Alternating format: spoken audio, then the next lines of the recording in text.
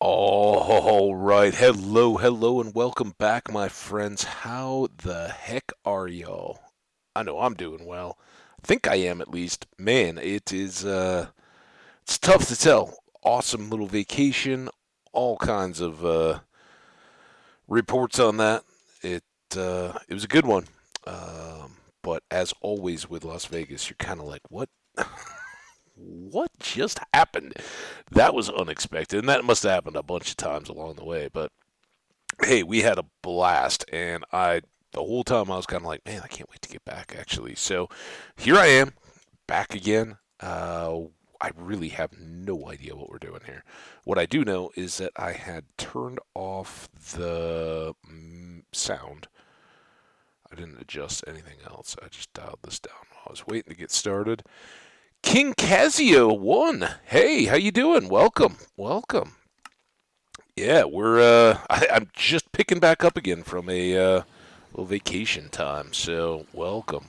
We got a little zombie farm here. We always like to start stream by doing a little chop chop. It's the only thing we do off stream. I do load the world up, so the old laptop can process that a bit better, and then we grab up the XP. So just doing a quick sip on the old fountain. Can you join? Well, I mean, you're already here in the chat, dude. This is single player hardcore, so it's not a server. But yeah, man, you're welcome to hang out in the chat. Love having folks to chat along the way. Thanks for the follow. That's awesome. Yeah, just single player hardcore here, no server, no SMP or anything like that. But thanks for asking. I appreciate that you wanna hang out. I always encourage folks, man, if you're down with the Minecraft, go ahead and pull up your game. If you got a single player out there, play along. Let's go, have a blast. But yeah, I really honestly I have no idea. I know we went through the Nether to a far portal. We found a big cave. I think it's across the desert, but what are we going to do today? I think we need to go put this stuff upstairs. Let's get our bed, find out if it's the middle of the night or the day. It's daytime. And we will go from there. So, yeah, those folks who were around, gosh, what was that, Thursday? I think it was Thursday. Um, we did find a big old cave, and as you can see from the blocks, we got a bunch of copper, a bunch of iron. As usual, we ran out of torches. Kind of the way things go. Hey, look at that.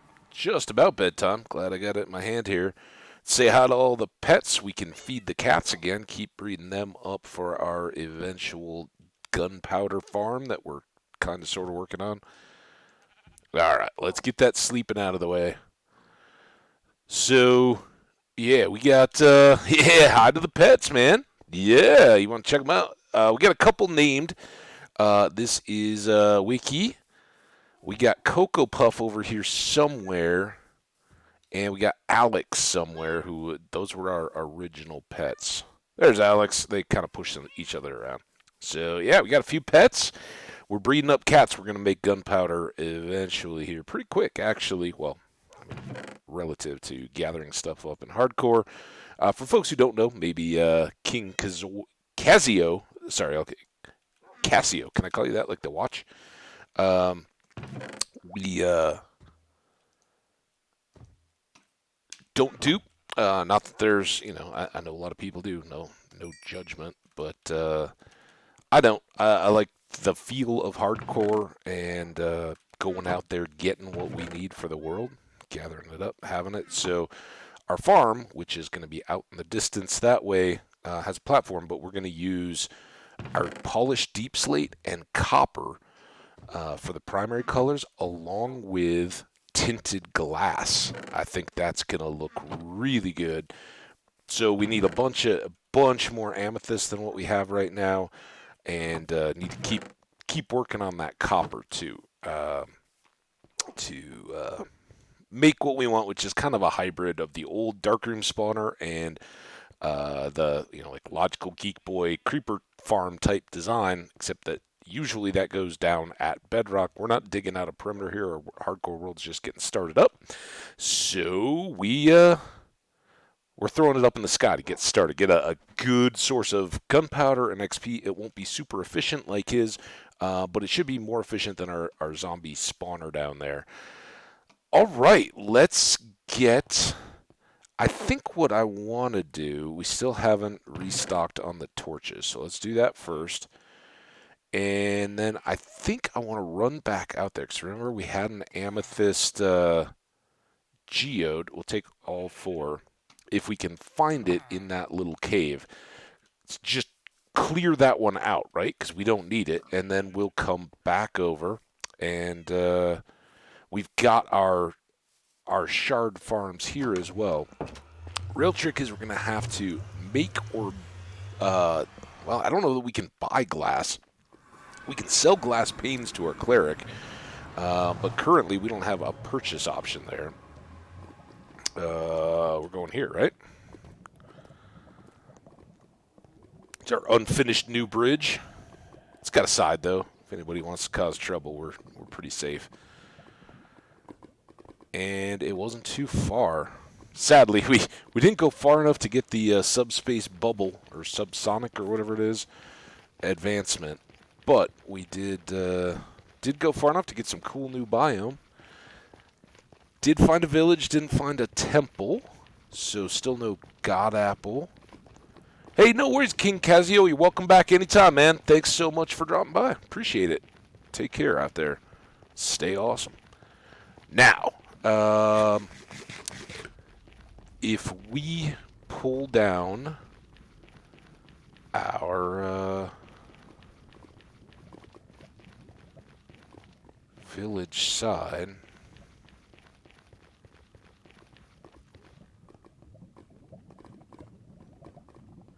hey, get out of my way.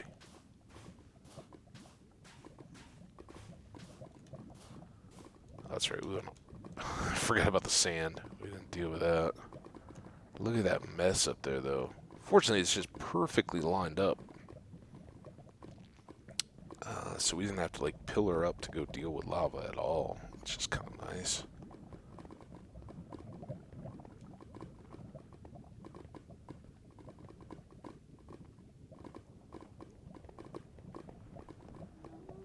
And here we go.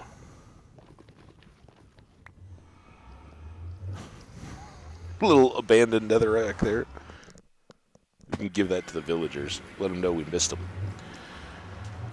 All right, so here we are. This is our new hangout. And I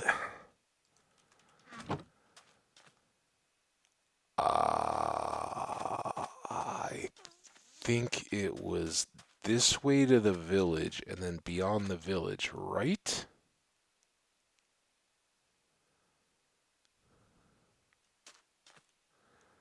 Or should we go explore the explore the Badlands a little bit? Let's go just explore. Man, I need to hang out. Let's I did dump that off. Did I have any? I did not make boats. Whatever. Here we go.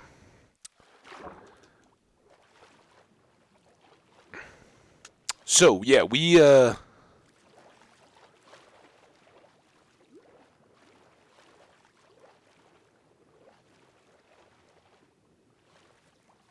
do still kind of want lots more copper, lots more coal. Oh, look at it, it's just opening up. This is what we were talking about. Do so much with the terracotta building, the red sand. I'd initially thought about doing a darkroom spawner with red sand and deep slakes. I think that looks really good, especially like for the farm layout and all that. But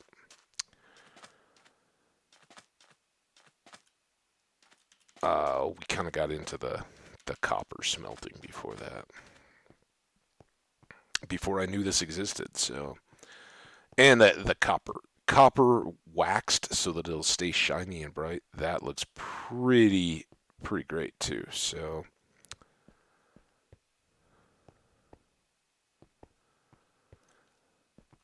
oh, this is awesome. All right, let's put Put a couple torches out so we can maybe find our way back.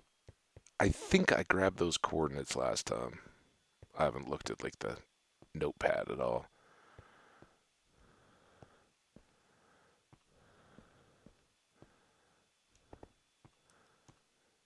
Oh, so good. Stretch the legs in the world again. Let's get up top here. See what we can see. Oh, it just goes on and on, my friend, like the Black Sock song.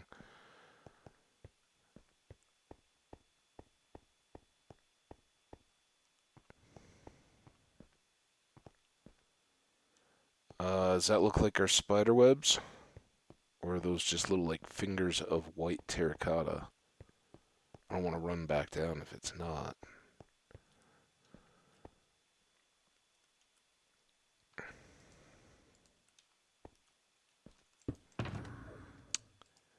Oh, I know it's school season. Troy probably won't be here, but if you're watching on the VOD, Troy, this telescoping is for you. And no spider webs, all just random bits of white terracotta. Ooh, pretty extra cave. Pretty far down there. We do have wings. What we don't have much of yet is rockets or gunpowder to make them. Again, part of the reason for the farm that we're working on setting up. That gunpowder is going to get used a lot, both as we netherite up our gear and as we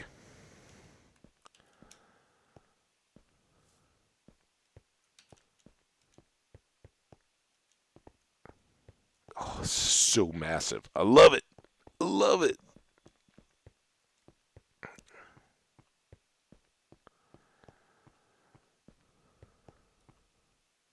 But I don't love the lack of mine.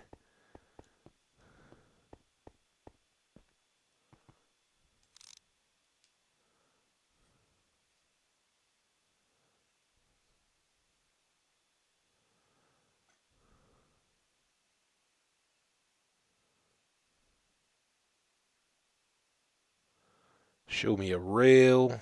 Show me a cobweb. Something. Anything.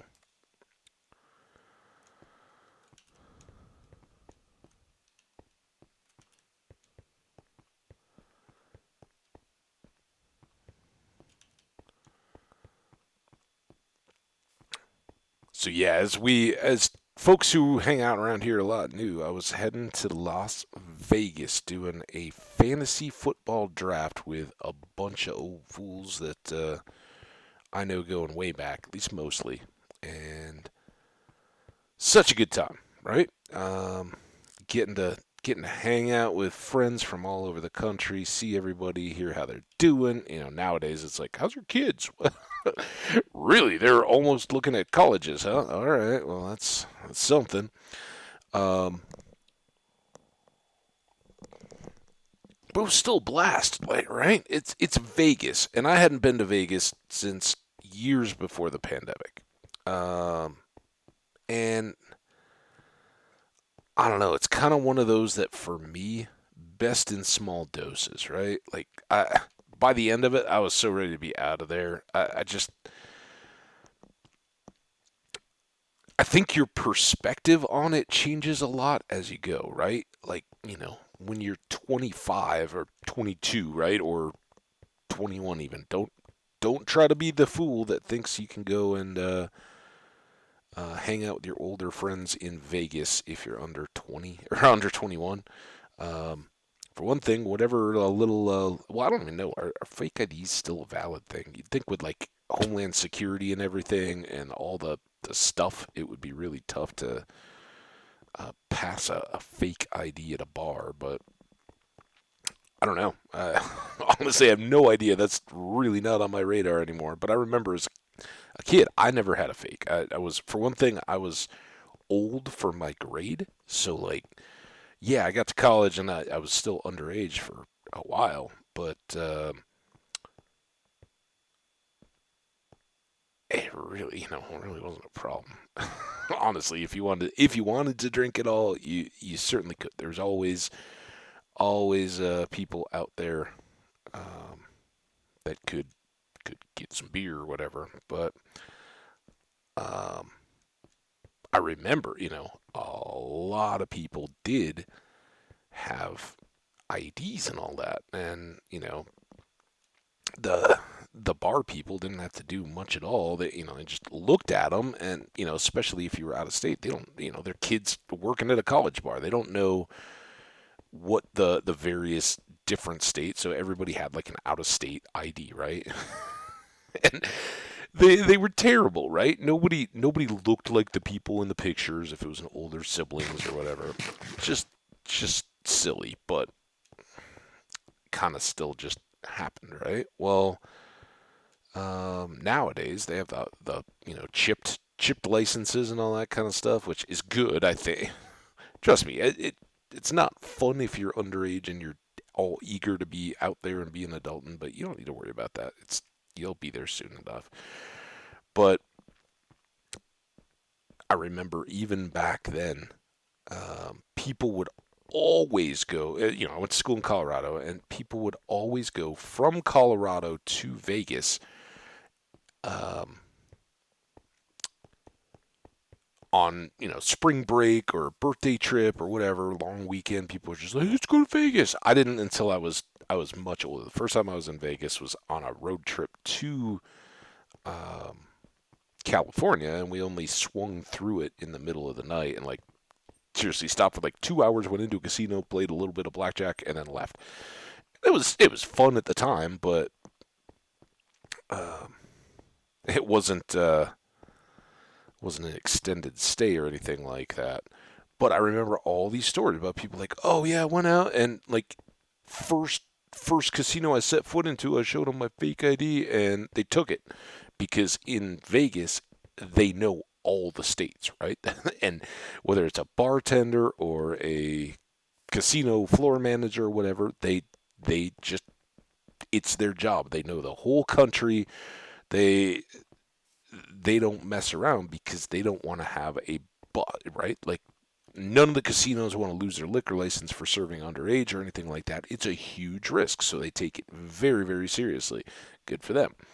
So yeah, but I remember being in my mid 20s after school and stuff and going out there, and it was like, oh, let's get the like giant football plastic mug of beer and walk around on the strip with it and go down to Fremont Street where everything's cheap. We're just woohoo. Let's get messed up before we can lose money at the casino and all that.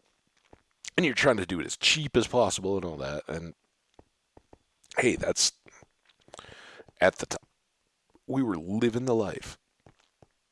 And so I'm sure a lot of you guys, dream of that and they're like, "Oh yeah, that's so crazy. I want to get staggering fall down drunk." And there's a lot of people that still do that. Um, we're not those guys anymore. Not at all. Um, I went, got a lot of a variety of good. I wouldn't say great. Like that's the thing with Vegas, right? Everything's good. Everything's pricey. Everything's priced like it should be great. It's not. It's just good, but it's good. And for so many people, I think it gives a wide array of memorable experiences. So I love the package that Vegas puts out there. I think it is very easy to get caught up in a mode where you will be the person that easily falls into the will I'll let them take all my money on extras and hits and things like that because that's also it, right? You can book a flight and get a hotel in Vegas for pretty cheap, but then you're going to get hit constantly with ways that they can hit you for extra money or fees or anything else. And just buckle up and get ready for that because you know it's going to happen. the the very first sign, I get there, I go to my hotel, and check-in is at 4, right? And it's like 11 in the morning. And so I go up just to see, like go to the kiosk, can I check in early? And it's like, we will gladly let you check in early. For $60, we will hold your bag until your room is ready. Or we can just text you when your room's ready at 4. Like, no thanks. First of all, I've got a bunch of buddies here. Second of all, nah, I don't need to be paying for you to hold my bag. So, um, there we go. I kicked them no cash. I went to my buddy's room and was like, "Hey, you mind if I just leave my backpack here for a couple hours? It'll get taken care of." But yeah, that's exactly the deal. Like any any place else, you go to a hotel and even if you're early and all that, oh, you're going to be a guest here tonight. Yeah, no problem. We'll put your bag in the bag drop thing. You may tip the person for taking your bag and looking after it, making sure it's safe and secure and all that. But it's not like that. Oh yeah, we're going to give you a premium fee. Now the premium fee I did pay for and was so glad to do. Checkout time is hard and fast in Las Vegas. Whatever it is, they enforce it very clearly. And in my case, I think most it's pretty standard. It was 11 a.m. So like they go around. If you're not out, because right, everybody in Vegas, big party, woo woo, and then you're a little slow the next day, so they come and knock you out of your room and hey, let's go. You got to leave.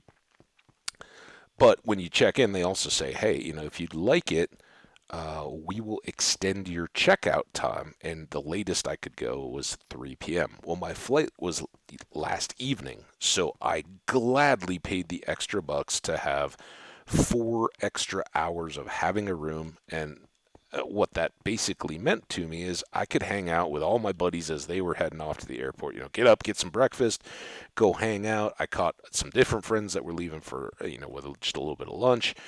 And then the best thing was I could then change and shower and pack right before it was time for me. Well, right before. It was when I then headed to the airport.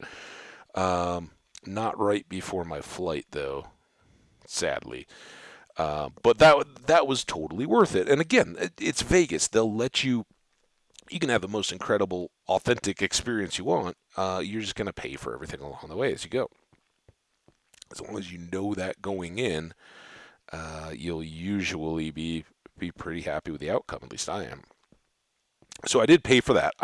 Knew I wanted. Are you a poisony spider or just a spidery spider? Oh, you're a poisony spider.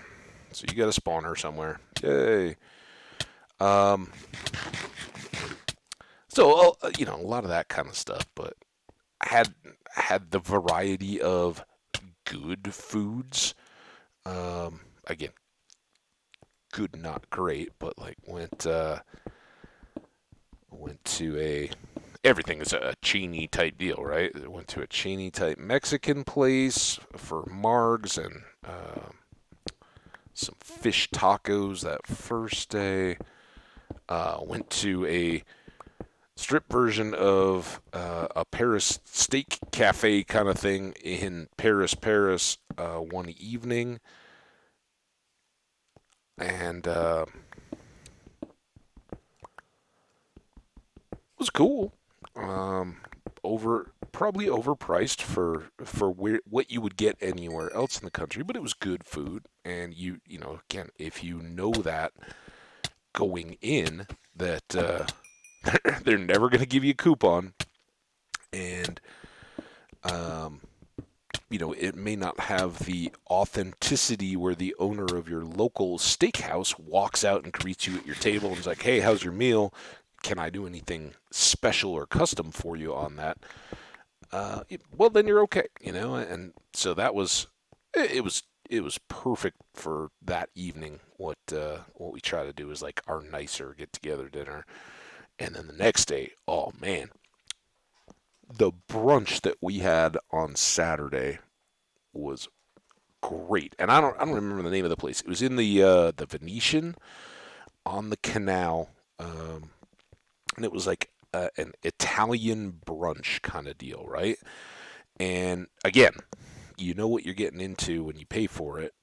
But compared to like, I remember when I was first going out there, and you'd go to like Caesars to get the brunch, right? And you would go, and it was a big buffet and all that. I don't even know if they still have those with COVID and all that. But um, we went to this Italian restaurant. It was like a sit-down brunch, which is always generally going to be nicer. And the service was so good. The main like waiter guy that was taking care of us was like, "Oh, all right." And I think we had a reservation for 12, and it ended up, with extra people or people that hadn't committed earlier or whatever, and a couple of out of town friends and all that that just happened to either be there or met up with people in the group.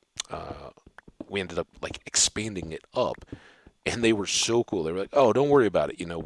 We'll keep this table open beside you guys, so when those people get here, we can expand." And they did. They just added the table to the end of it. But this brunch was just it was like sit down courses, and everything was fantastic, and it was just like laughable, right? Because um, you got through like your um, I'm trying to think.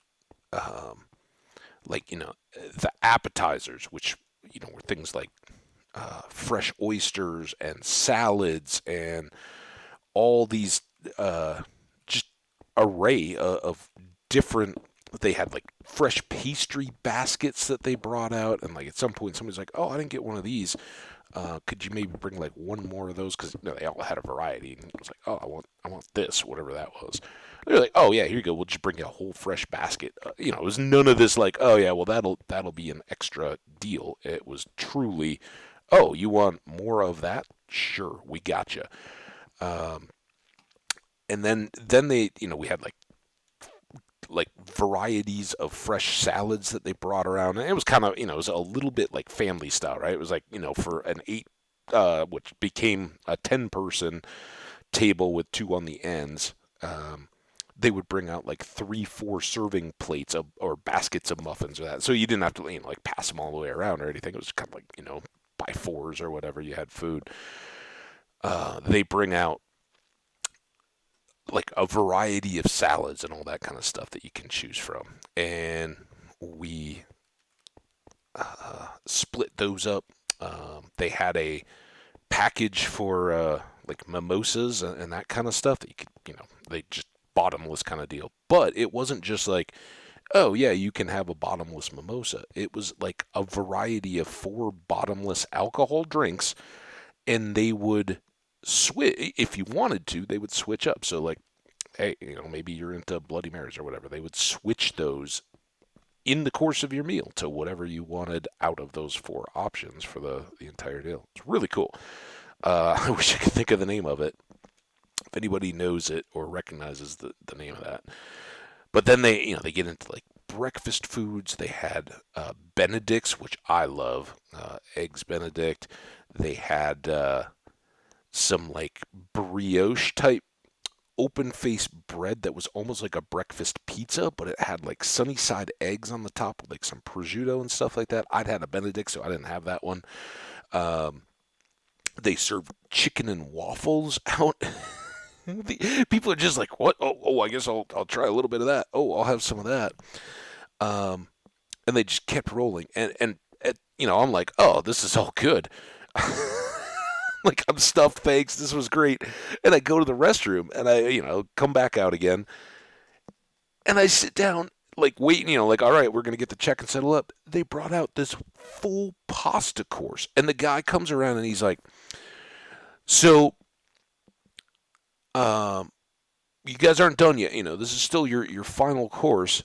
But if anybody would like we can do Italian entrees in addition to just the pasta. So, for instance, they had like spaghetti type stuff and all that. And he's like, if you'd like, we can bring out X number of chicken parmesan or veal parmesan or whatever to serve over the top of that. And I was like, dude, I can't eat another bite. Pasta, no way, man. I'm totally out. But I think some people did that.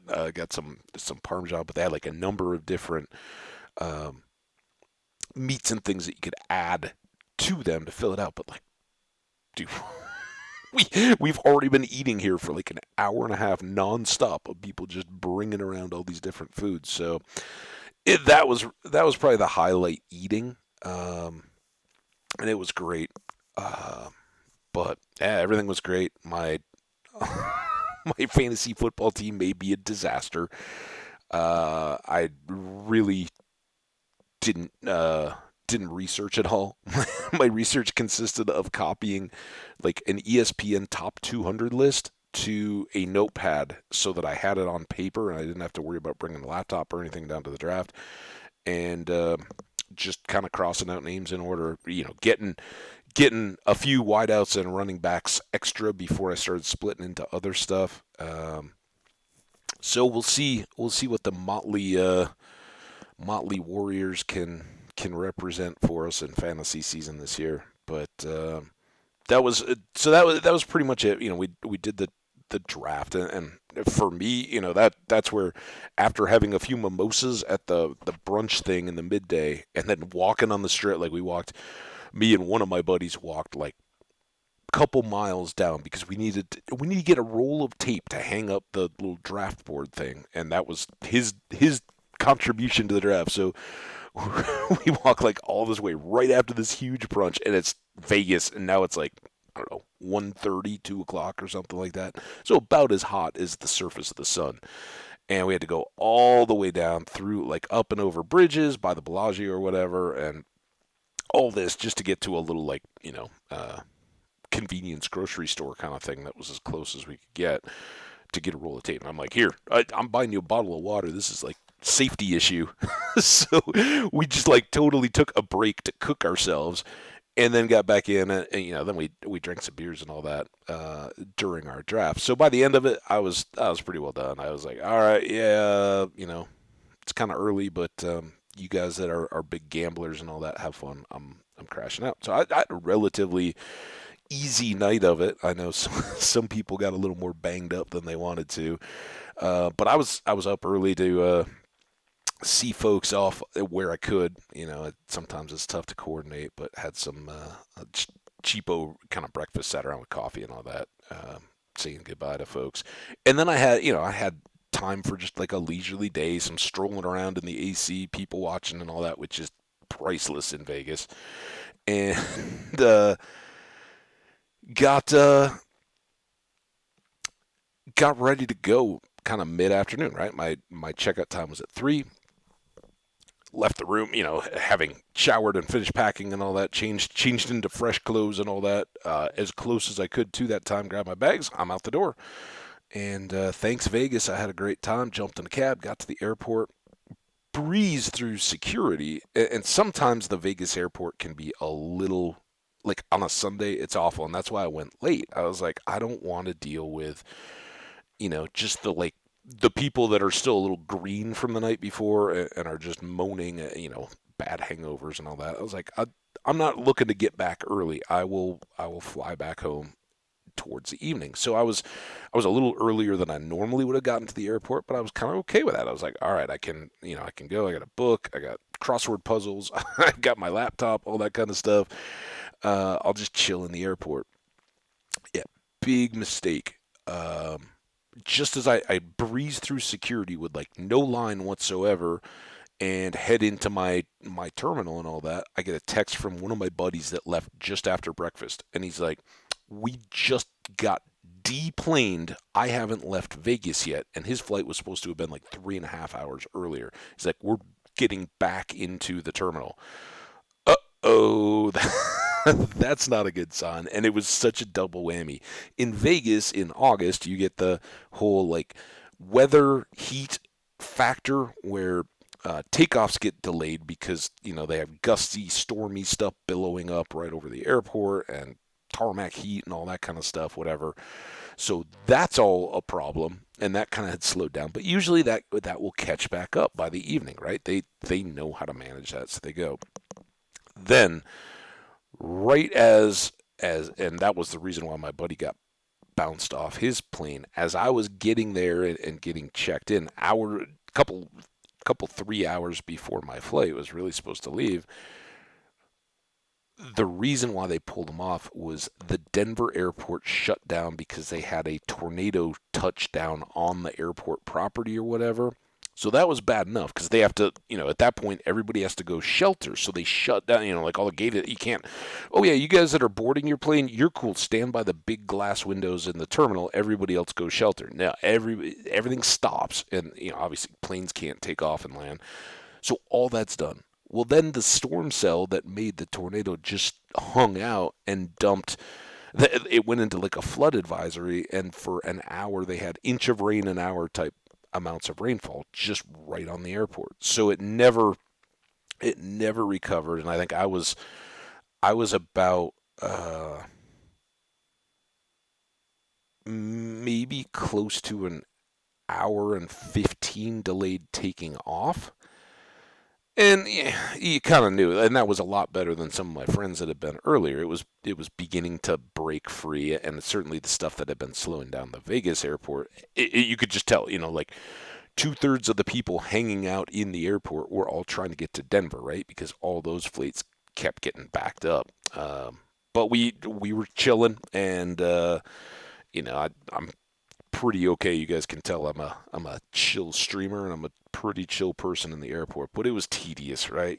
Everybody's just like, I want to get out of Vegas. I've been here.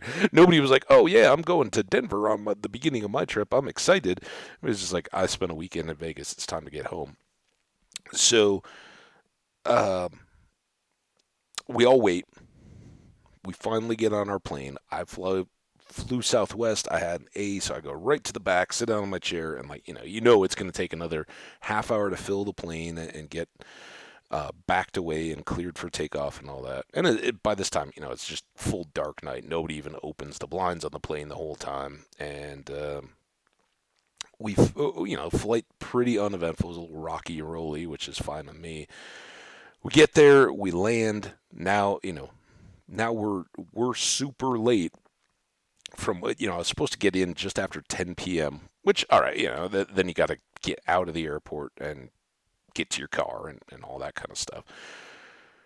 It's already like 11:30 when we land, and then we had to sit and wait for the a gate, right? So we sat for another like 45 minutes at Denver on the ground waiting for a gate because first one plane didn't leave, and then they had to move us to another gate from what we've been assigned. And of course, that gate was at like the far end of the terminal. And as soon as you get off, you're like, oh, we thought we had it bad. Denver was just a disaster after all that storm delay stuff because they had what Vegas had coming to Denver. They had it for everywhere. All the flights were just a mess, and everybody's connections coming in, and that's why that I'm sure that plane didn't leave. Everybody that had been delayed coming through and had connecting flights, they try to hold all those planes because they've got cancellations and things going on all over the place. It was like walking into just anger zone, right? Everybody that's there is like, what do you mean? When am I going to get to where I'm going? And everybody getting out is just shell shocked from hours of delays and all that. So everybody's just stumbling around like zombies trying to get out of there. And when the airport, and I was just backpack carry on, I'm like, come on, let me zigzag through. If you don't know the Denver airport, it's got little trains that go from the terminals to the baggage claim. So you have to go on the trains, and they were like cattle cars. Everybody was jammed in. And all this is really fun because a year ago at this time, we had our draft trip in Dallas, and on the way out, I was in the worst situation I've ever seen in the Denver airport when one of the trains broke and it completely melted down the transport. This was in the just as COVID was releasing, and you're still supposed to be masked and 6 feet and everything, and the trains were just as packed, if not more so, and the whole train lobby things were packed. Um, but this was as bad with people trying to get out of there going back. The bus to the shuttle parking lot after midnight was standing. I was standing up because hey, I can, like take a seat. Even the guy in the boot with like the Achilles tear or whatever is like, oh, I'll let my girlfriend sit. Older folks, you guys get to sit down. It's been bad for everybody. He's like, I can hang out. Um, but even that was packed, and the shuttle lot buses are normally not that. It was just awful, and you could tell, that airport was going to be busy until like 3, 4 a.m. as all those flights from around the country filtered in and people had to wait for bags and all that. Ugh, it looked bad. I got home sometime after 1, crashed out, and I was glad I wasn't the 20 something habage that would have really whooped it up the drinking stuff the night before and been feeling extra miserable because it was just a long, tough travel afternoon and evening for me anyway. But all in all, great trip. Great to see all the friends. That's kind of the price you pay. So if you guys get the chances in real life, buddies that you meet that maybe scatter around, it maybe too soon now if you're young and still in school. We were all broke too. We couldn't do any of that kind of stuff. But as you get a little older, you have that opportunity, and it's really been fun to have people scattered from all over the country, seeing each other every year. So there you go. That was my trip adventure. All right, we got this mine, and I'm wondering if we should just start pulling the top off of it. That's kind of why I've been talking here with the game off because it's good to make a little base. We're gonna want to go back south to get out of here, unless maybe some of those are rivers that go all the way through. Um. Oh wait, no. Were we going back south? Okay, so this is actually back closer to where we started from, maybe, and we just missed all this. Um, if that's the case, let's try to go back. Now, is this all miney? There's miney stuff there. Is there miney? Oh, is there miney stuff up here?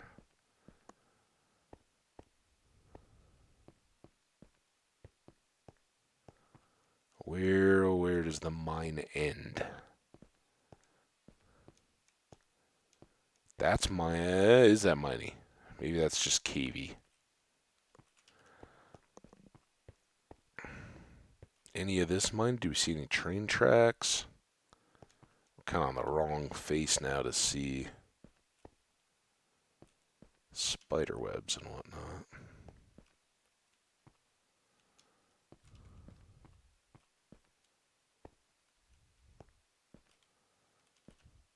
And I'm just looking for the right spot to kind of set up a base camp where we can lay out all our shulkers and our bed and everything and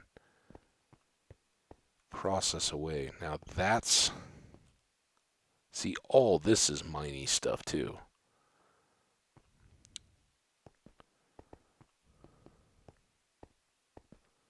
I think. Yeah, there's. How did I miss all this? And is that our desert with our portal? Or how did we. Is this up north or west now towards the cave?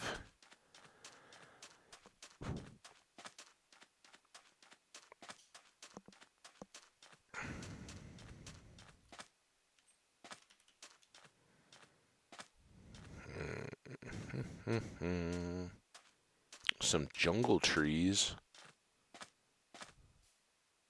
that I don't particularly remember, but I kind of think this might be the hill, right? And then like the cavey thing was over there. In which case, this might be the village up here.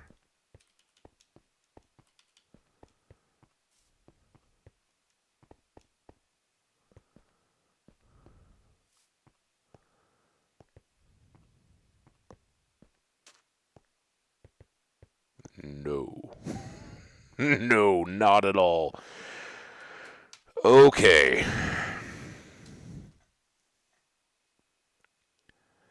Time to bust out the old coordinates and try to figure out where we're going. Wordless Wonder. This is a problem with taking a break. So the Desert Badlands camp is at negative 5144, and we're at negative 5702, so 500 ish. And then 89 or 324 instead of 893. So again, we're about 500 blocks in each direction. So no worries there, but I don't need to keep going in the wrong direction, right? Isn't that the Vegas saying? Don't throw good money after bad. How to keep from going broke while gambling. Oh, dude. So I do gamble. I kind of like blackjack. I didn't play any craps, but I do. I think craps is fun, especially if you get a hot shooter. And the first afternoon we were there, one of my buddies had settled in a crap table, and another joined him, and those were kind of the last two spots. So a couple of the others of us were just standing around, hanging out and watching. And it was this shooter dude that was up, and he knew what he was doing shooting dice. Like every single time it wasn't just that he had the same two numbers up and spun relative to each other facing him. It was that he rolled them into those positions from others, so he knew every single face of the dice where everything was positioned, and then he did his best to replicate his roll or his toss of the dice so that he's basically trying to get the same roll every time he throws the dice. And he's pretty amazing, guys. He kept from crapping out for an amazing amount of time. And that's so much fun when you're at a craps table and you've got a good shooter, and they um,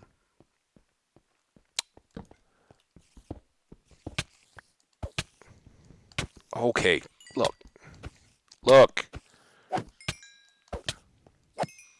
I just want to light up your home a little bit. Oh, now I got skellies.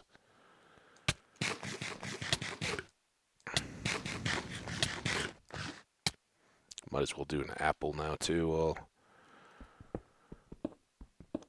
we're here.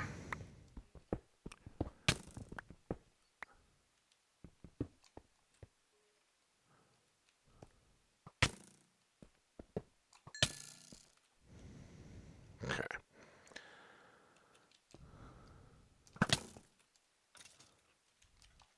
That was easy. So yeah, it's kind of like, and then I saw that he was back a few times, and of course at that point, like for one thing, he wasn't shooting, um, but for another, other people caught on as well. Like, oh, this guy's really good. If he's gonna be shooting eventually, I want to be at this table hanging out, and um, you if you remotely know what you're doing or have people that can kind of help you, and usually the table folks at a craps table are very helpful, um, letting you kind of understand the game, right? It's something that Vegas does very well in that they promote the idea that the dealers are not hanging out trying to take your money, right? The house will win. That's no problem. They know that. So the dealers are cheering you on. They're trying to help you take house money to the effect, and knowing that even if you do everything right, the odds are still not in your favor, right? If you were guaranteed, there we go. Um, if you were guaranteed to make money in Vegas, Vegas wouldn't be a thing. there would be no reason for them to build massive, nice hotels and put on shows and bring in fancy entertainment acts and all that kind of stuff from around the world, um, because they wouldn't have incentive. But they do, because even if you do everything right, you're generally not going to win. And this guy was the closest thing I've ever seen to maybe I've seen a lot of them in passing, but he was the closest thing I've seen to like a an acknowledged professional gambler that's hanging out. The casino folks seem to respect him. He wasn't cheating or anything like that. He's just being very efficient in the way that he sets up and throws the dice. And there's nothing wrong with that. So it was kind of cool to see, but it wasn't like I was going to hang around there to watch. So I played a few hands of blackjack. Didn't make any money on it, but it was fun. And what I put down on the table, I didn't plan to pick back up again, and I sadly didn't get the right cards as I was playing, and I do know how to kind of play out the bets, what you're supposed to do in blackjack, but it started right. I got up a little bit, and then over time it just kind of chipped away at it, ate down my hands, but it was good. Good to do. Hey, Wiki. Uh, Cheers like bits. Cheers. I think I got to be affiliate for that. So, no. But it's good to see you, man. Welcome. How you doing? Have a good weekend.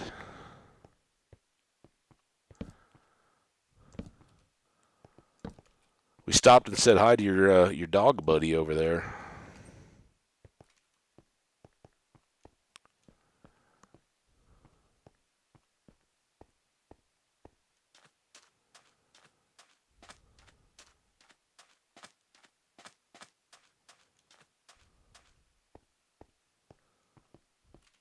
Good, man. I'm glad.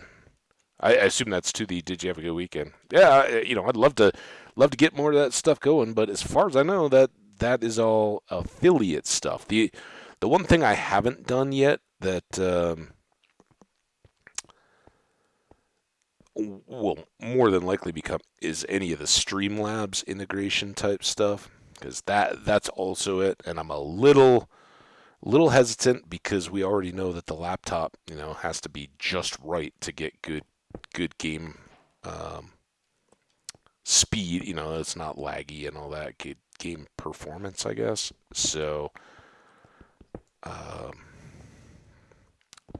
hopefully we can kind of do it all at once would be the ideal. See though.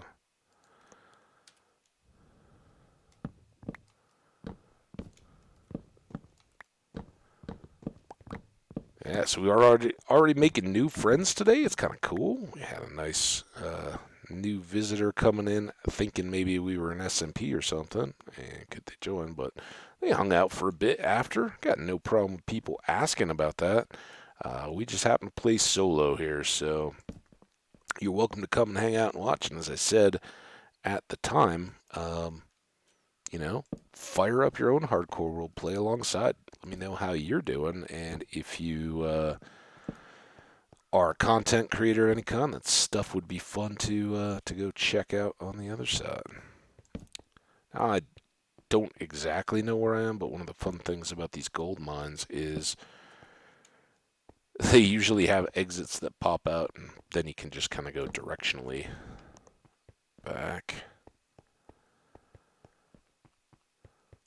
So yeah, Wiki, we'll keep plugging along. I know um, the chatting is a deal. Average viewers, all that good stuff. And as I've said Many times to many different people. I get it, right? I could make a bunch of fake accounts, log in to every device, but that's not really what I'm worried about. Um, Plenty of people that do that are sitting at affiliate and have nobody in their chat. I'd rather have you in my chat and not be affiliate yet.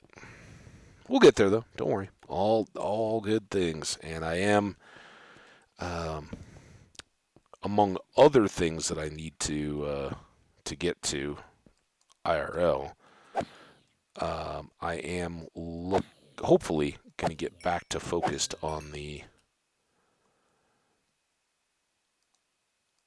Um, oh, hi, creeper. First of all, what, dude? No, you don't get to. You don't get to be that guy. Um, what was I talking about? Oh yeah, the computer setup. I'd like to get that enhanced a little bit. So once we have that, then I don't have to worry so much about like system resources when I'm trying to do a Streamlabs or whatever, and the extra goodies and all that can go into the stream. Just working from the laptop, that's not everything has a cost, right? So I don't want the game experience to suffer just to have stuff that's um, not fully affected anyway.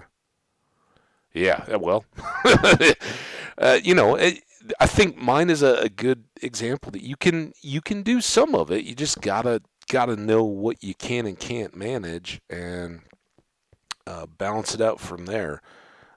Because trying to do all the things that your favorite big time streamer is doing on their super PC that they can pay for out of subs and all that kind of stuff or have sponsors on or whatever.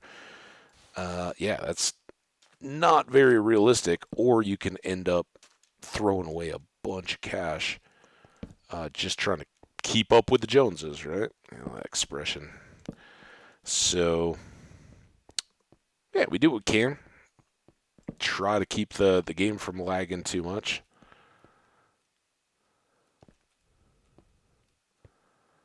All right, we are probably at a spot where we should switch some of this out.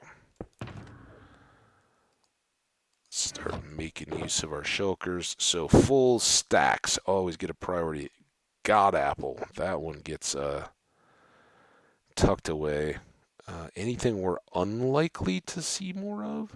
Not really. Huh. This can go.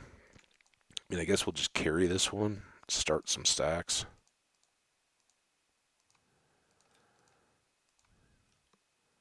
And I don't. Now that we're here, I don't think we need the spyglass anymore. Let's put it away. Then we can put this away. And now we can have our two chests.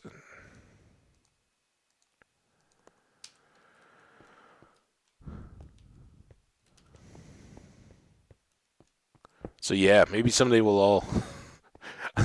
The worst part is I want to stream better, and I want to do so with a better PC. If I could just make the stupid thing not crash all the time, I'd be in really good shape. That's so maddening. That's why every time I do it, I have to like then step away because I get so salty at myself and the laptop and the circumstances. I'm like, all right, you get back to why am I doing this? What's going on? Because it would be awesome to have the full PC, and I know quality goes up, lack of lag goes up, and I think being able to run things like Streamlabs and all that would be much better. Name tag, that's good. Some more rail stuff, and we'll always take the torches. Haven't seen any gold yet. I guess we're too high. Too high, chat. Oh, that's something to look out for. Okay, easy Skelly. Where did he even come from? There's some gold. I don't really want to get into the ravine until we've looked for chests and everything, right? Because we could get more god apples. Oh, it's kind of pretty though. Lots of mobs, I bet.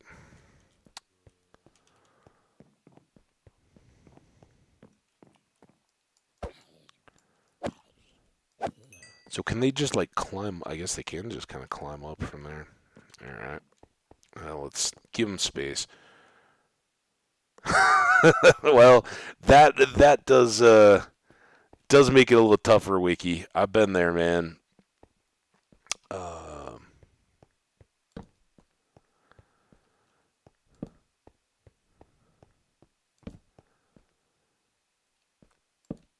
I don't remember what the system requirements are for Minecraft. I know when I get running the other streaming stuff, it gets bad. And I remember till not too long ago, man, my niece, who's a younger kid, right? I got an older nephew and a younger niece. They're a few years apart. Um, but there was that awkward time when my nephew had his own computer, right, or his own a laptop. I don't think it was anything super fancy. Um, and they'd gotten to the point where she kind of wanted to have computer stuff and all that as well. And so my brother-in-law gave her an old work laptop or whatever he had. I think it was still his works, and he was like, "But I'll load up Minecraft for you. You can play it." And she would get so frustrated because it would freeze and lag and hang. Like, well, and they kind of had to use it as that learning experience for that. Look, if you can't, if you're not responsible enough not to throw this one across the room when it freezes up, then we're certainly not getting you a nice new one, right? You gotta show the maturity to be ready for that. So she had some maddening experiences with Minecraft on slower, older laptops. I remember that it was tough because she loved being able to play, and she could do some stuff in like creative and all that. But yeah, um,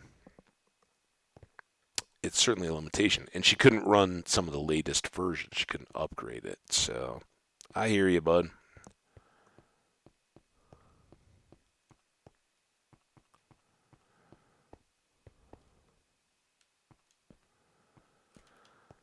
Um,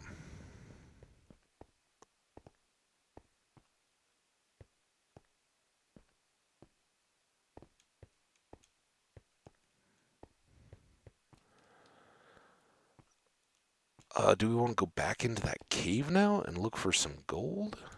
I don't know if we've. How about up here? We done all this? We did that side. This looks new. Oh. Sometimes that brown is tough.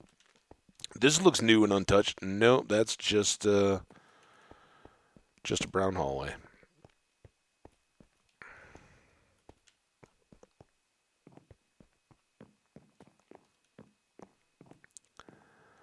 Oh, is this where some of those creepers and stuff were early?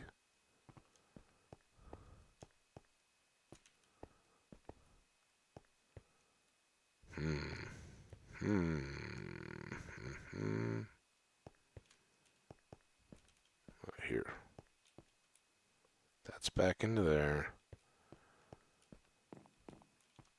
Somewhere this will take me back to all that.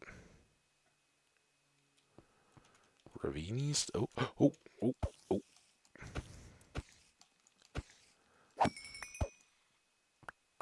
Oh, oh.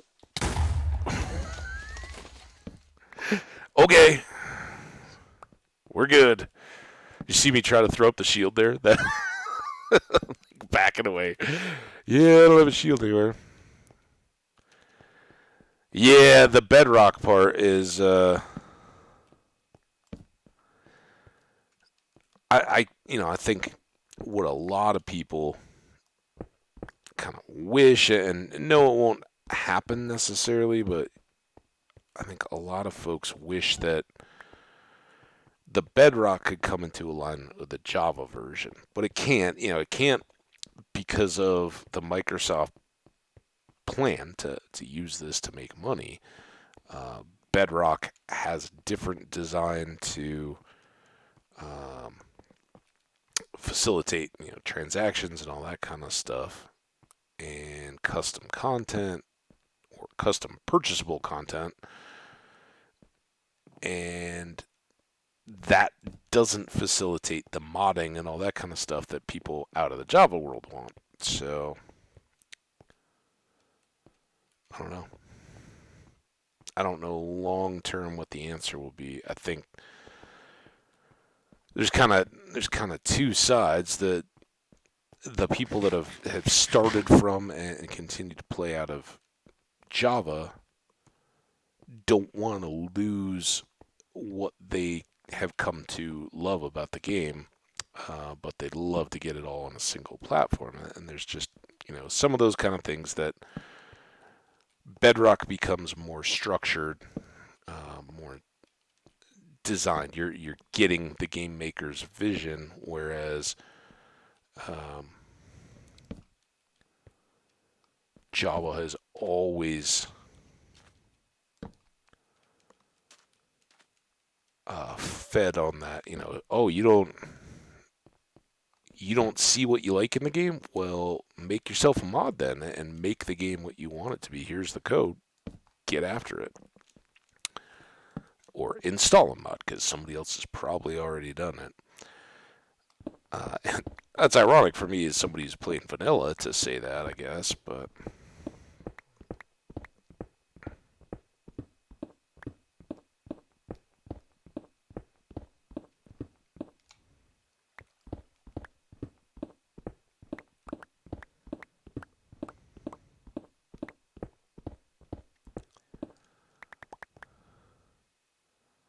yeah, well,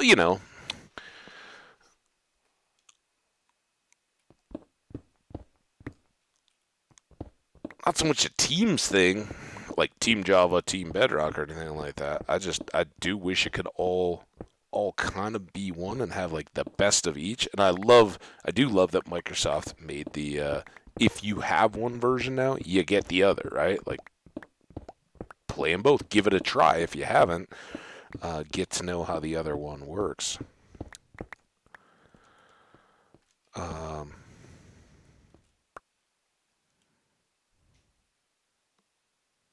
Kind of don't want to miss out on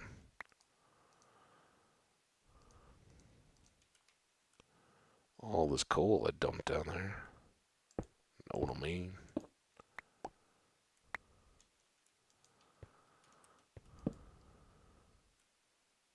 Yeah, we'll pillar.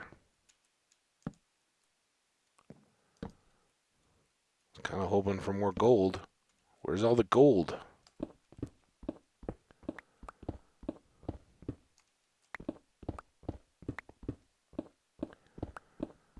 Should be just as goldy as the other cave, right?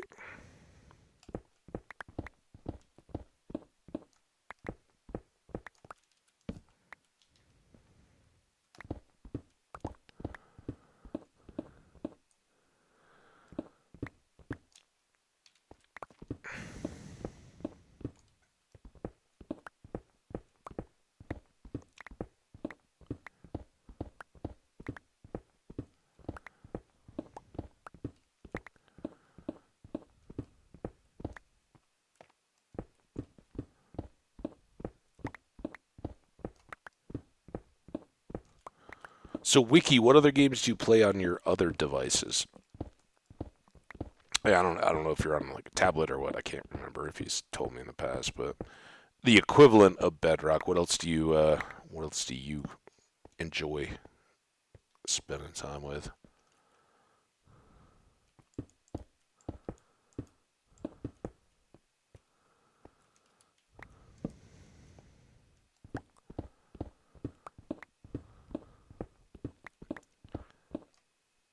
Splatoon.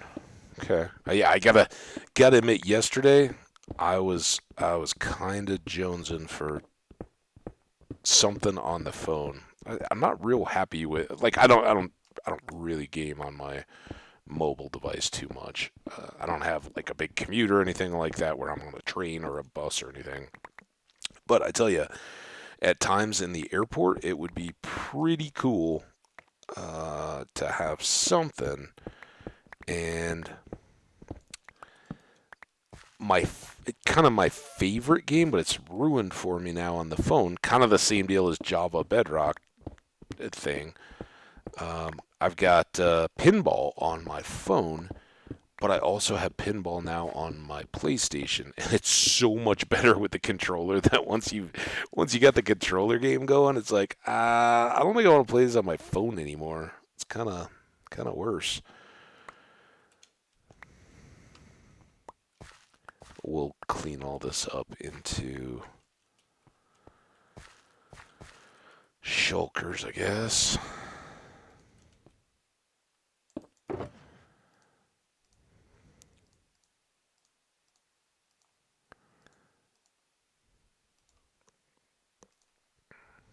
We'll have extra of that.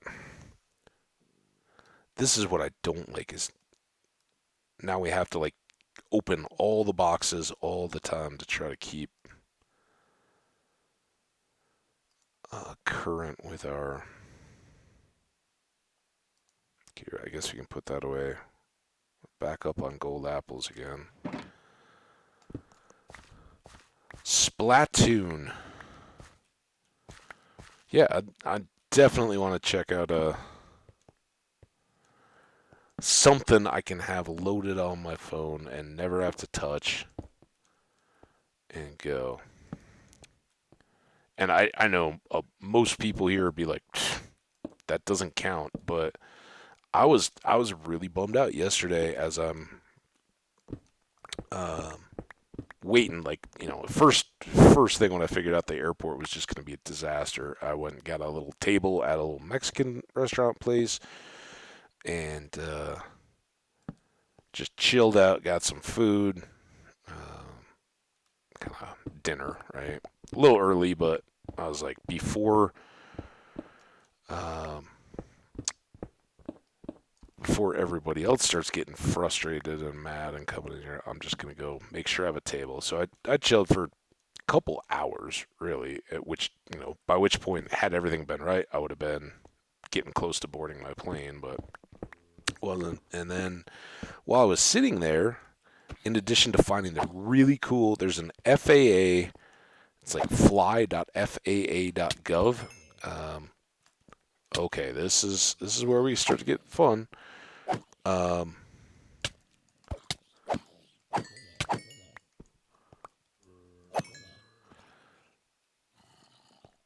they have all the alerts at all the airports in the United States available and listed.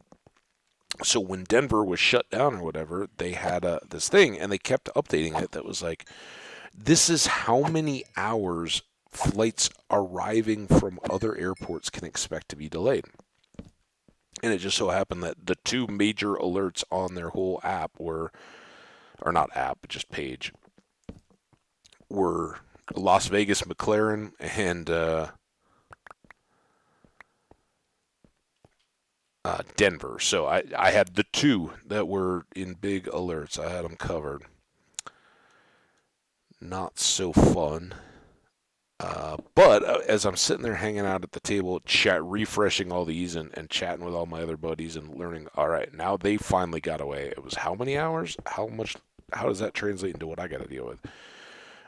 But finally, when they all got away and I'd eaten and was like, all right, now what am I going to do? I was like, you know what I'll do? I'll load up my Kindle on my phone and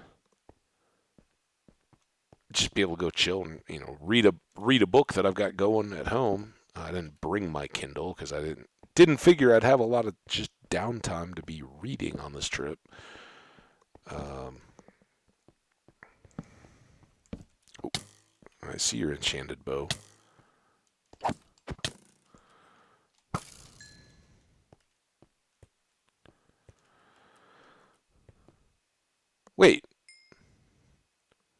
Oh, Splatoon is not a mobile game. Yeah, that's what. Sorry, that's what I was. I forgot that Bedrock. Yeah, all that. Um, okay.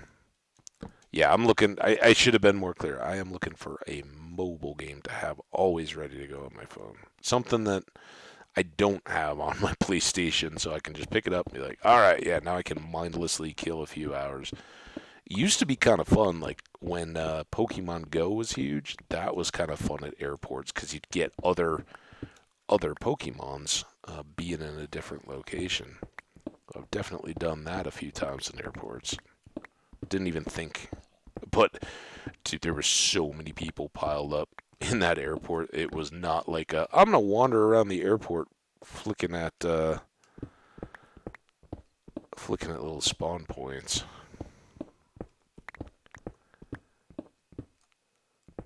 Subway Surf.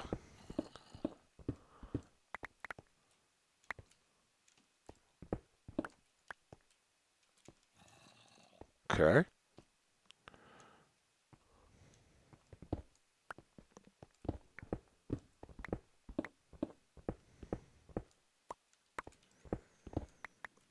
But so I ended up going and buying a paper book,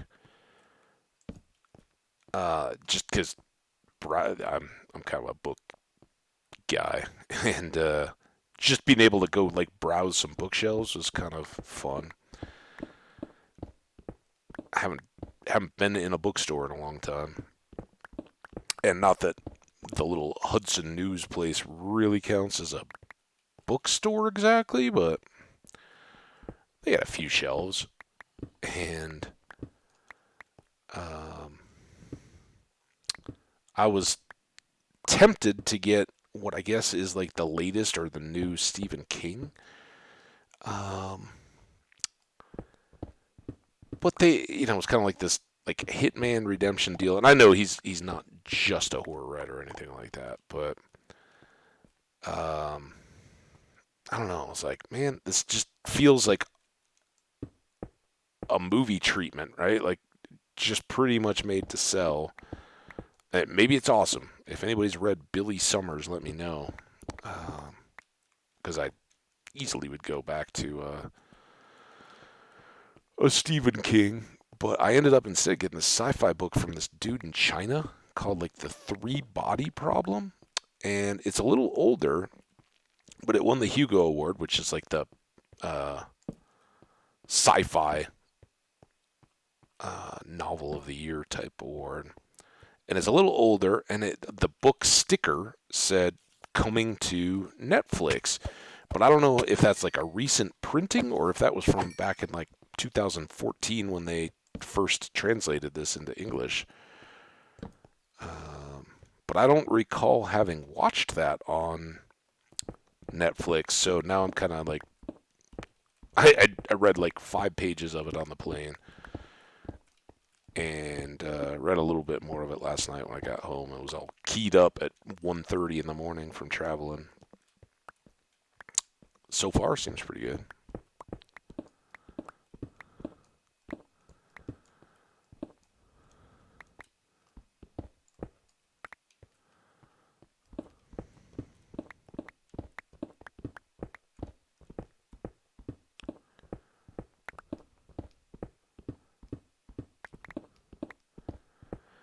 Well, I mean, I guess no.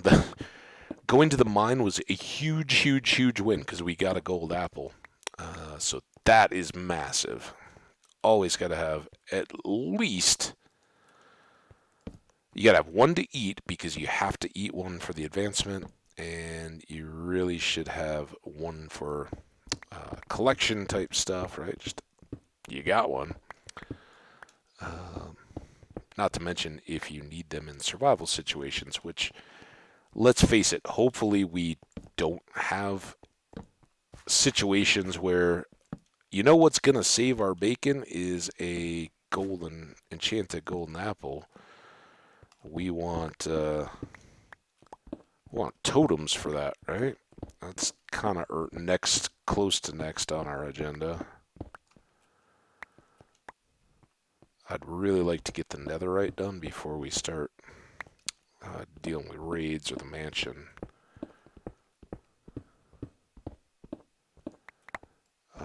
But getting all this cave with coal and gold and all that seems like we've got plenty of room here to pull goodies. I don't remember how we got in here. Maybe up there? I think there's some more light up there. At some point, maybe we'll just pillar straight up whenever we run out of torches.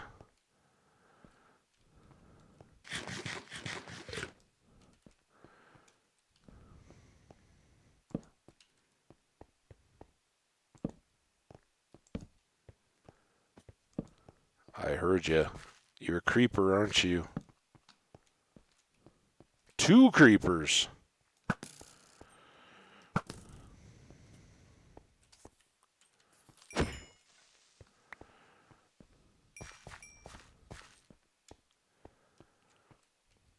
Alright. Back to the grind here. Let's go.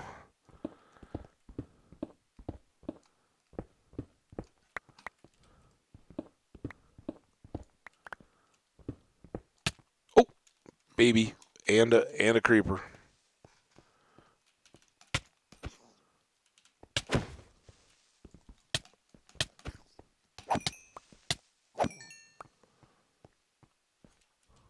As I said, I think we're getting to a point where we can handle a lot of stuff.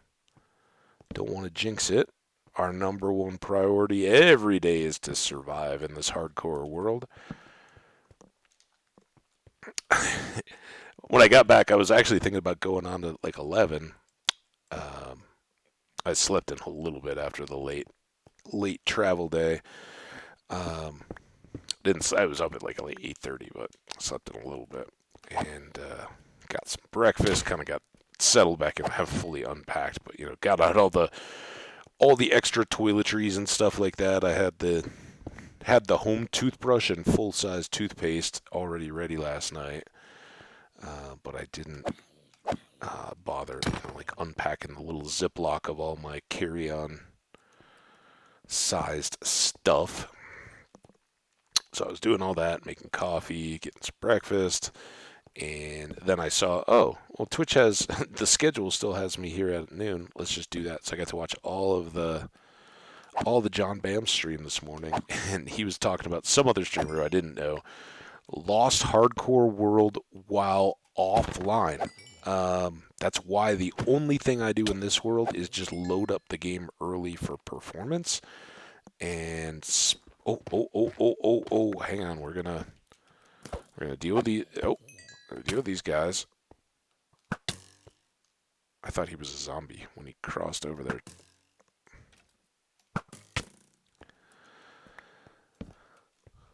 We got this. I don't know if that is a copper and granite beginning of a rich copper vein. It'd be kind of cool. We thought we had one the other day, but we didn't. But it was really a lot of copper. I remember that now. It's all coming back to me. Ooh, there's some iron too. So that we were running into that. That means we're either getting too low or it's the dripstone that changes the rates. I don't know.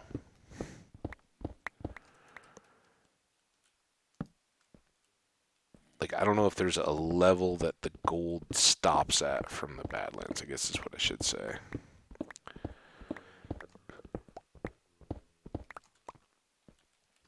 But either way, we...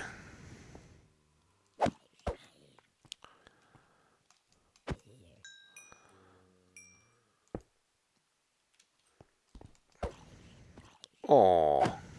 Aww. I'm sorry, buddy. I see the creeper.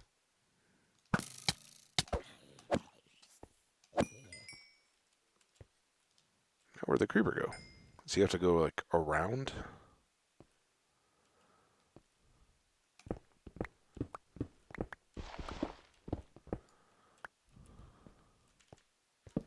Can he get back up here? I don't think so. There's some more gold. We can probably come up around that way.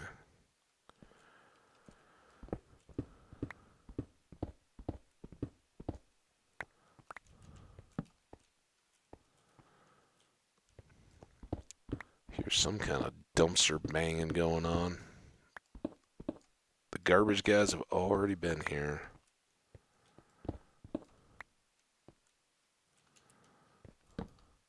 Where did that creeper go? Did he fall all the way? Look at all that cave. Holy smokes. We gotta remember how to get back up out of here. I think we can go this way.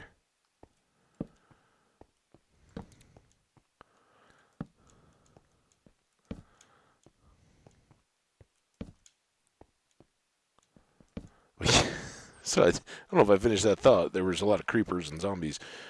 So yeah, John Bam was talking about some other streamer that lost his hardcore world, which sucks. We've lost a lot, but fortunately, like as a creator, if you're gonna lose a hardcore world, you definitely don't want your audience to miss out on that because people love to watch you lose a hardcore world. It's a real treat. The longer the world, the more people want to be there when you're there to lose it. And I don't know how long this guy's world was out there, but he was one of those guys doing a little mining off stream because he didn't want to make his audience watch him mining stuff, supposedly. And he walked away, thought probably, I don't know for sure, but I'm assuming he thought he locked his screen, escaped, and maybe pulled up the inventory instead or something. Came back, and he was just a pile of floating items that had dropped when he got blown up. So awful. I've been there. I lost a world years and years and years ago, far before I ever thought of streaming or anything like that. Um, and had a roommate at the time, and roommate came over and asked me something or something like that, and I went to like check what was up or whatever, and next thing I knew, all right, this isn't good. I thought I sealed that back off. Okay, it's coming. Um, I came back and I was dead, and it was one of not probably not the first really deep world, but I'd done a lot of building. I had a zombie curing spot, I think, for one of the first times ever. So I was excited to use that. I remember I had a little base in the plains that I was uh, building up, and had made a bunch of roads and all that kind of stuff to connect stuff. It was fun. Not I really hadn't done many automated farms or anything like that. I don't think I knew a whole lot of them at the time, but it was fun the way I had it built up. And I came back, and some creeper, it had probably gotten to night. Some creeper just come and sizzle pop me right next to my base. Not out doing anything dangerous. It's awful. But if you're a content creator and that happens, it's it's terrible, right? It would be like Wiki coming here and hanging out, being like, "Hey, man, I want to watch you die," and then, "Oh yeah, sorry guys, that Wordless Wonder game, or that everybody hung out, was nice enough to watch for hours at a time while we were playing. Yeah, I decided to play that some offline, and guess what? I died. So you guys never got to see it. I don't have any video of it. It's just gone. Sorry. Better luck next time. Make sure to be here when I'm not on camera." Right? So that sucks. You never want to be in that position, or put your audience in that position where um, they're hoping to see something and you can't deliver. That's terrible. So we'll try to avoid doing that. And I know that sometimes that gets a lot old, right? That's sitting there watching us build a farm or whatever. But the worst things can happen, and that's why I try to make sure like our zombie spawner is very very safe. And by the time I ever um, left those games open and running, we'd already stood for, like a full day-night cycle. I haven't seen any mobs there. All right, it's decently safe, and you know, you never can tell, right? The game can get funky and do weird stuff sometimes, but hopefully we never run into that. And again, the trade-off for me is if I don't open the world and let it run anyway, the lag is just so bad that for quality of life and just for wanting to watch the stream, we don't want to have to restart it all the time. So I've got to do that anyway. So might as well spawn up some zombies while we're waiting for the laptop to cool down Java after everything is launched and the world is populated. Man, look at all this goodies.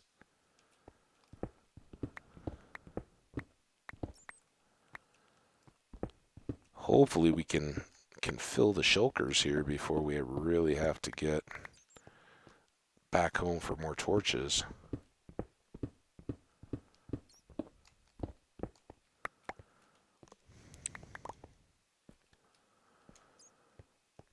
I think we came from there. Seem right?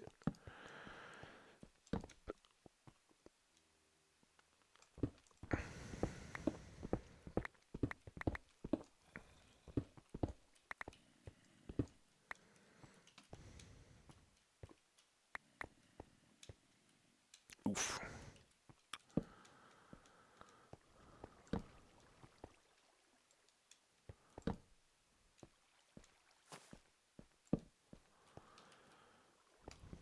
Love all this, but as usual, coal is actually the best treasure to find.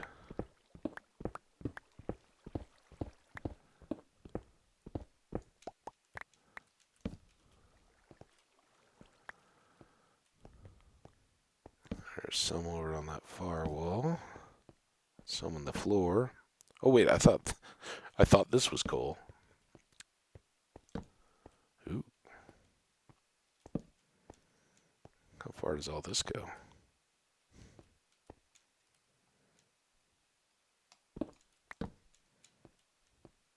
Not very.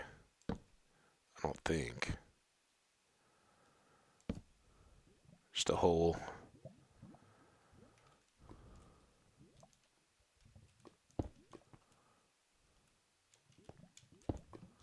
Uh, looks like kind of a waste of time from there.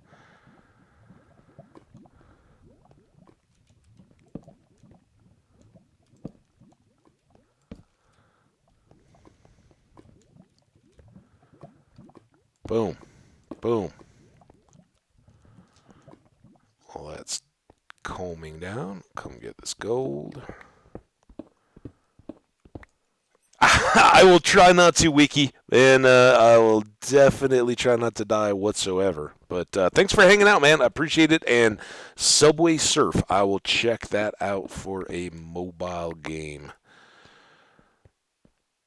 Because that's the deal, right? You need to get those kind of things after you've had a travel experience like I just did, where it's like, oh, yeah, remember, sometimes it doesn't go as you planned, and have something.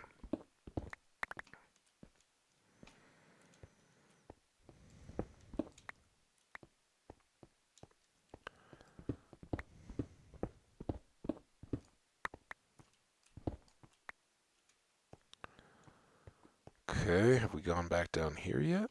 Nope.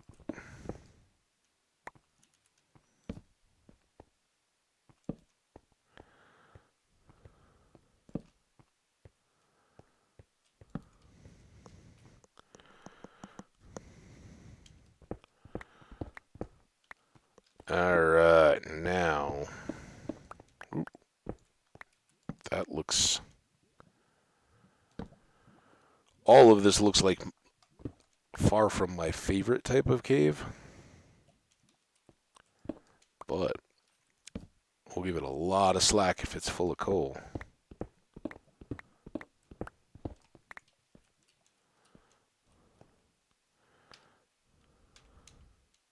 Pocket of dirt.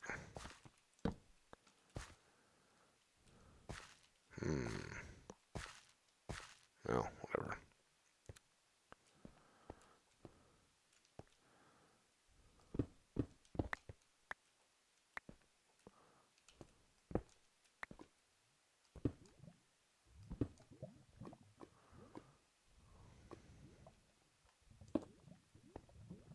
Oh.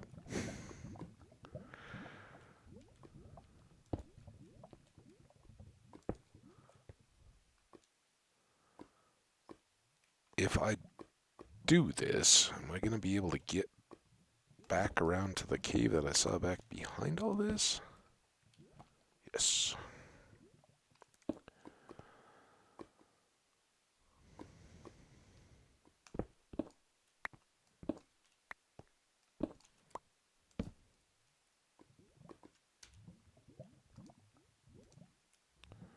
Maybe not easily get back out of here, but...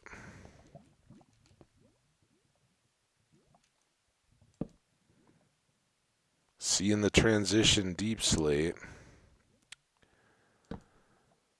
That all looks good, but I kind of want to be up where at least we have a chance at coal as well as gold and copper and all that, right? Like, we have deep slate back close to home. We can do plenty of searching there. We still need to find the deeper deep slate. But since we're almost out of torches anyway,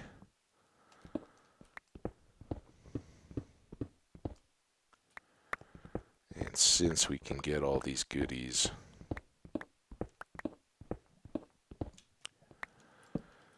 pretty readily up here, let's stick at this level. It's been good to us so far.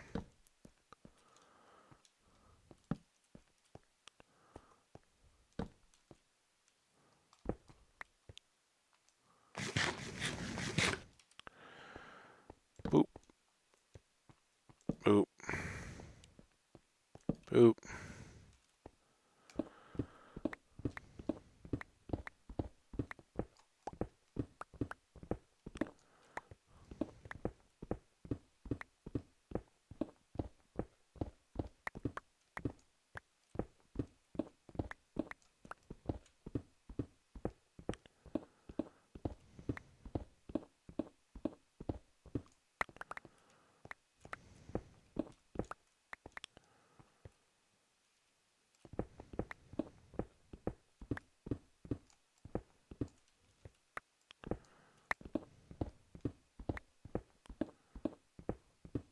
All the coal, all the time.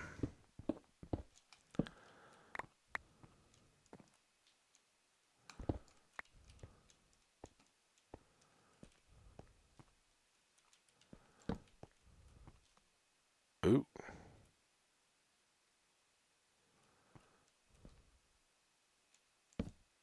Maybe we use that as a partial way out here. Got some copper. Torches are getting low.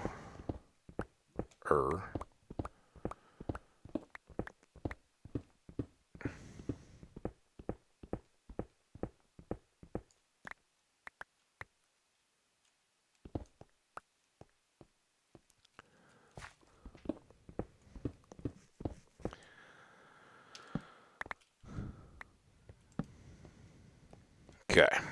Boop, boop, boop, boop, boop, boop. That was where we just were. Get this copper still.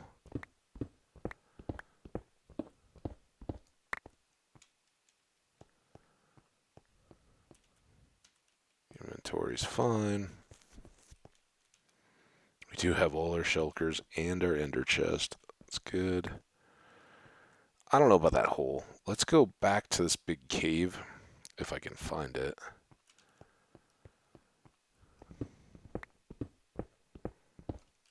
Because I think there's plenty more goodies to be had.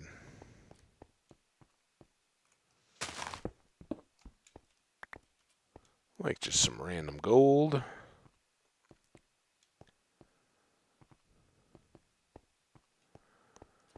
Okay, this was what I thought was coal. We'd come down from there. We kind of went up there. This is where our little lava bit was.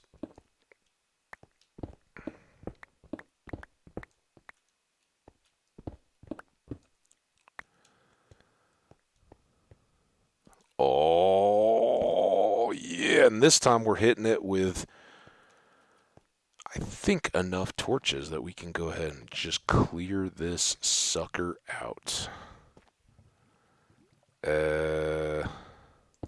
Hmm. Let's do... I want...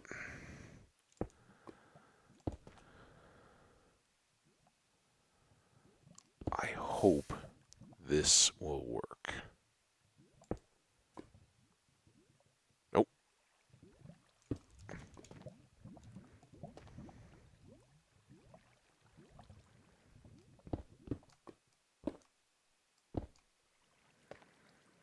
That'll at least give us some light.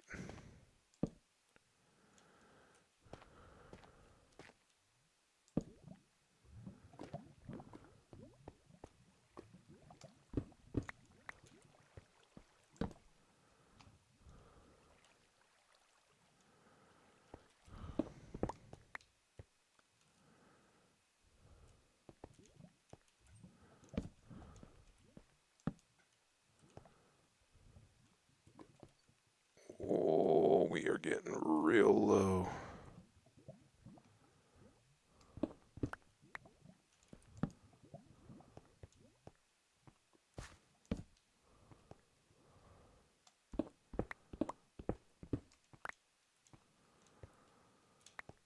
So I don't want to use up all the torches, but what I'd really like to be sure of before I do anything is there another amethyst like right here?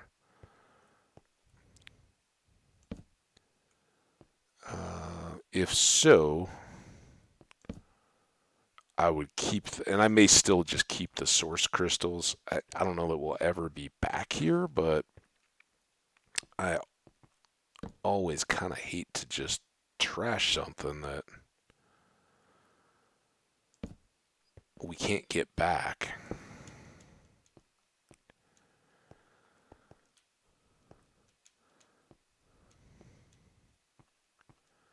Alright, here's how we're going to do this.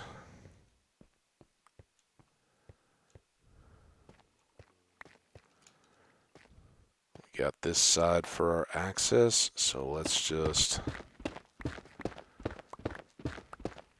Where did you even come from, dude? I saw you walking around. I don't see where there's a light level 0 there, and I didn't see you walk in from anywhere. What's that all about?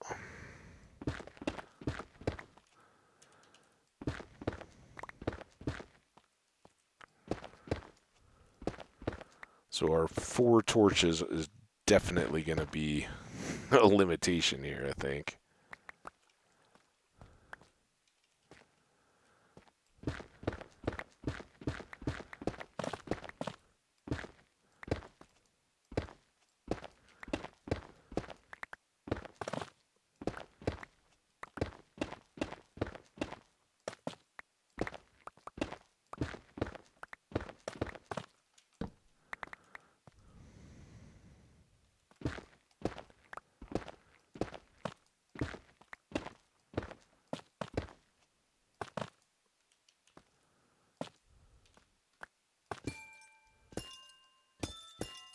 Oh, there. Oops.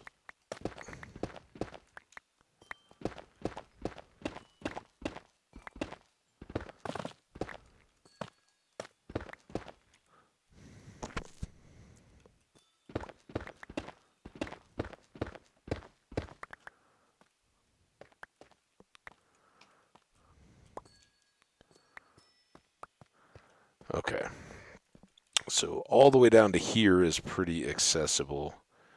That already has blocks in it. Let's go white.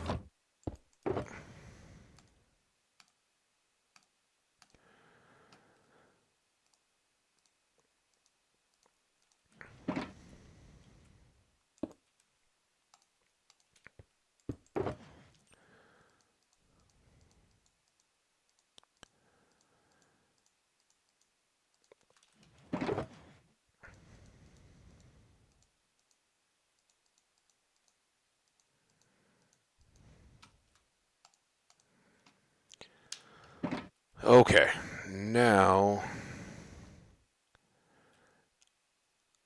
I think we kind of need a torch here, but it doesn't need to be there, and that one we don't need, right? Because all these are going to be overhangs, but there's nothing spawnable up there.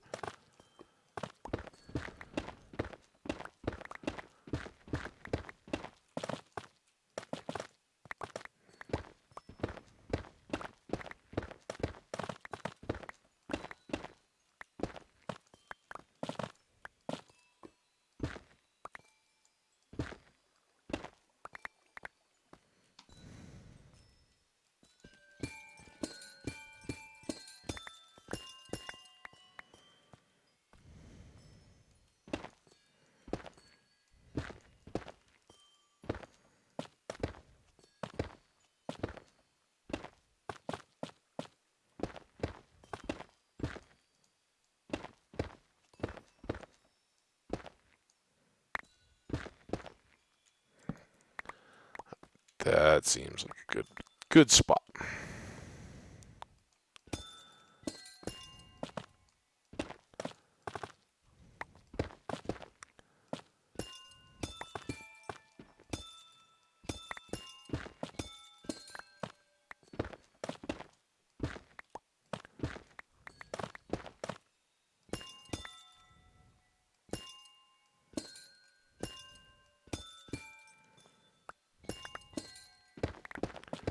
It's a very unfortunate cluster right there. I think those kind of block each other from much production. Not too bad.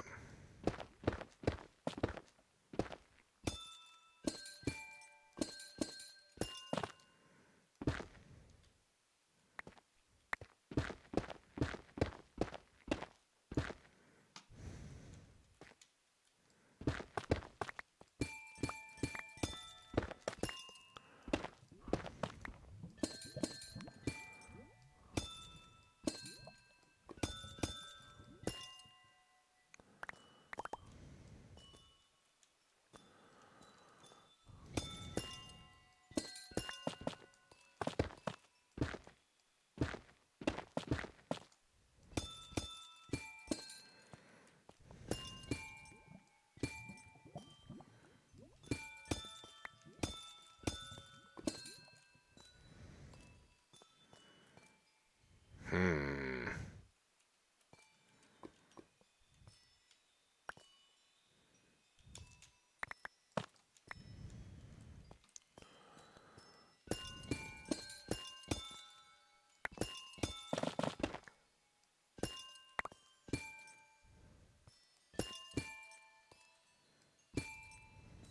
Careful there, I guess, right? Alright, let's keep working this edge down too.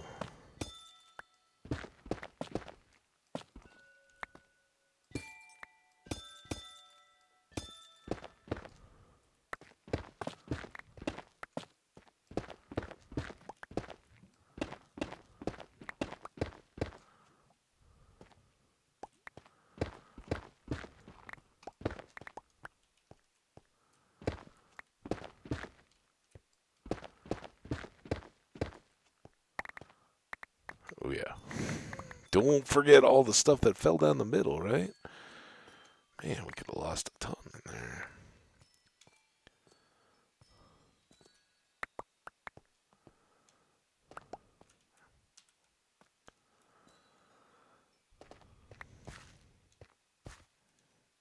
Now back up.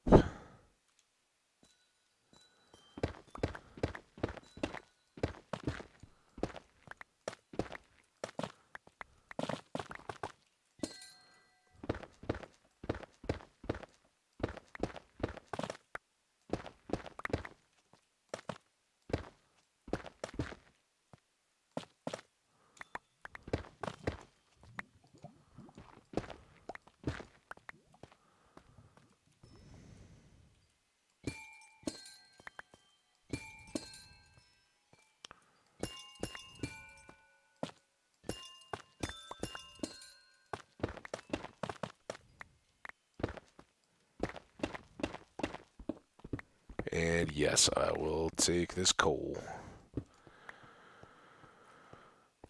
Take this coal too. Any other coal? Not that we know of. Alright, coal, zombie flesh. More stone. Geode stuff.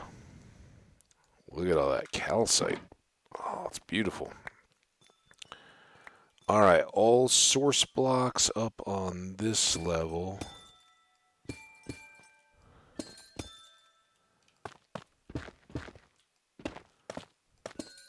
Yeah, I don't know what it broke. I hope it wasn't bad.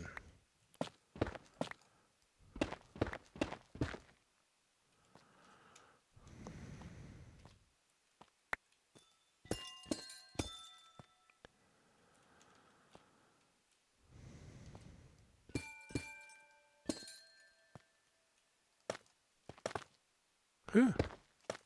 Those calcites go so fast.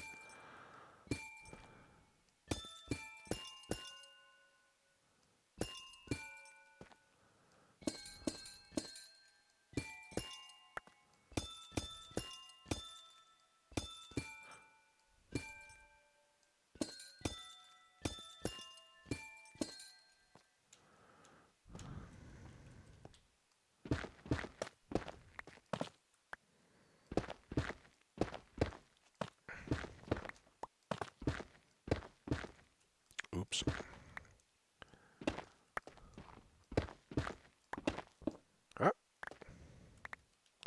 Alright, now we're down. Let's go pick up all this stuff again.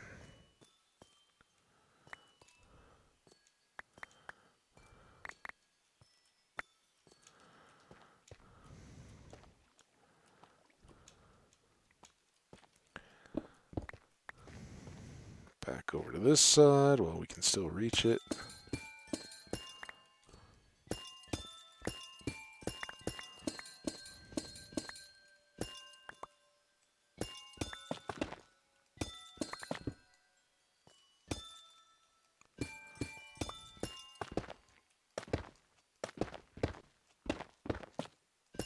Ah, was that a... I can't even remember what that one was. Let's see. I got a little... No, it wasn't. It wasn't a source. Whew. Had to check the instant replay there, guys.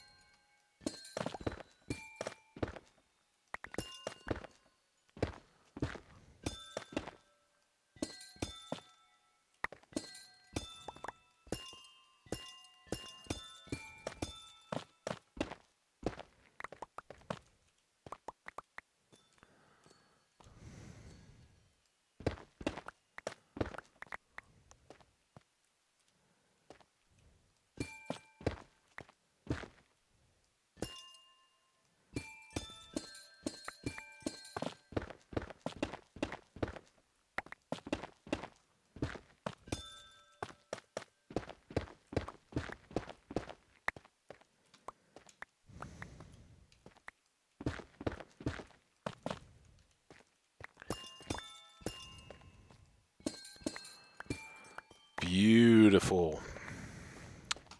Ish. Beautiful light.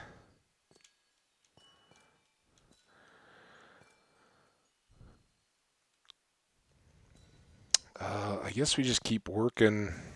I'm gonna back up on this side again. Carve stairs as we go.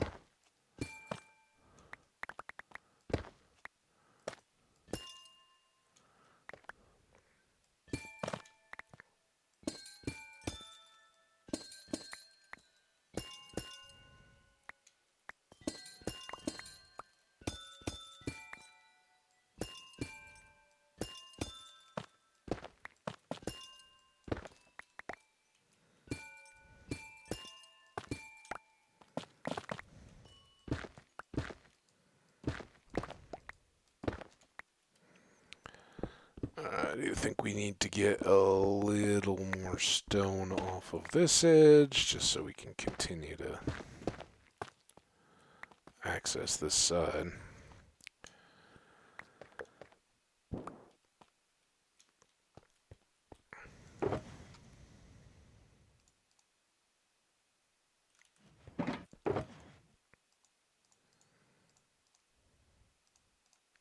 I haven't mentioned how much I love our mending diamond picks with efficiency.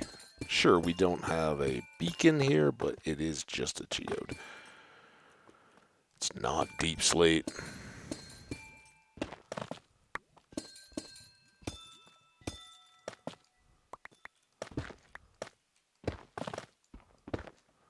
And the unbreaking on this thing is awesome.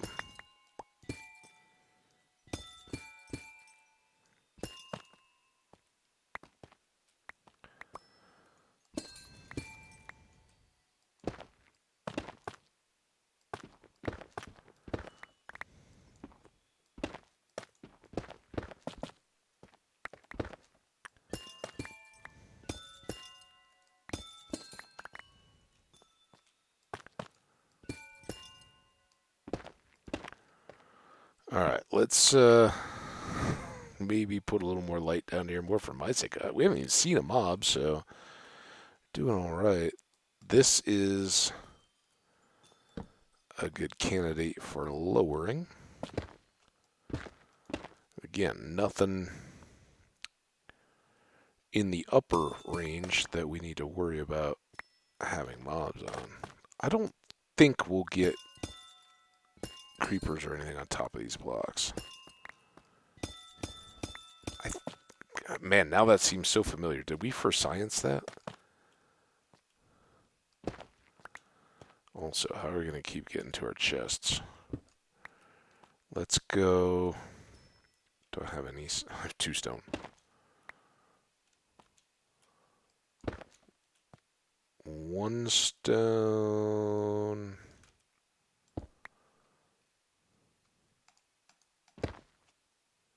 2 stone. Nothing for here. Honestly, we didn't need to stop, really.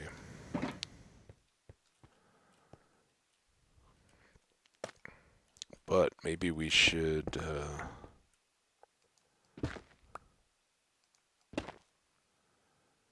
take you down.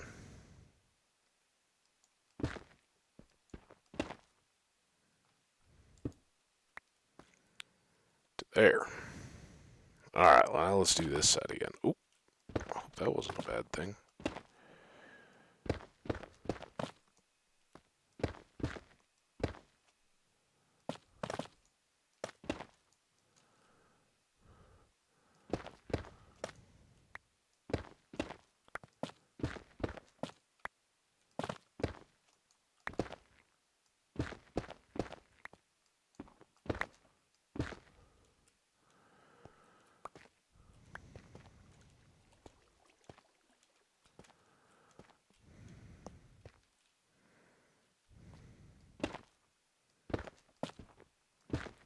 Go back under the stairs here. Oop, get some iron while we're at it.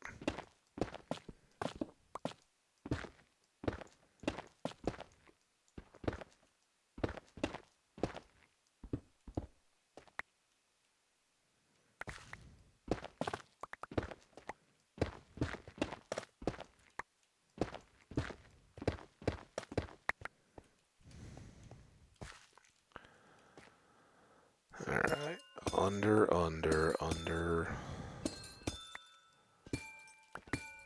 That one.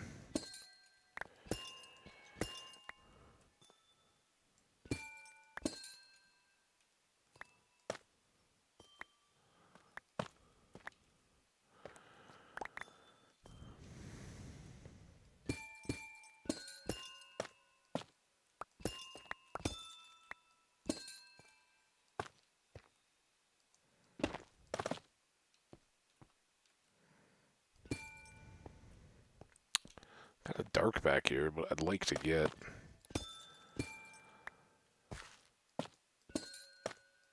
some of all this cleared out and then bring the, like here or something, bring the torch in on a block that's going to be a little more useful. Yeah.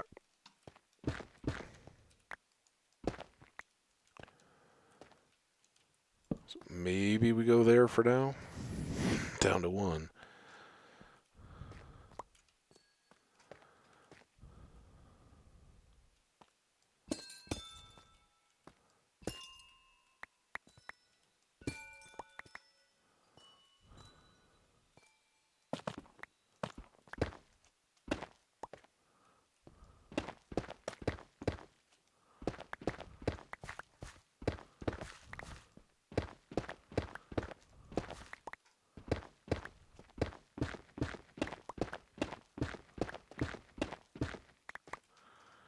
Guess we do have to make sure we can still get up.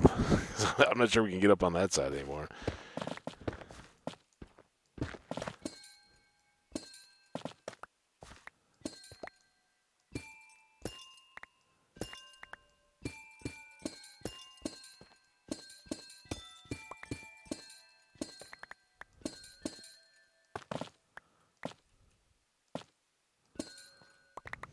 Good, right?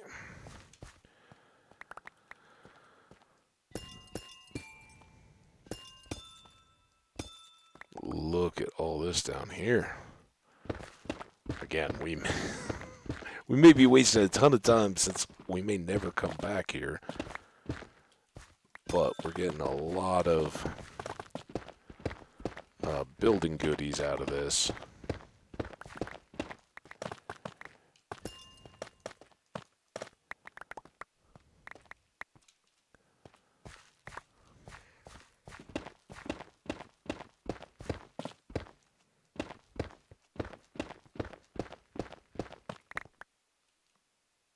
I don't know if that's a basalt sound or if I heard a slime. I don't know if this is really the right slime habitat, but I guess it could be a slime chunk.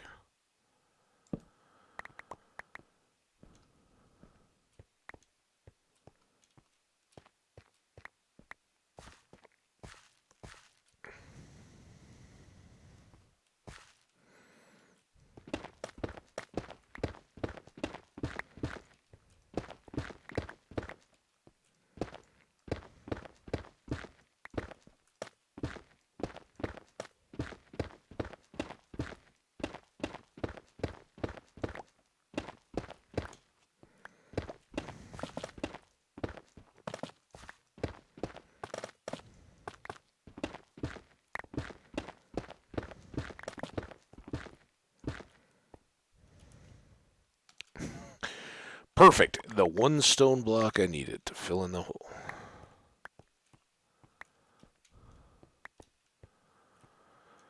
Alright, I guess I shouldn't carve too much out from below because we might be standing on those someday. But let's try to get this middle bit now, whatever we haven't.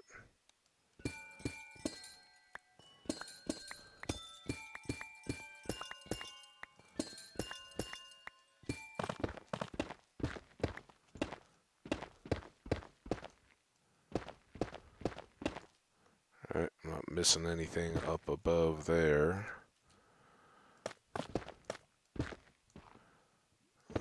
Kind of back out.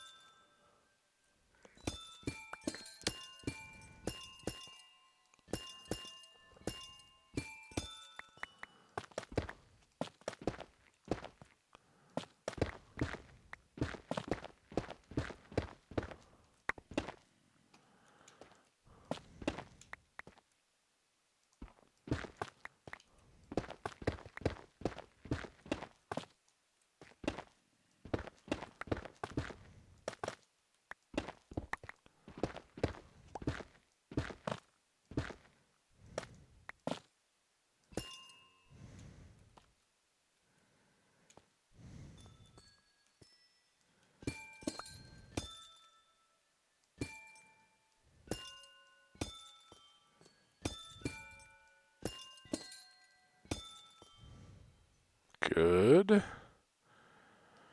There's nothing else there. We've still got this back edge to do, but I think we can kind of work that if we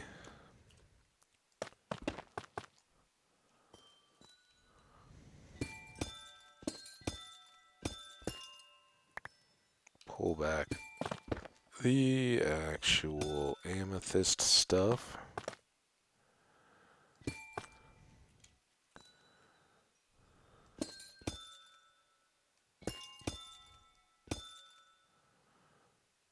Right.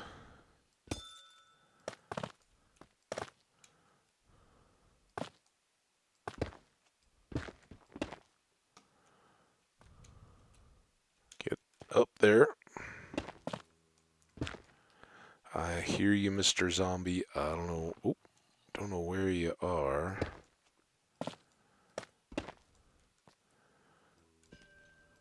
Careful.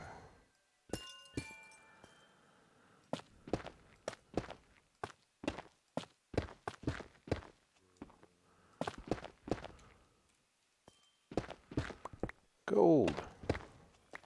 Guess we can use a few more pieces of stone too, right?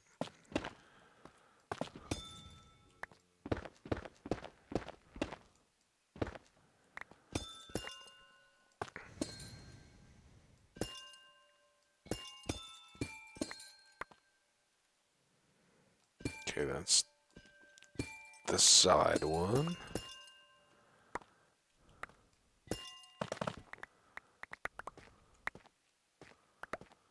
Better go down. Do a load up before any of these start despawning.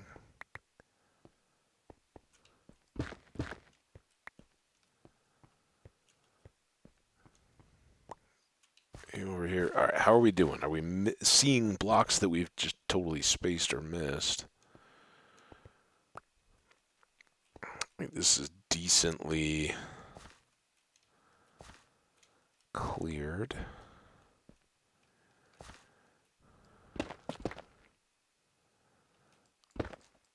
I think, oh, not so much there.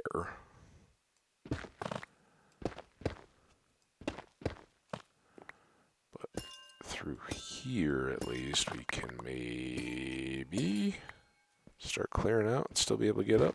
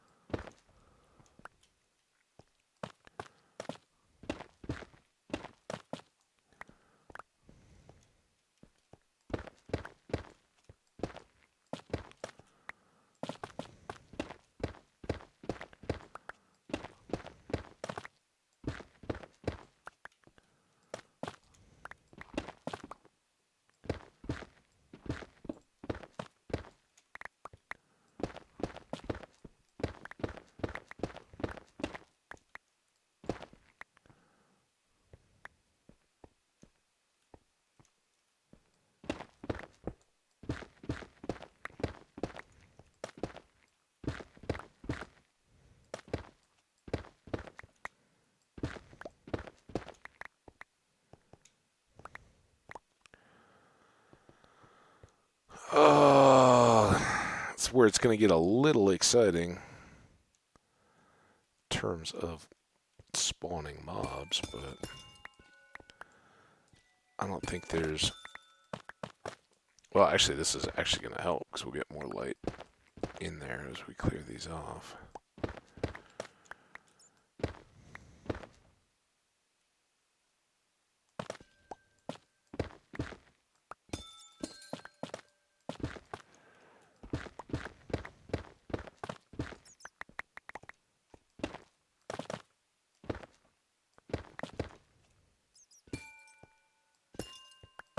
A little careful there.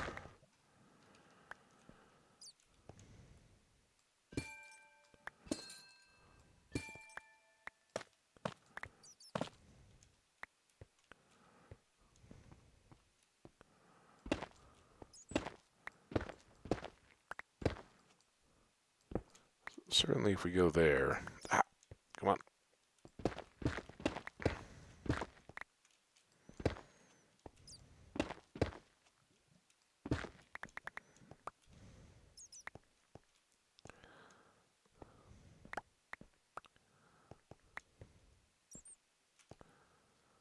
Six stone should be enough to get us staircased out of here, right?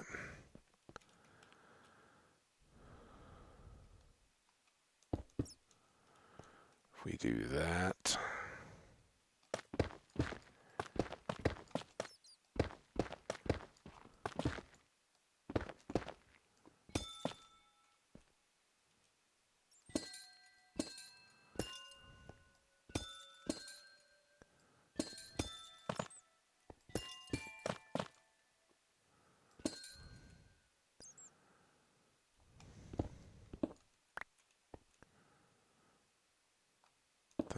that.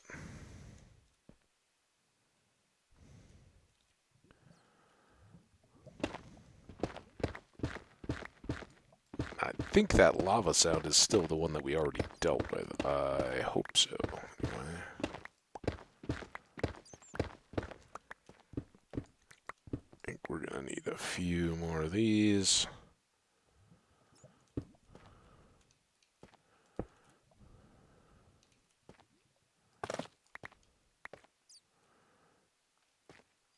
Still a few more.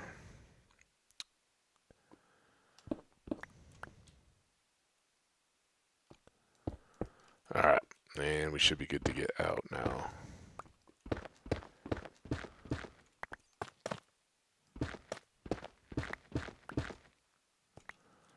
And carefully take the last couple.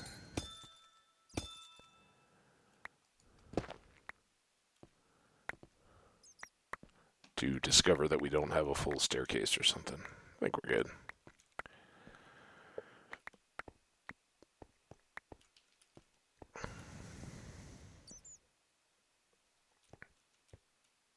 A few more, but that's right next to that little bridge. Ooh, something's sitting up there. But I don't see many missed non-source blocks up and around.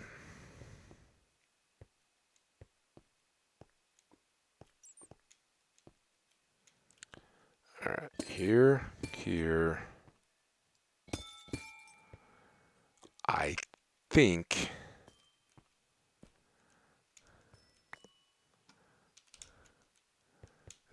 that's it.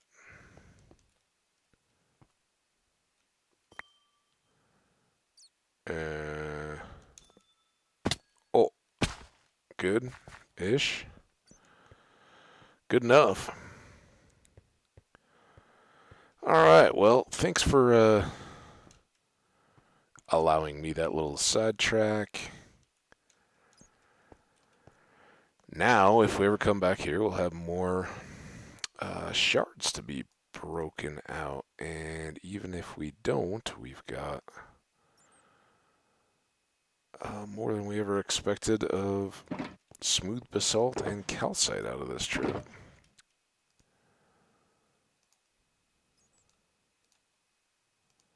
Uh-oh.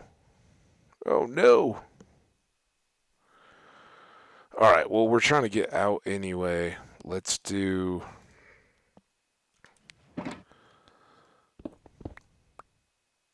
Did get the green. Alright.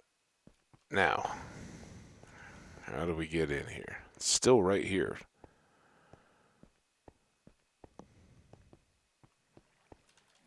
Get us back here. Now... Wait, we did all that. So down here?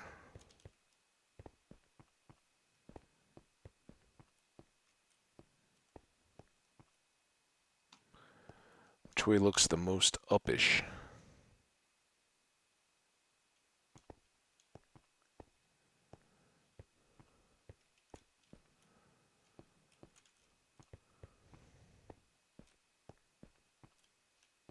This all seems vaguely familiar.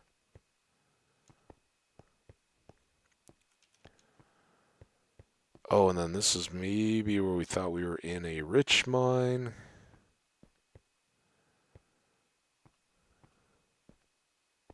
Ooh, look at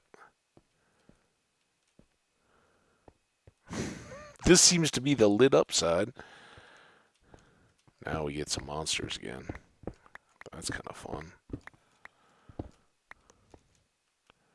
You coming? Where's your creeper buddy? Come on, creeper buddy.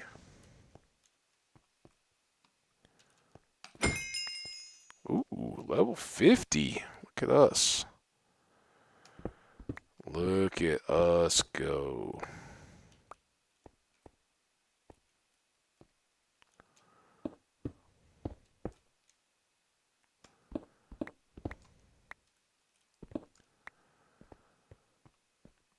All right. Somewhere up this way that we got in here. I think it was further back than even right there, though. I got that upright. I don't think that was like a way back upright torch, though. I think that was just a torch. Um, got light way up there. Not that way.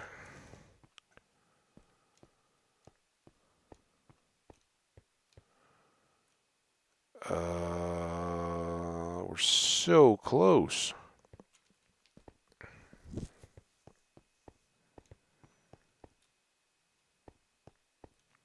I remember thinking about like, okay, we got to mark this, and then all of these torches look the same. Oh, oh.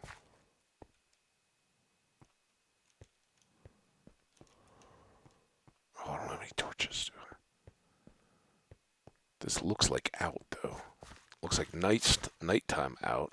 Oh, now I got a thing in the way. How do I get over here? Up here. Oh, not there. Alright, here's the plan. Sleep, and then we go out that way.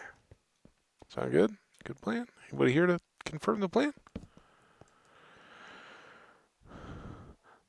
Take a moment here to thank again King Casio and Wiki, of course, for coming and hanging out in the chat. They are fantastic, and definitely appreciate that. It's really the mortal support that we need at this point. I see that coal, but I do see this gold. This is going to get problematic, isn't it? Not having any light. Like what? Oh, that's the lichen light? And we're out. Let's do this.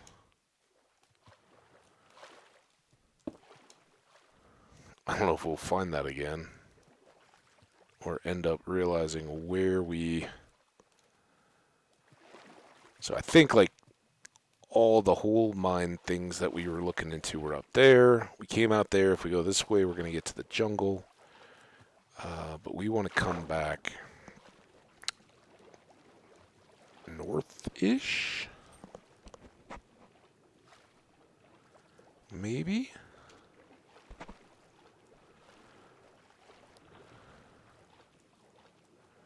We're going to go this way.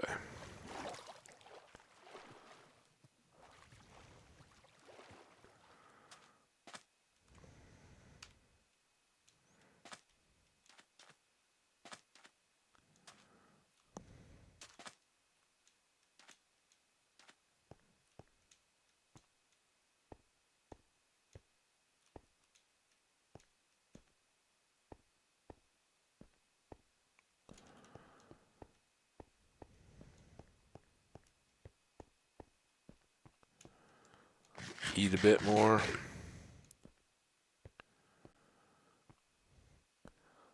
What an adventure, guys. And the shulkers we're bringing back are pretty darn solid, and I wouldn't be opposed if we have some more little just cave openings and all that of poking in near the surface to look for coal. I'm not going to make extra torches though, because the longer we go, the more just like straight up time we have to spend hanging out processing all this stuff. So I think this is a kind of good balance as we continue to gear up for the big creeper farm build. Is just today we spent like 2.5 hours, and there was some story time there. You know, I was shaking the rust off a little bit from Vegas, but there's a little goodness going. And now, I guess I shouldn't speak too soon. We got to find our way back, but I think maybe down by those guys? It was like 5,300 or something. Got the note, but I don't want to just immediately go to point and took words. I think if we follow this river out, we might be good. How's that sound? Sound right? Maybe?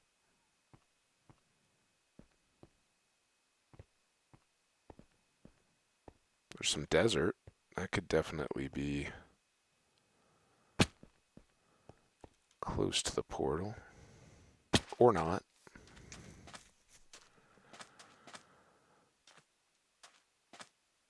Yeah, look at that. We can actually see it from here. Awesome.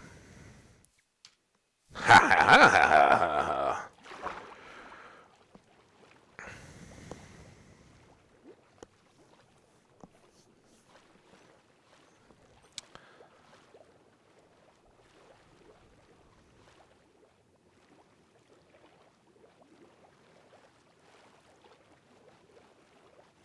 Boop, boop, boop, boop, boop.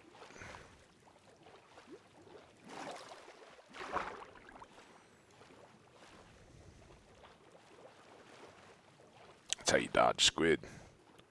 They expect you to go left, right, you go under them. Never knew what hit them. All right, so if we want to get back, we just go up that big hill at the end where this river bends to the right. I'll never remember that, and I didn't grab the coordinates, but it's there if we ever end up back. So we got VODs, right? Forever, like, we need that amethyst specifically. I'll just know to go follow the... Ooh.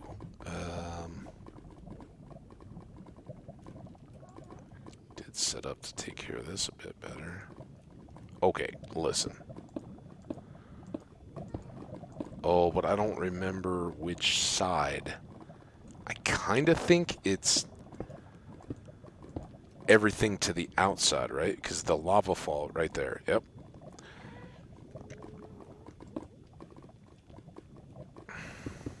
Ah.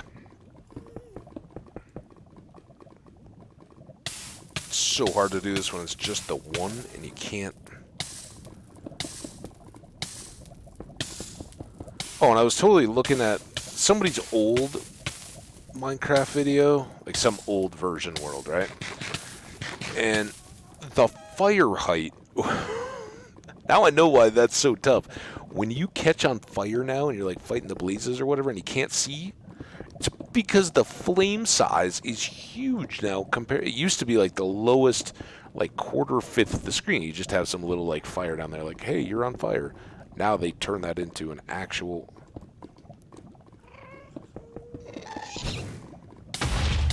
Oh, can I... Oh. Oh.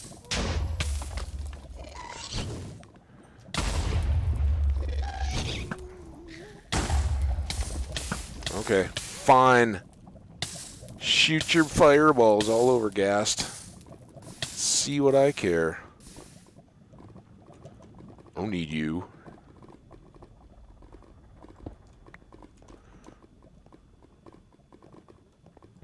I have to turn this into a whole big thing either. This is just a... We've got stone. This gets easier the quicker or the more blocks we have down. But yeah, I don't think I'm gonna pull out extra bins just to get more stone to lay it down.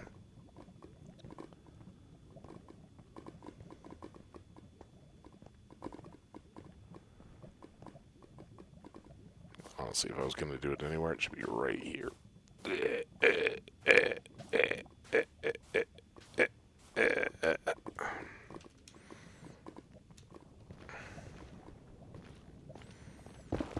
And you know, maybe we do a little of this. Keep our bouncy streak going through here.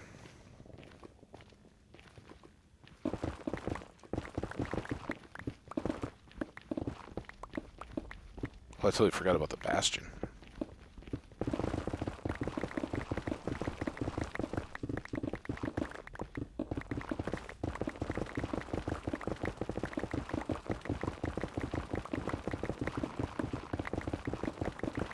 Need to really keep an eye on the axe, though. So we'd already worn it down. You can just see this stuff chews through the durability.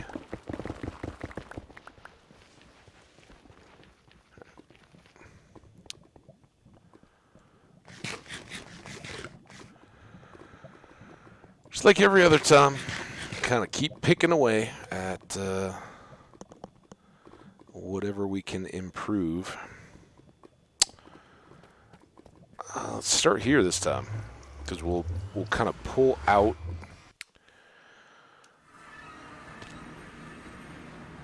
the stuff that we want to start cooking out of. So we don't need anything out of here down here. We do want these two.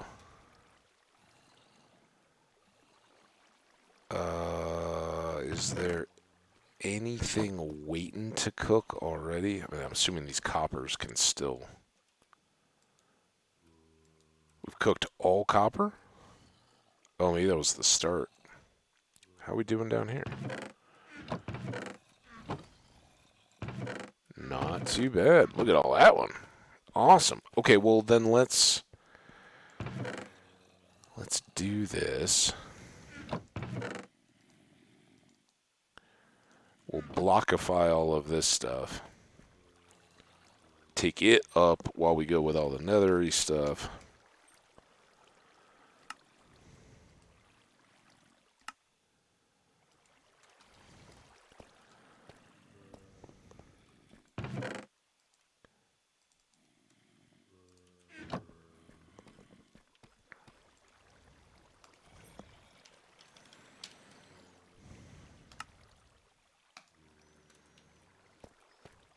And I would love if we can get all the stuff fortune and the pix repair and all that and still have some time, I would love to at least feed, if not feed and harvest the bees. Could be a stretch though, we'll see.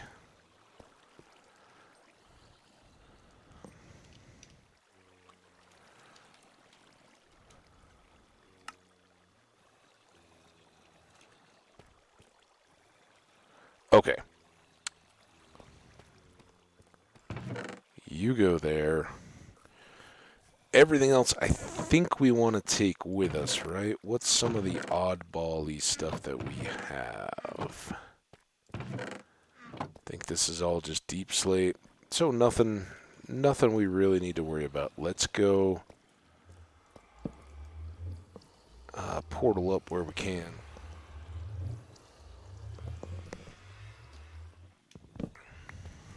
Make a stop at camp, go to the storage, dump off the nethery junk and all that, and then come back and grind this stuff out.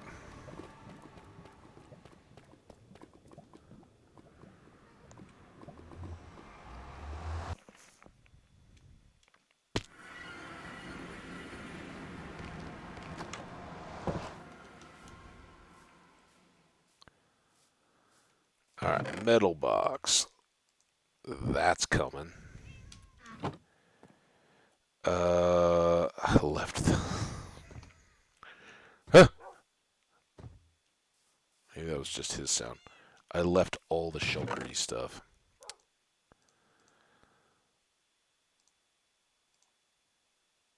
What do I have stone in that box? What's going on? I'm trying to have a system here. Can't drop off some of this gunpowder. I actually kind of think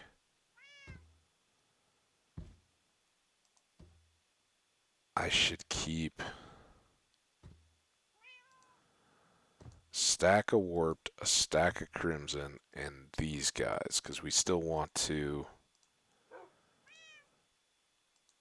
experiment with the bone meal, and growing the trees, and getting some warped stems or fungus or whatever growing over there. Figuring out if we can sprout more mushrooms. All right. Anything else? I don't think we're too overwhelmed with anything else storage-wise that needs to get over to the bulk. I mean, that would be nice because I think the smooth basalt and the calcite are going to be the next bulk items we need to deal with. But we've got so much of that still in the shulkers. We'll just. Oh, I have that shulker.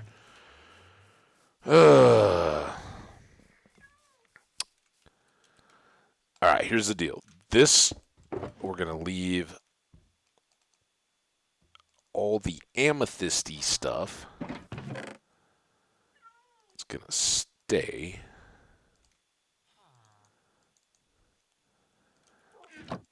All of this stuff that we can manage is going to go. Is there anything else I need to leave here? Or can leave here? An apple gets us an extra slot. Spare apple. Let's go ahead and leave a couple extra coal. Get back to those. And then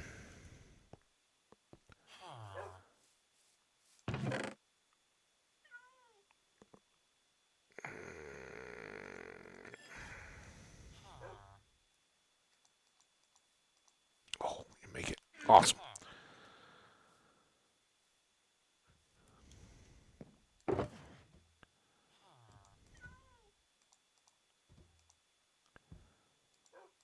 So we'll at least be able to set up storage for these guys, everything full, and maybe go ahead and take an amethyst to set up a section for them or whatever, right? We may need more chests for this too. I don't think we have any of that allocated out. Room for the shulker box. Let's go. Storage. Check out all the nice floors and design if you guys haven't seen it yet. I think it's pretty nice and it's just getting going. All right. Storage.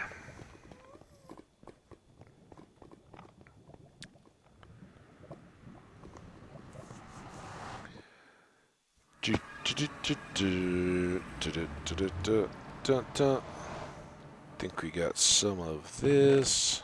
Just a little. I don't know what we're going to do with shroom lights yet. Now, this is blackstone and basalt. I think we may have to borrow out of future netherrack storage. Did I set up a nylium and warped stuff? Is that over here? Uh-oh.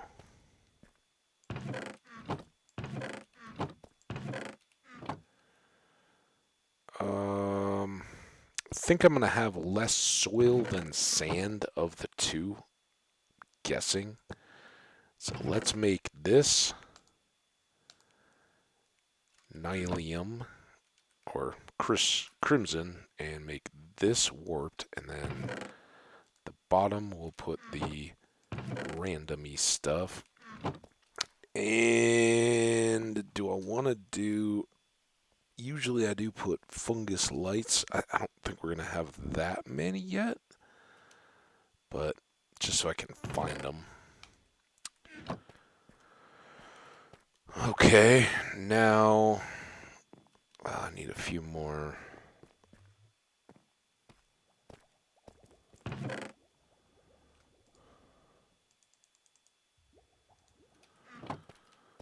Frames.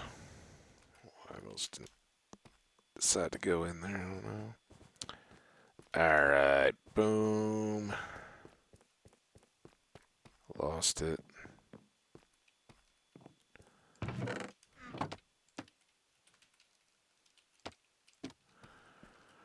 Go. This right in the middle.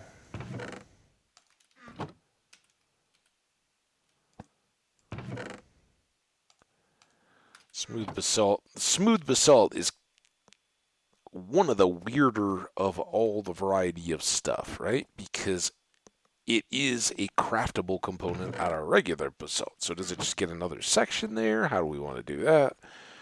Uh, but I think the majority of the time we're going to be sorting and using it is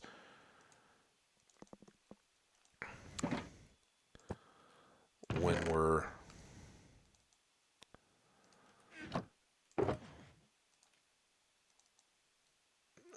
I don't know. Like, how long do we keep finding geodes for, right? As opposed to working in a basalt delta. But, this will work until our storage grows considerably. Okay, that gets rid of all the excess stuff. There's still some stuff to store in the challenges, stone and that kind of, or in the challenges, in the shulkers. Um, 240, we're doing good. Let's go, and it's daytime, so let's go up. We'll play with the bees. And we will harvest wax or honeycomb, and bring that back for our copper. We can even use this shulker box because I think we've still got a pretty good supply, right? Maybe. Decent.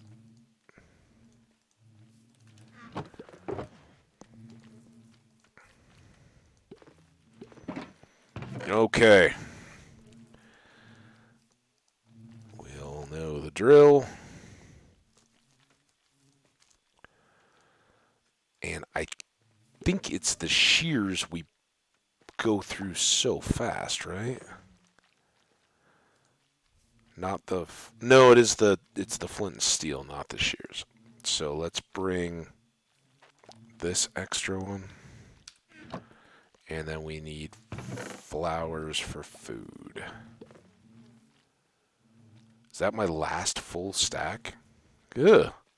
39, 34.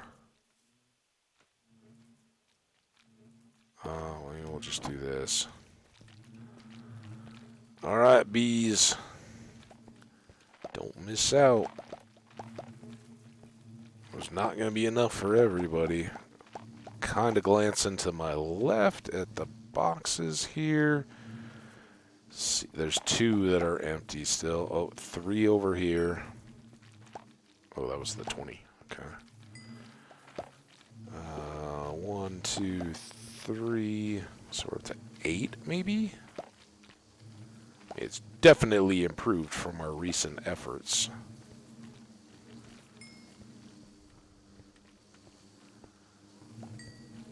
Yeah, I think we counted 8. I'm certain I may have missed some, but we were up close to 20 the last time we gave it a real count. It was in the teens somewhere, but high teens. So our last breeding, if not the one before,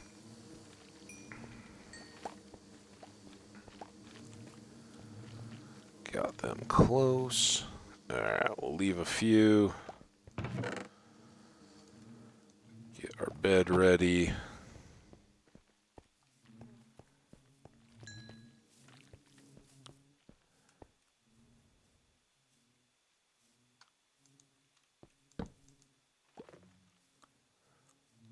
Kind of nice. Remember when we have our brewery up there with our deck, we're going to be able to chill and watch the sunset.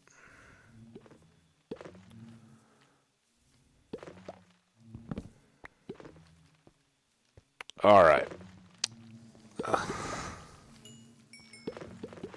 lot of chaos. Let's run up and down. Get a little XP here for the pick.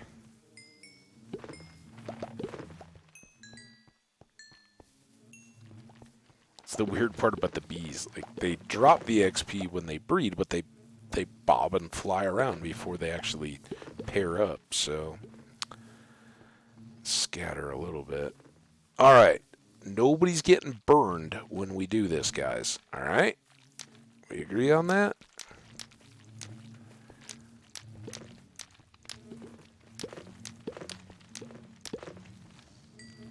And everybody.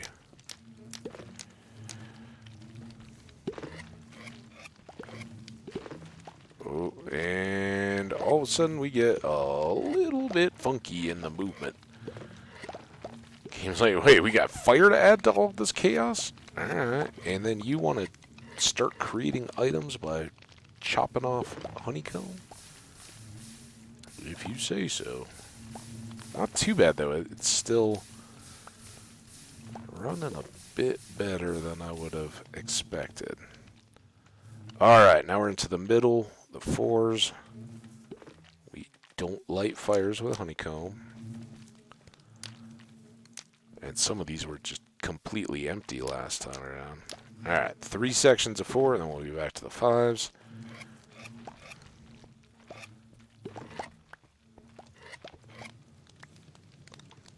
Excuse me, gotta put out the fires. Don't want you all getting burned up. Alright, and then 4 more full sections of 5s.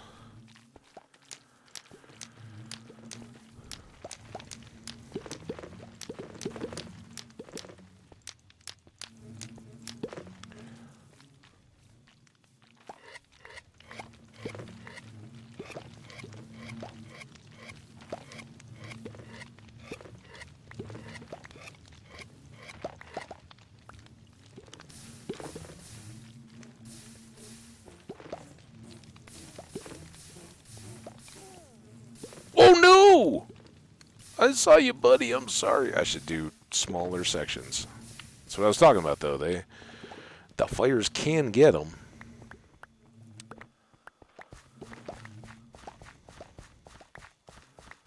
Now, the only thing here is grabbing some of this honeycomb. We may still miss it and have to go back, but this does help a little bit because all of those items, you know, throw on entity load on the game, so.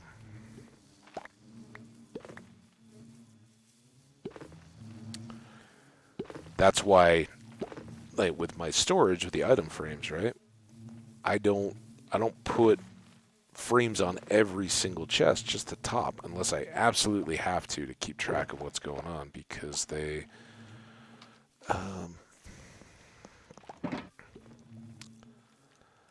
can get really laggy because of those items that sit in the frames actually exist, just like something that's, you know, sitting out there that you dropped on the ground. And while that can be okay, you get enough of them put together, it starts to take a toll on the system. How much the game can actually process, or has to process. Alright, get some maximum durability use out of this flint and steel. Hey!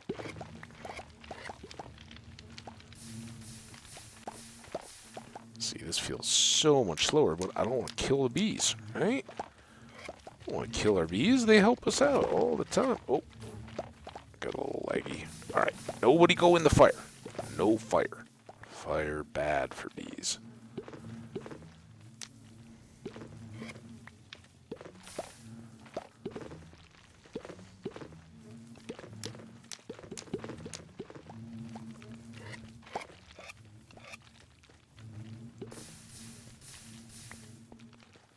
Two.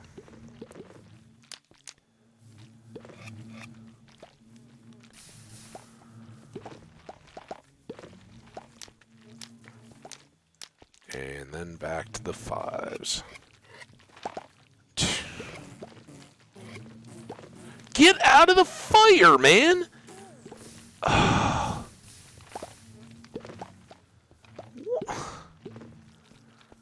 Stupid bees. It's 2. Would you stop it? Oh. I get what I really should have done. What we were doing in the past was doing this at night, but we had just slept. That's probably part of the problem. Don't do this during the daytime.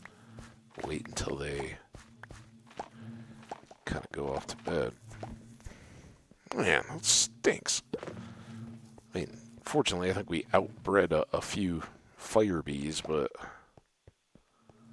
I'll lose my bees. Go away. Don't go near the fire.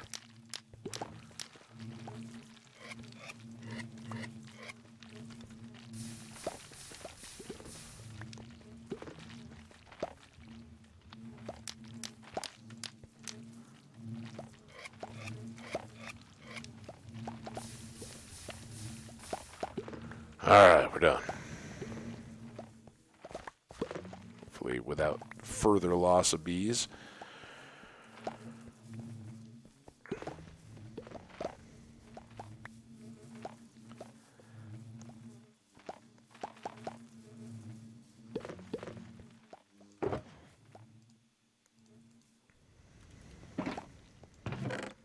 These two go back into the tools bin. You come with us.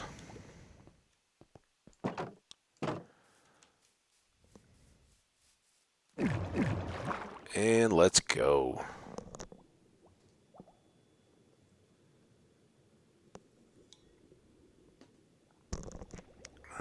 Okay, so we have just over an hour where we can grind on all this goodiness that we just brought back. Pop back through our shortcut here.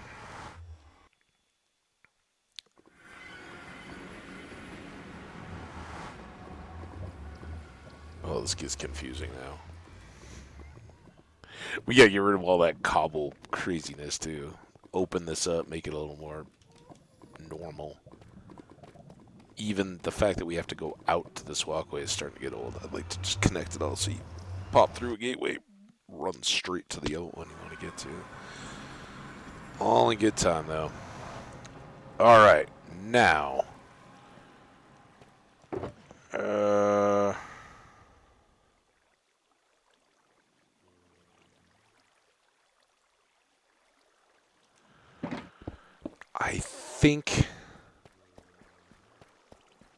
I think this is going to be far less painful in the long run to just go up and put down some of these other things, the bones and the lapis and all that random nonsense, the rail stuff.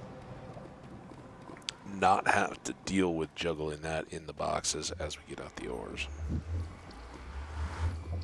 Should have done it the first time around.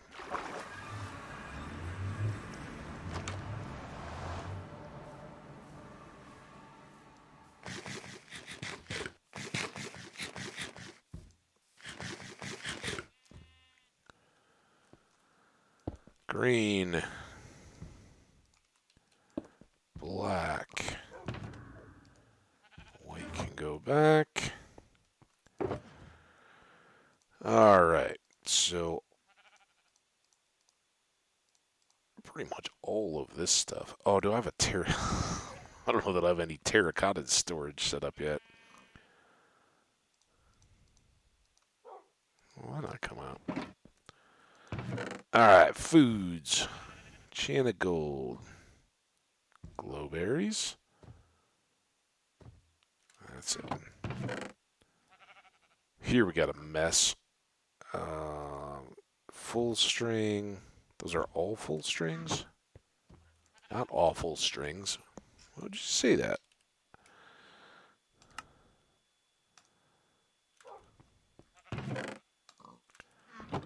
Some wool. Put that over with the dye.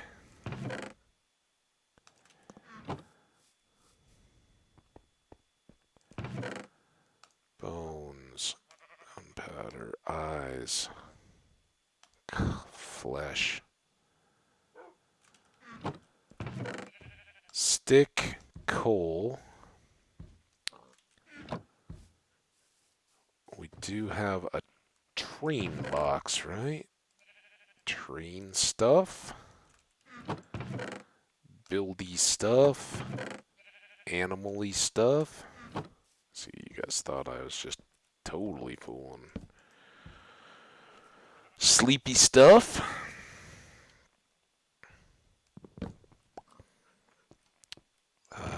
Lapisy stuff. All right, now seriously, what am I doing with the terracotta? That is a problem.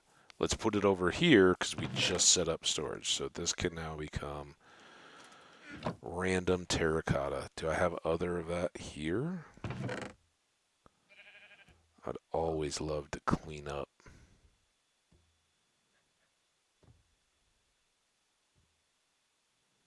Seems like I have multiple crying obsidian. Is there some over here? Crying obsidian.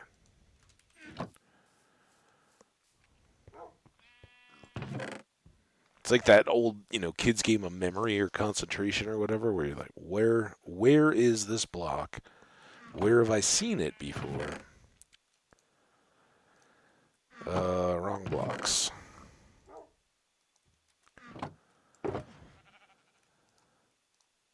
There.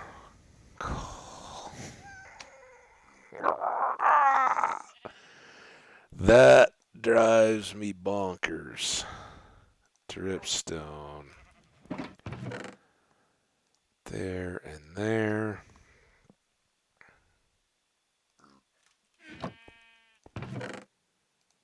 There. Here. I know some of that has storage, but I use this all the time, and we always just get random bits, so we'll just keep kind of dumping until we need it. The calcite is going to really bother me, but now what do we have? Stone. Put this gold. That's not too much, so let's put all this stone here for easy access. And then let's put you two in there. Put you back in your box. And now we just have the one shulker full of coal and ore and everything else that we want to deal with. All right. So then here, might as well get it out now. Fortune pick. Beat up pick. Almost botched that.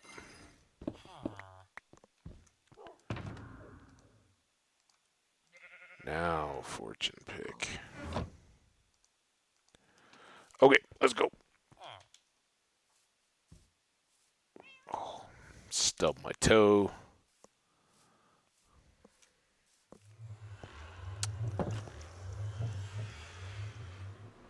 All right.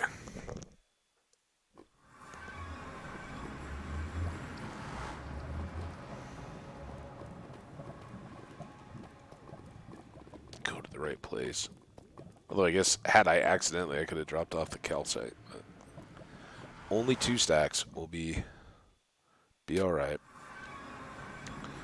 What we're gonna do is drop these in the shulker box.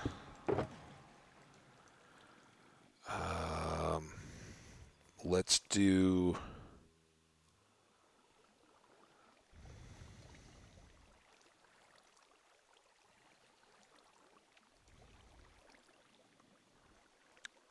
Is that really all the iron ore we got?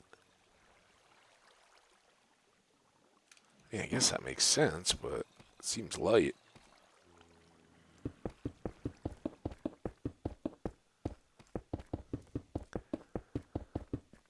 So no extra repairing juice on these, but let's get a good haul ore.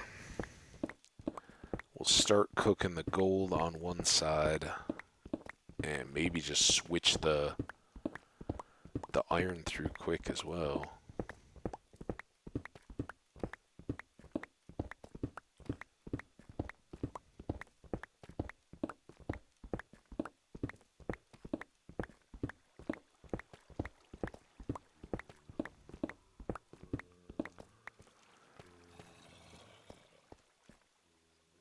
Alright. 1.5. 1.5.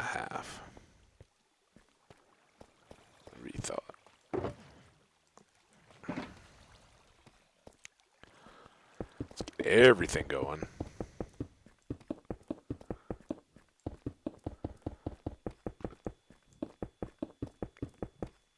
I know blast furnaces are quick, but I think I can harvest up this copper here before they run out.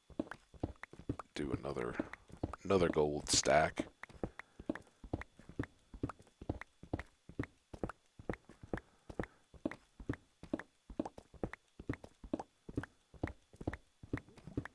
So, enchanted golden apple today, guys. That is a huge one.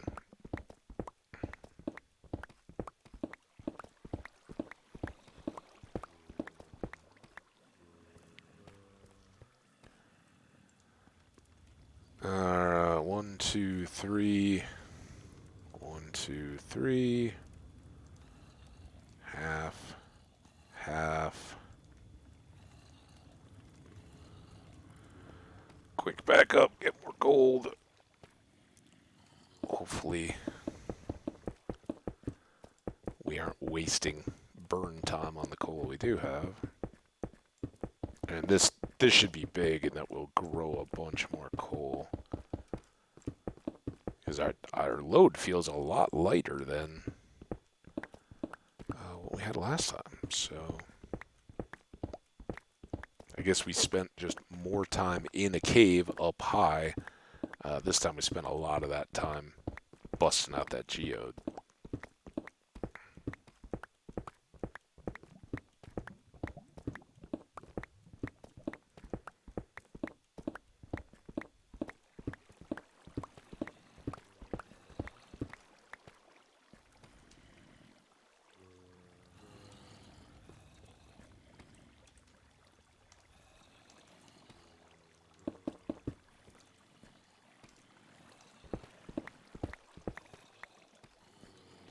Okay, let's go top these off. Oh boy.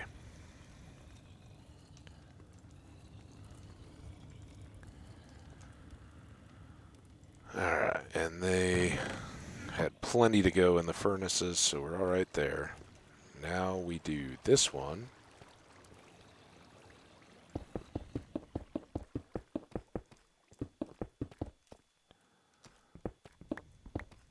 Just 'cause.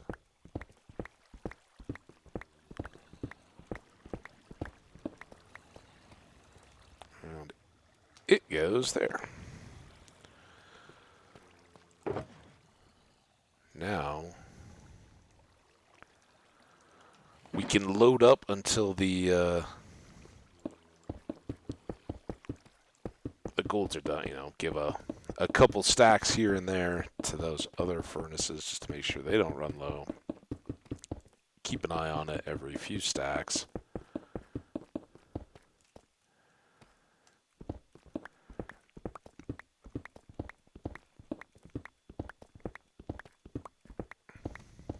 And again, the main deal is I don't want to burn extra blocks of coal.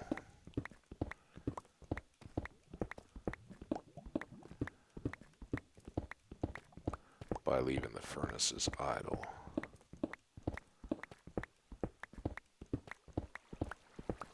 I don't think that'll be a big problem, but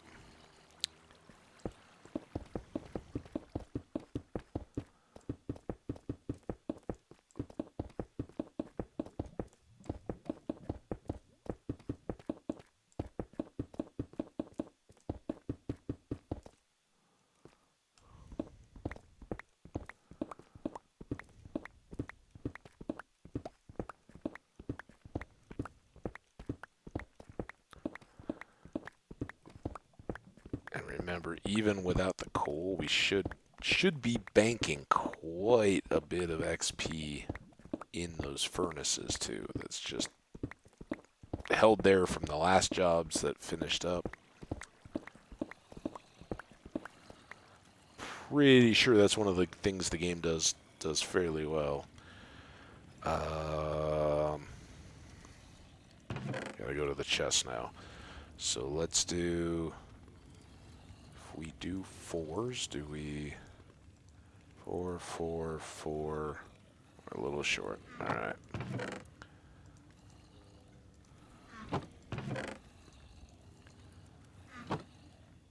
I think this will work all right. I really tried. Like, those should go in, but it should continue to cook. The gold, yeah, the gold's still cooking. It'll continue to cook, and then it should just seamlessly switch over because everything is leaving on the way out. So, 1, 2, 3, and then boom. Oh. Boom, boom, boom. All nice and even. We're all in the same boat when it comes to coal use, guys. Alright, boom, boom. And now we got all the time in the world to do the rest of this. But it shouldn't take us long. I'm amazed. I guess just getting the system worked out, having those furnaces ready to go, and not being like absolutely out of coal really speeds this up. So I was worried we'd be here through the whole stream and running late, just getting all this processed and have it hanging over our head for the next one. But I think we're going to be really good here. Maybe we will go...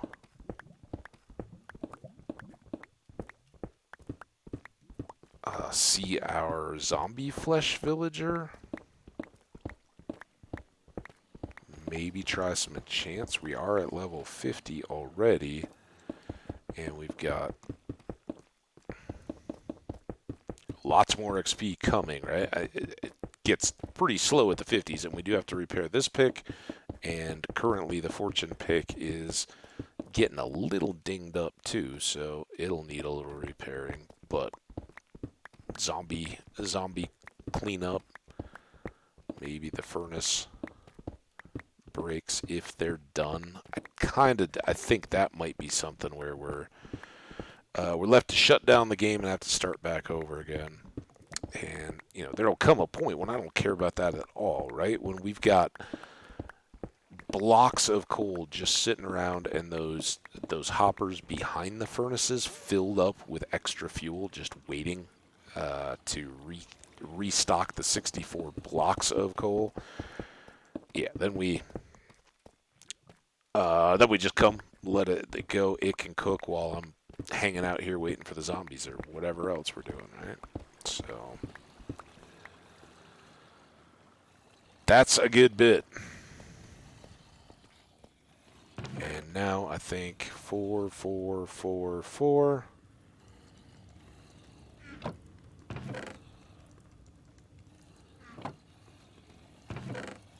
2, 3, 4.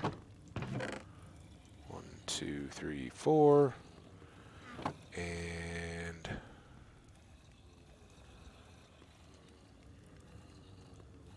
And once again, one extra for somebody.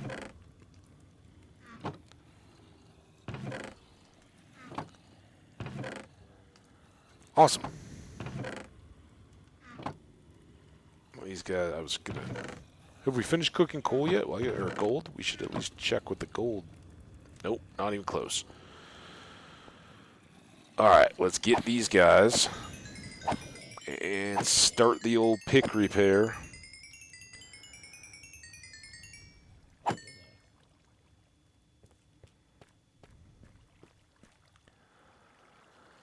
Okay, now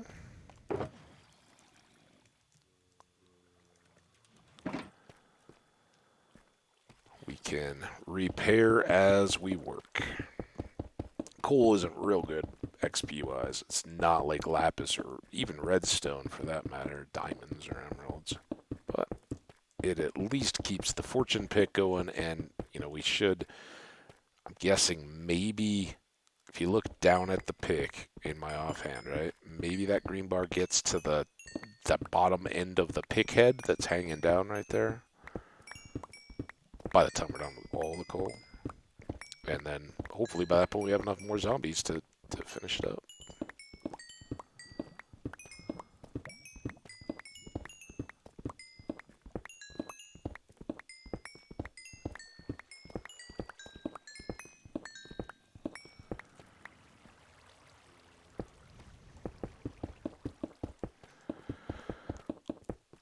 Awesome.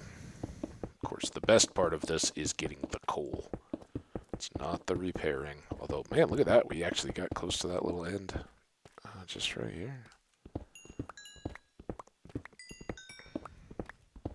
But, as I've often said, you get closer to the end, it always seems like you need more and more. It's just like levels. More and more XP to make the tool completely repaired.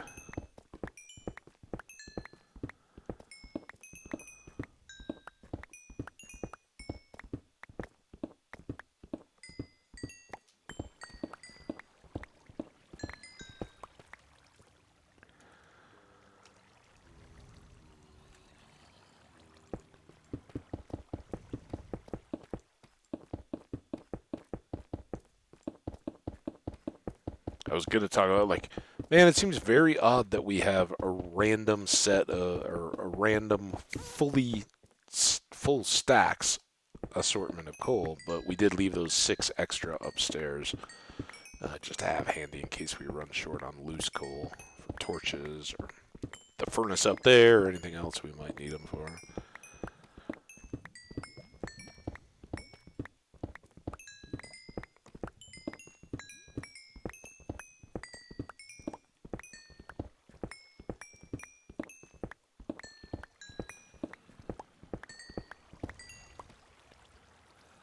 Alright, one more here. Man, see, now it's coming to pass. Like, that first stack, you would have thought, alright, we're gonna totally be past the head of that pick, but still haven't gotten there. We've done 2 more little rows.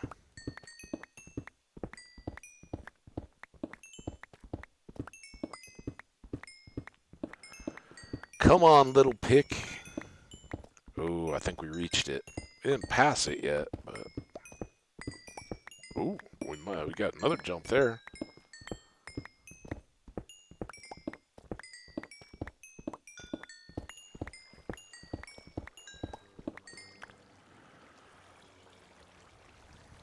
All right.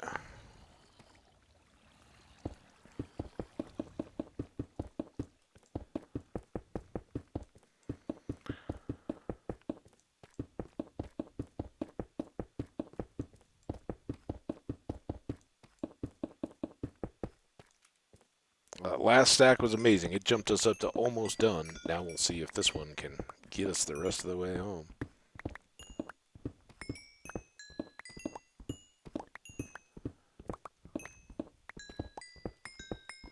Oh, that was a big jump. All right. One more jump.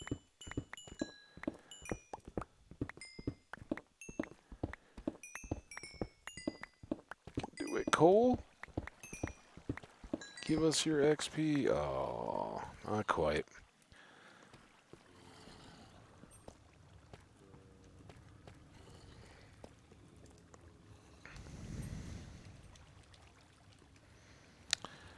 And what do we get?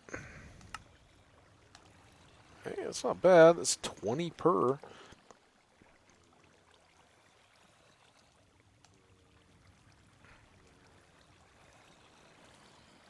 Two more bits for this one. Might as well get the iron out. Oh, that finished the pick. And look at that. The fortune pick is actually already done. Sometimes, every once in a while it gets just a little bit. And it really, honestly, you don't even need to repair it. Just save it for the next time. It'll be fine. But that's really good. Go back in there. All right. How is this going to do for our... Oh, I should check and see if... Whoa! That one has 7. That one has 1. 8. 8. How are you...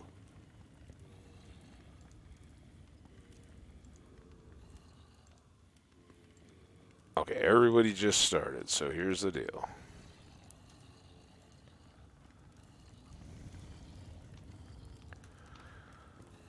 We're doing the...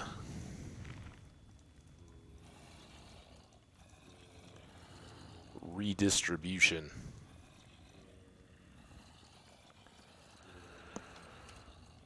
Balance everybody out again. I don't know how that happened. We missed putting coal in something? I probably had some grand plan like, oh yeah, this totally makes sense because this one is only going to be used on Tuesdays, so therefore we're all good. All right, our coal is, I keep saying that, our gold is done. So let's block up our gold.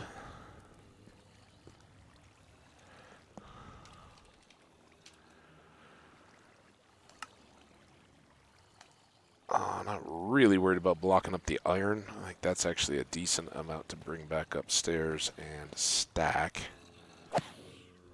Okay, there's the shovel. There's the axe, and now just chop them up. Yeah, that all combined, that took just over 20 minutes. Now, granted, all the cooking still needs to happen, but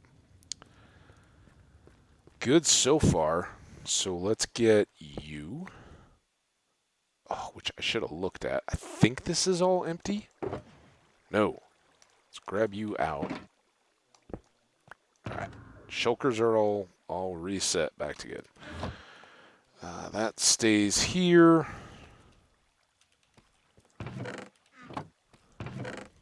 Let's go ahead and clear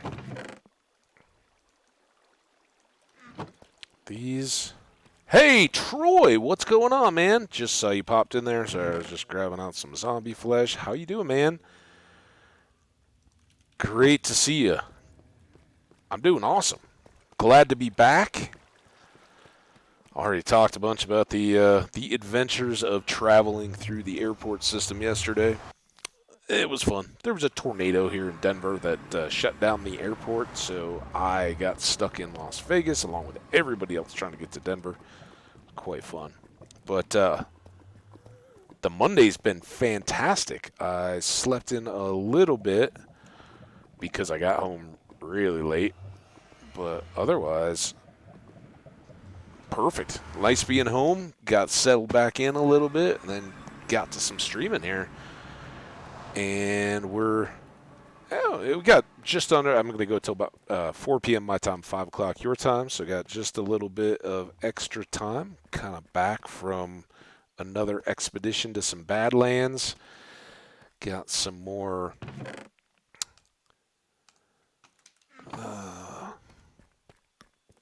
geode stuff and a bunch more ores that we just got done processing, as you may have seen.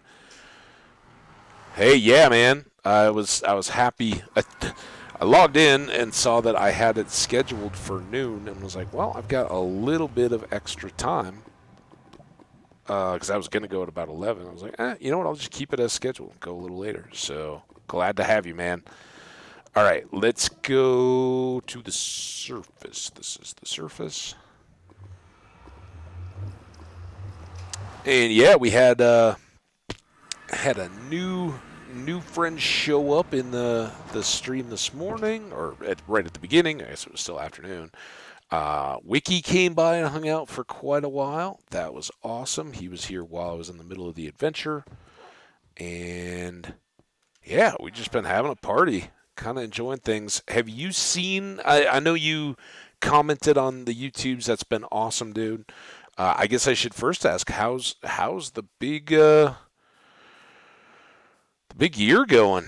Everything's settling into kind of a nice routine now. You know what you're doing, know where everything's going. Everybody hanging out. I mean, let's face it, it's not as fun as not going to school, but everything good? I hope your life's treating you well. I did think of you, man. On my way out, I stopped at the airport early in the morning, went into one of those airport places, and it wasn't good, but I did have biscuits and gravy. They didn't even have jelly to add to it, and of course it came out served, so I couldn't have put it like onto the biscuits beforehand.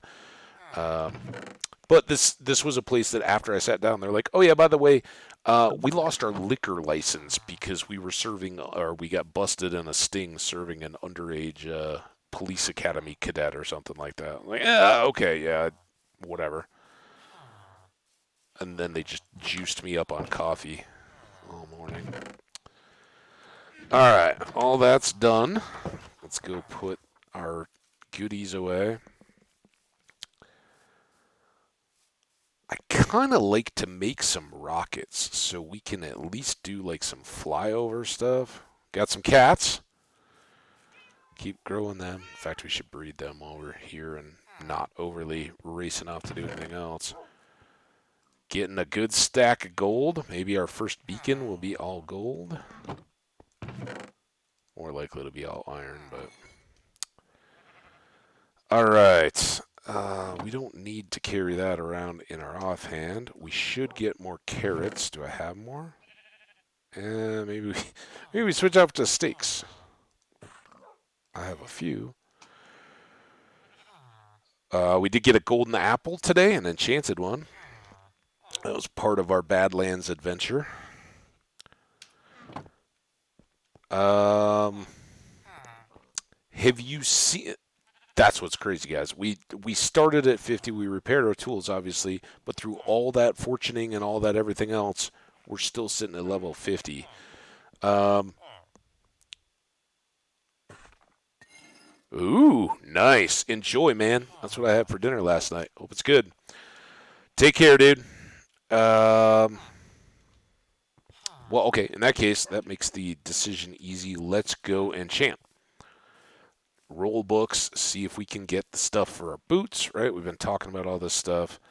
I still haven't looked. Obviously, I didn't spend much of any time thinking about Minecraft while I was on vacation, but I didn't look. This is all the stuff when I was sitting around in an airport with nothing better to do. I would have been awesome to search some of this stuff, but boots, right? Can we get Frostwalker on an enchantment table, or is that something I have to pick up somewhere else? Right? We got Feather Falling. We do have Soul Speed. We got that out of the Bastion the other day, so that's awesome. So what we really want now is Frostwalker, which I think lets us walk on the magma blocks in the nether without getting burned, and lets us walk on water and turn it into frost, right? Or turn it into ice temporarily. So our everyday boots, we want to be able to um, dive in the water and everything, but I see that as being a very valuable secondary pack. So when we switch out our helmet to go to the nether, if we're going to be spending time there and don't want to fight piglins, we switch out our boots too, and we get to cruise around. Um, we can always take bow books, and then this sword, we still have fire aspect. We're looking for a sweeping edge 3, and then we'll put on those two and our mending. Hopefully that'll all fit on that sword, and we'll be 100% good to go. We will swap it out with this one, which costs too much to put on the others, just because we had to do combos early. So hopefully that gets us done, and then we'll be set. So without further ado, I know. Beginning of the game, all I see is Frostwalker. I think. So here we go. I'm not rolling for infinities yet. It just takes too much to check every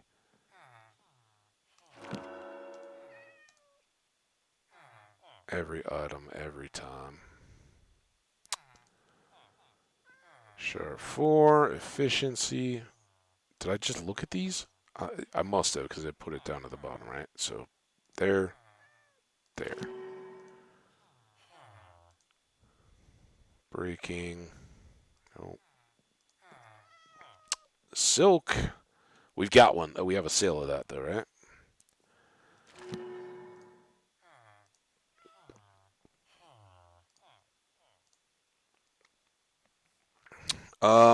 Flame. Do I have a flame yet for the next? bow.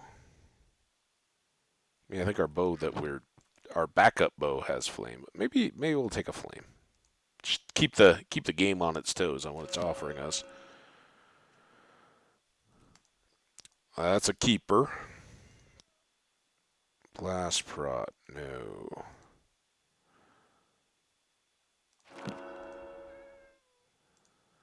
Cats everywhere. Where were those cats when I was trying to breed them? Yes. All right. Boots.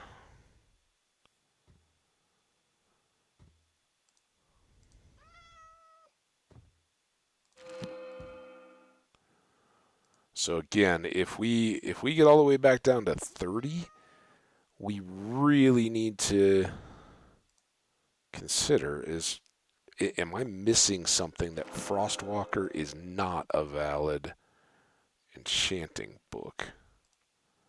Pretty sure you can get it. I'm pretty sure if I was looking for Depth Strider, I'd be getting Frostwalker all the time now.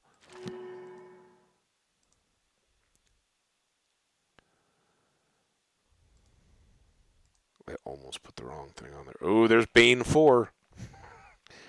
Oh, Troy had to leave for dinner. See, that's what happens. You leave for dinner, you miss out on the chance to beg me to take Bane 4. Nothing.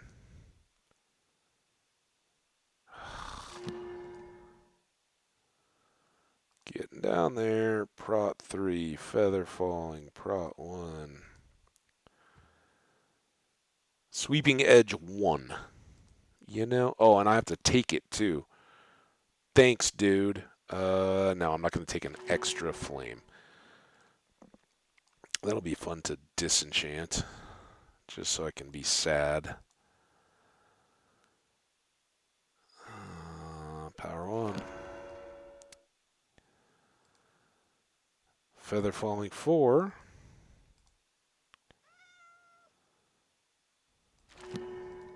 1. 33. Come on, man.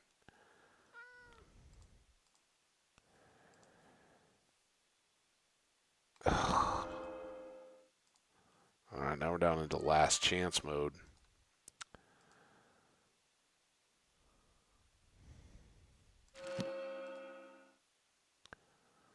Two more.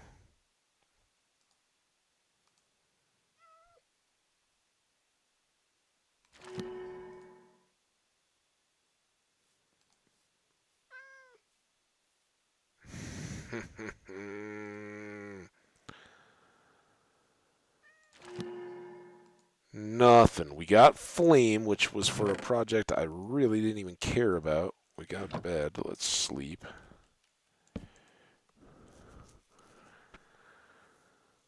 Oh, ho, ho, ho.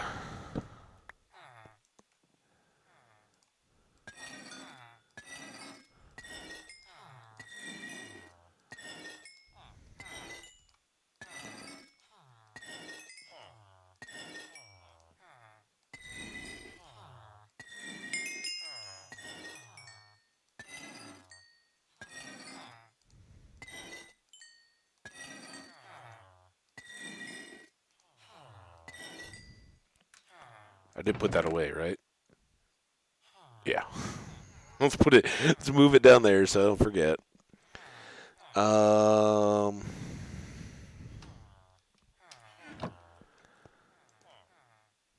Good news is we now got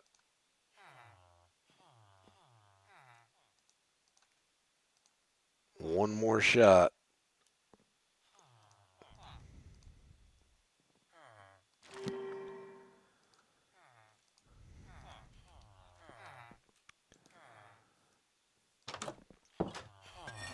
Hello, sir.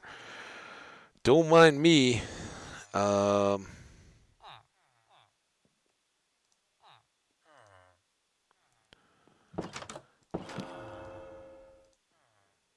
gonna go all the way if I can, because I don't.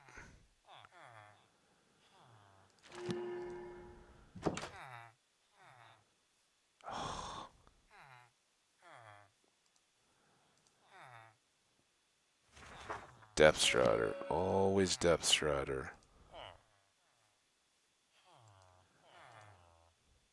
I just know if I was looking for other stuff, we'd be seeing these all the time. I have seen these all the time. Sweeping Edge 1 again. Thanks, game. Fire Prot. Strider 1. No. Knockback 2. Efficiency, protection. Just to make sure, we've got Fire Aspect. We already have Knockback on there. So we don't need any of those. Just making sure I don't forget something here. So please, please, please, please, please let me know in the comments if I'm forgetting something and Frostwalker isn't a deal. I'm certain we've had it before, right?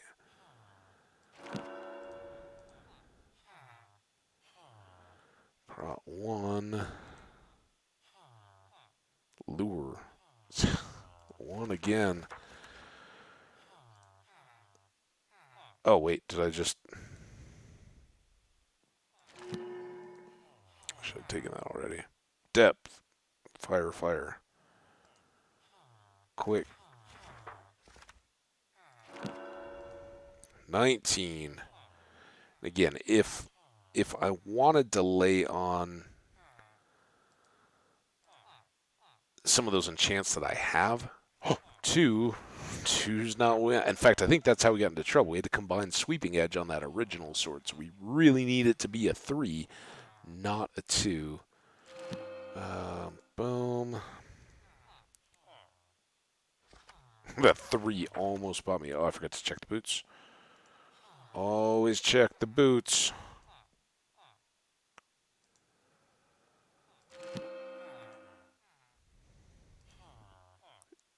So ideally, we see one of these awesome things, and we can't get it, so then we have to go get levels and come back when we have enough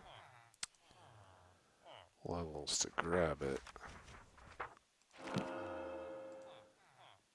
Boots. I'd love to just even see a low level.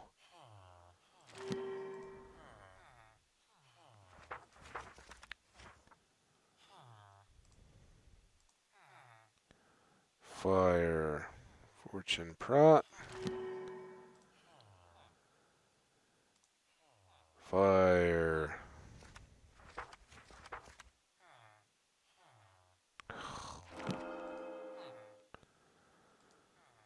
So many levels.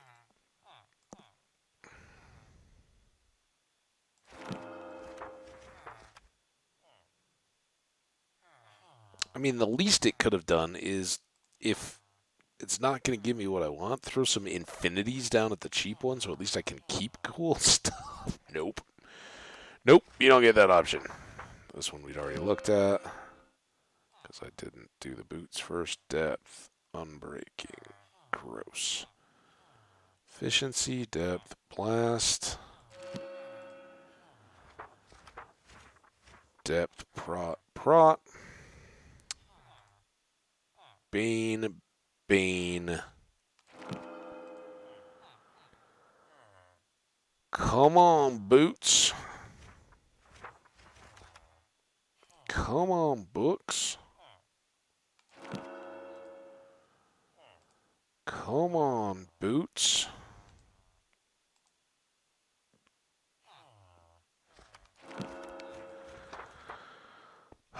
Again, what a merry ride we ride.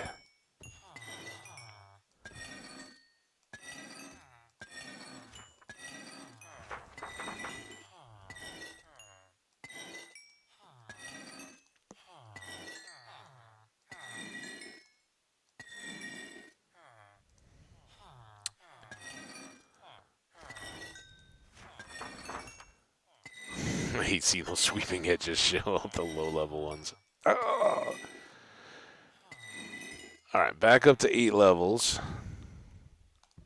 Ooh, we're almost out of lapis.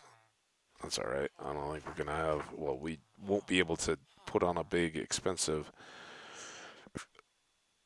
enchant anyway.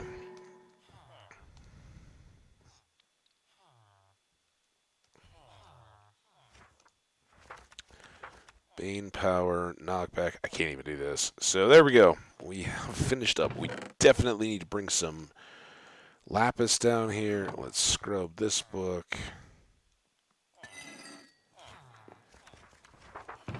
Put it away. The boots away. Well, that was a big.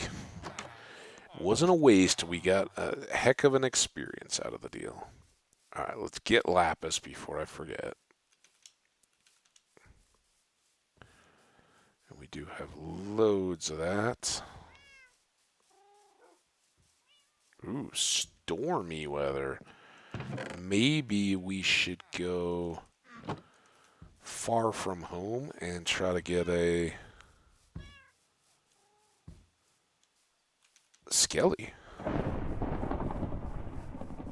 Or church creeper. Ooh.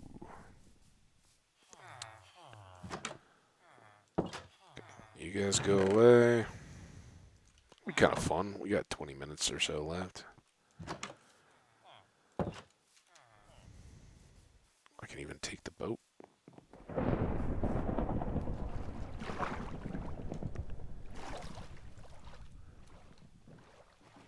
Get away though. I don't want my buddies to get hit or taken out. Hopefully their guardians will take care of them.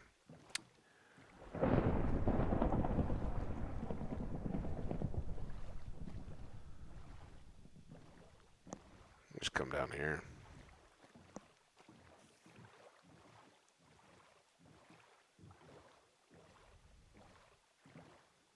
You know, near the farm, but not in the farm. Sound good? We haven't spent much time over here. Oh, and the first person we see is a witch.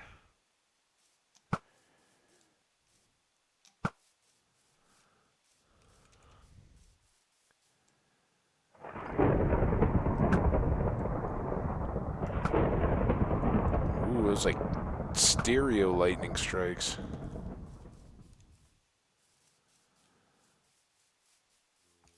Just give me the lightning trap.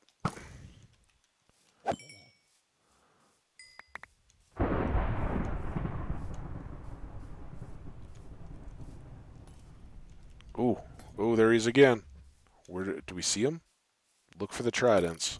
Where are they sticking into the ground from? Back that way? All right, let's eat up. Ow! Hey, cow! Who just hit me? Not cool. And no, oh, you're right there. Oh, it's rainy out. So he can come out. I was like, what? No trident. We already got one. Neener, neener, neener. Oh, should I be... Maybe I should be doing that. If I see creepers, can I hit them?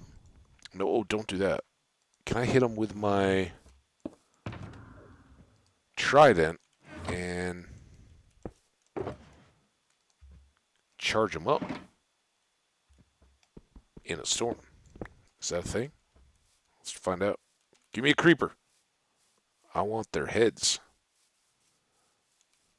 Or can I, Oh, get back here.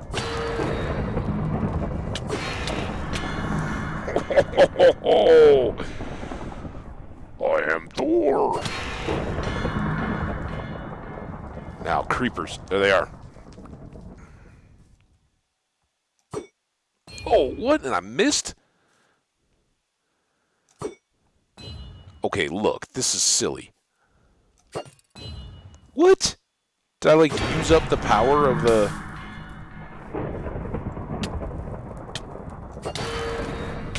Oh, dude, stop. Would you stop? Oh, okay, they're creepers. Now, what, Does that give me a head? No!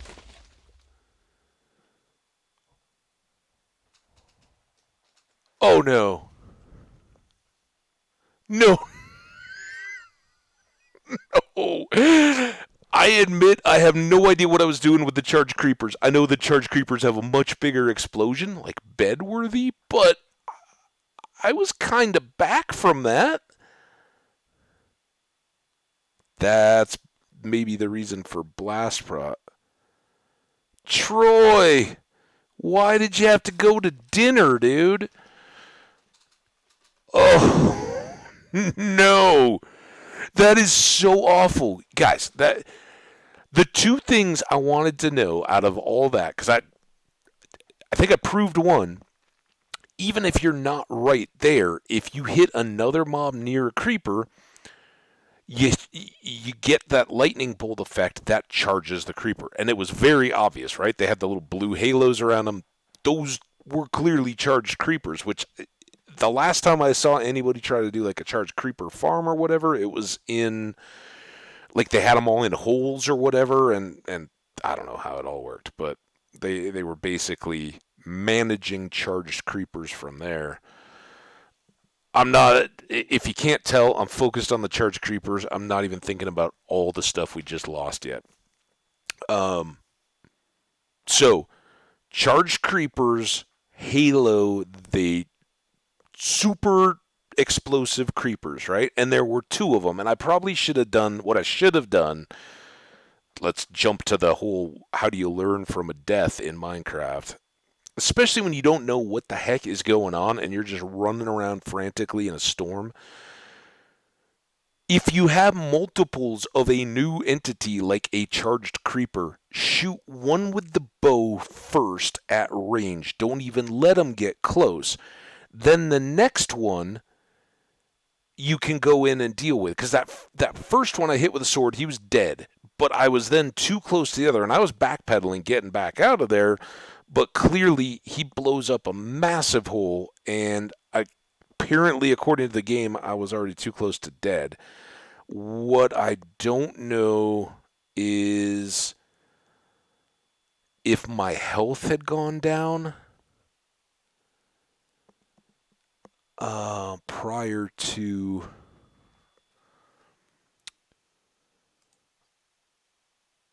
prior to it. Oh gosh.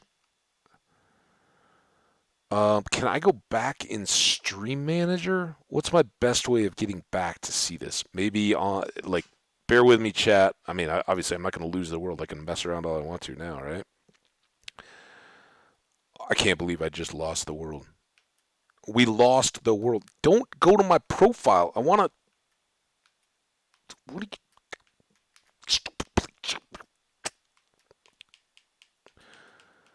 will it not let me go back because we're still live? Oh. Uh,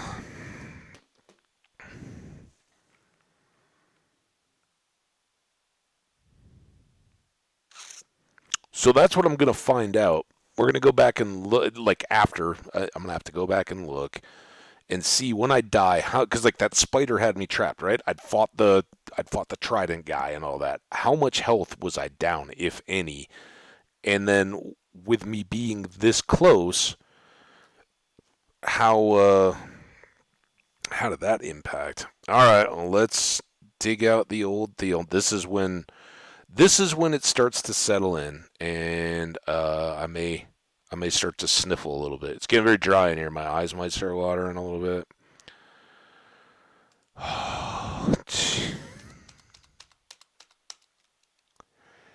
That was like, I, God, I just don't even know. All right, first of all, wonder. We don't know the day yet. We'll check that. It was a lot though. Score, and this is how long it's been since I've had one up here. 71 167. Let me get. I haven't shown this yet, have I? Death scores. Boom. All right. This should show up. You guys should see it momentarily here. There we go. I mean, I guess my voice is delayed too, but all right. So we're all looking at it. Um, Wordless Wonder I already put in. Day we don't know yet. We'll get back to the game and check the F3. Day 4 to 500, I guess. How are we gonna write this one up? Using a trident. Trident. Let's capitalize it. Charge. Roll creepers at once.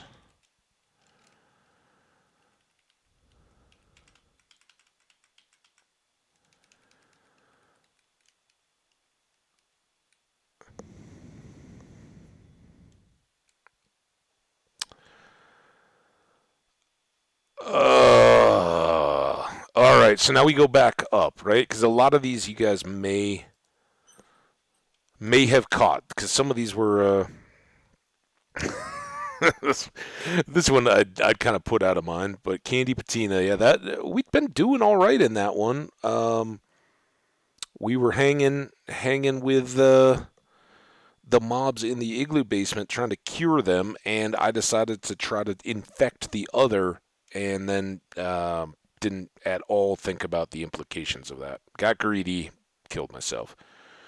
Um, this one was the one where we were going up the stairs, I think, to the like the Iron Mountain. Oh no, this was a Dripstone abandoned mine. Oh yeah. And I kind of got salty about that one too. But we hadn't gone very far in that one, so I didn't wasn't too upset. Except that I think we had a pretty good spawn in both of these.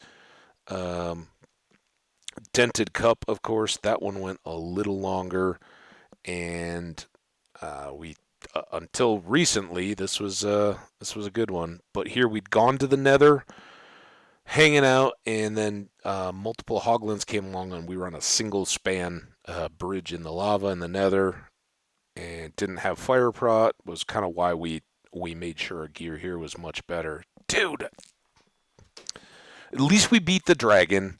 At least we're moving forward, but I never got the gunpowder to be able to do the netherite. I never got the wings to be able to fly around. I was seriously like, should we go ahead and clip some sugarcane and make some wings and just do a fly tour of the base? I figured, maybe Troy comes back before we wrap up. I'll give him a little tour. I'm not sure how much he'd seen. Well, now that's all gone.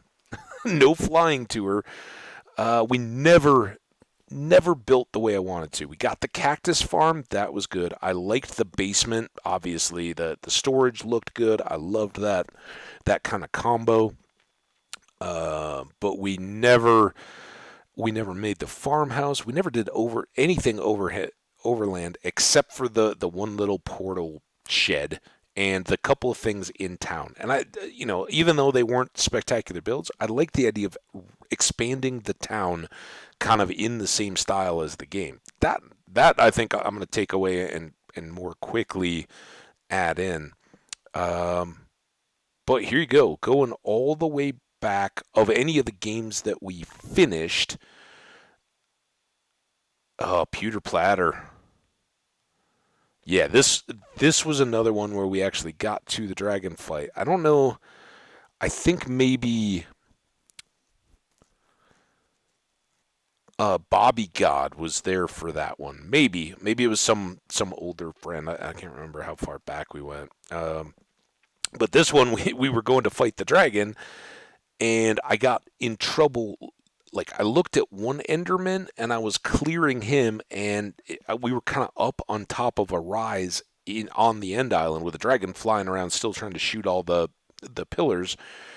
And as I swung the sword at the one that was coming at me to hit me, um, it was catching others' faces that were out lower down on the island in the distance, and they'd teleport over, and all of a sudden I was just boom, boom, boom, boom, boom, getting wrecked.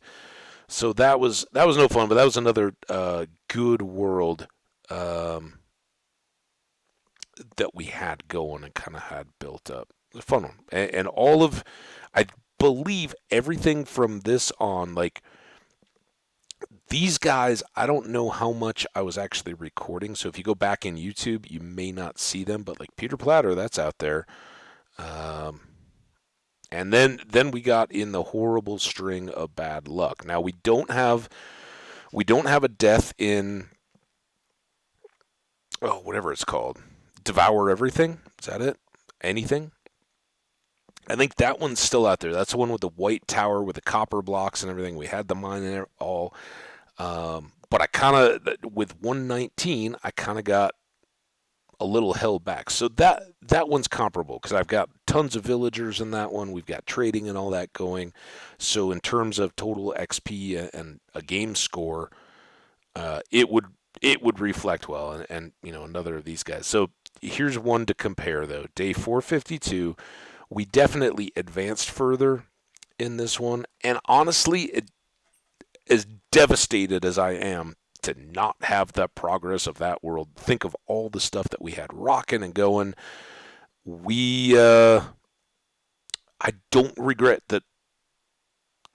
I don't know. I hope you guys appreciate, or somebody out there does, other than just me, that rather than like, hey, how do watching 15 YouTubes and figuring out how do you safely set up a charged creeper to figure it out? I got the trident. I've never is it slow cooker?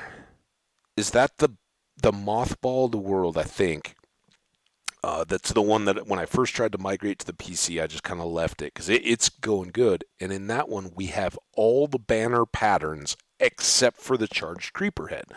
And for those of you guys who don't know, what I was trying to do here was use the trident to charge the creeper, which I now know with charged, if you're in a storm and you hit anything around a creeper, that will charge them, right? So now we're good. Now all I need to do in the future is make sure that I don't do that around multiples, and I figure out what is it we need to do to then safely get the head. I think, and I don't know, we'll go back into spectator mode and see if we can see it laying on the world. In fact, we should do that right now because we may not get the chance. I'm going to get rid of this. Let's go spectate world. I don't want everything to despawn. No, we're back at the deal. Go up. Please let us get back over. Am I going the right way? No, gotta go this way. Go. Please load enough. Can I fly faster? Can I sprint fly? What's going on? Get me to the death spot. It's pretty much straight on from here, but we got to go over the flower forest.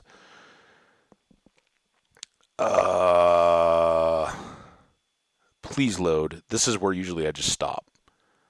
But if I give this enough time, will it load the world? While we're doing that, let's pull up some... Yeah, there we go. Getting close.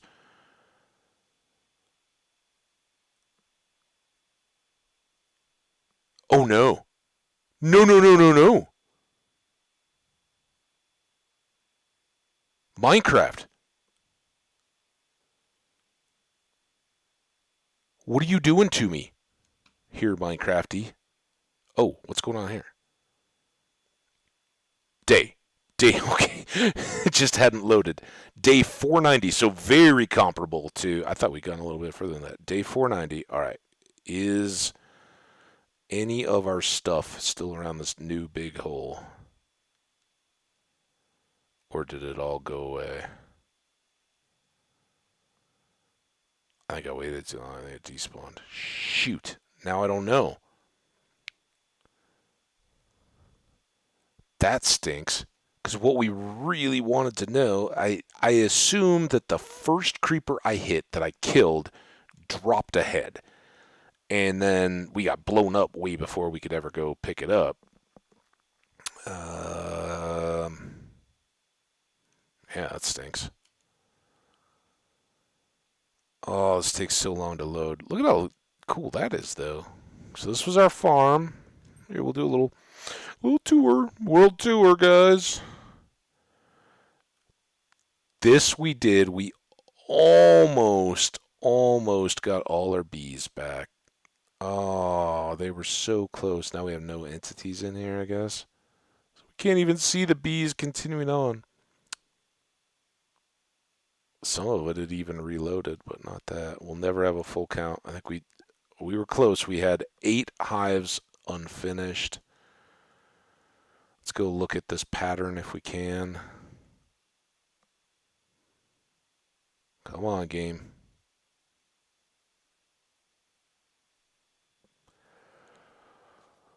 Oh.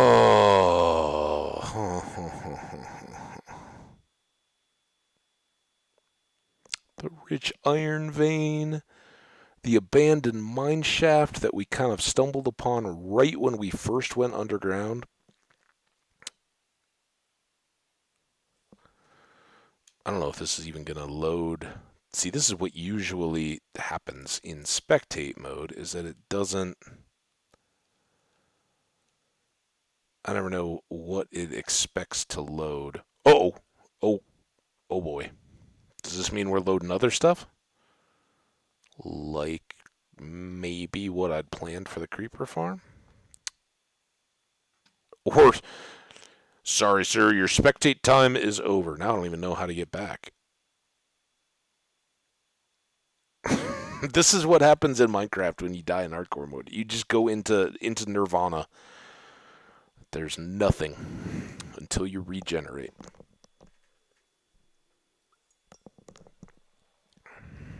I think that's Buddhism, right? I'm not real. I try to have a healthy respect. I'm pretty sure it's Buddhism that you have the reincarnation and I can't think of the word, stura. Is that it? The levels of reincarnation and where you move. I don't think that's right. I should just shut up. Stop talking. I don't want to. Please don't let me offend you. If you're a Buddhist and you understand this stuff and have grown up with it, I'm just a streamer that respects you and doesn't know all the lingo and terminology. Okay, I don't see that this is loading. I think I broke it. That's east. This is west. We'd have to go. Well, that's weird. So maybe it'll only go so far from spawn. It's cool that it like kept all that so loaded. It's got like this stripe.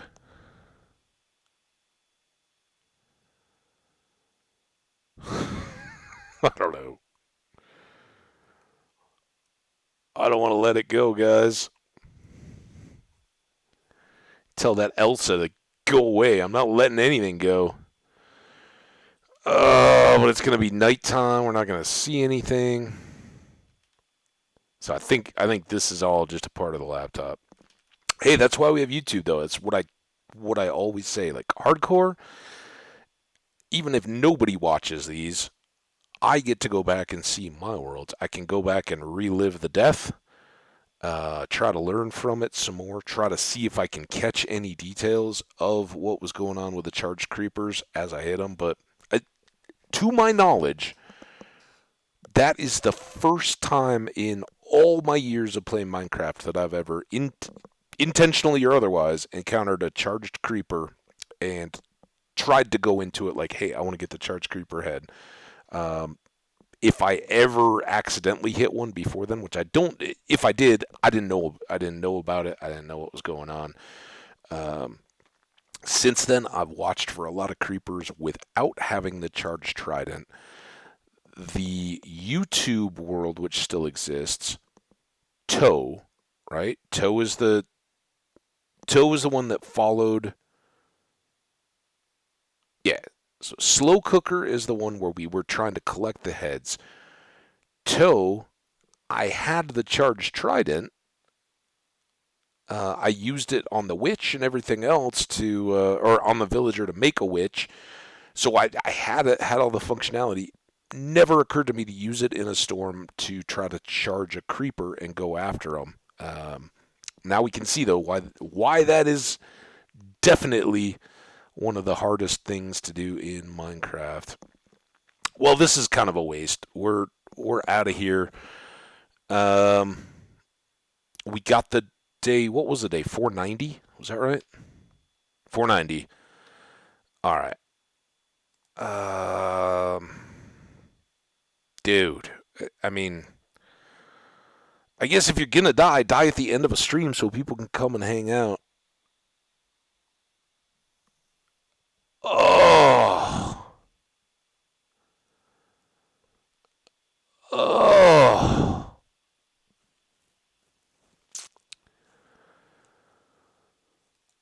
Day four. Oh, here you guys can't see this again. Let's put it up in the marker.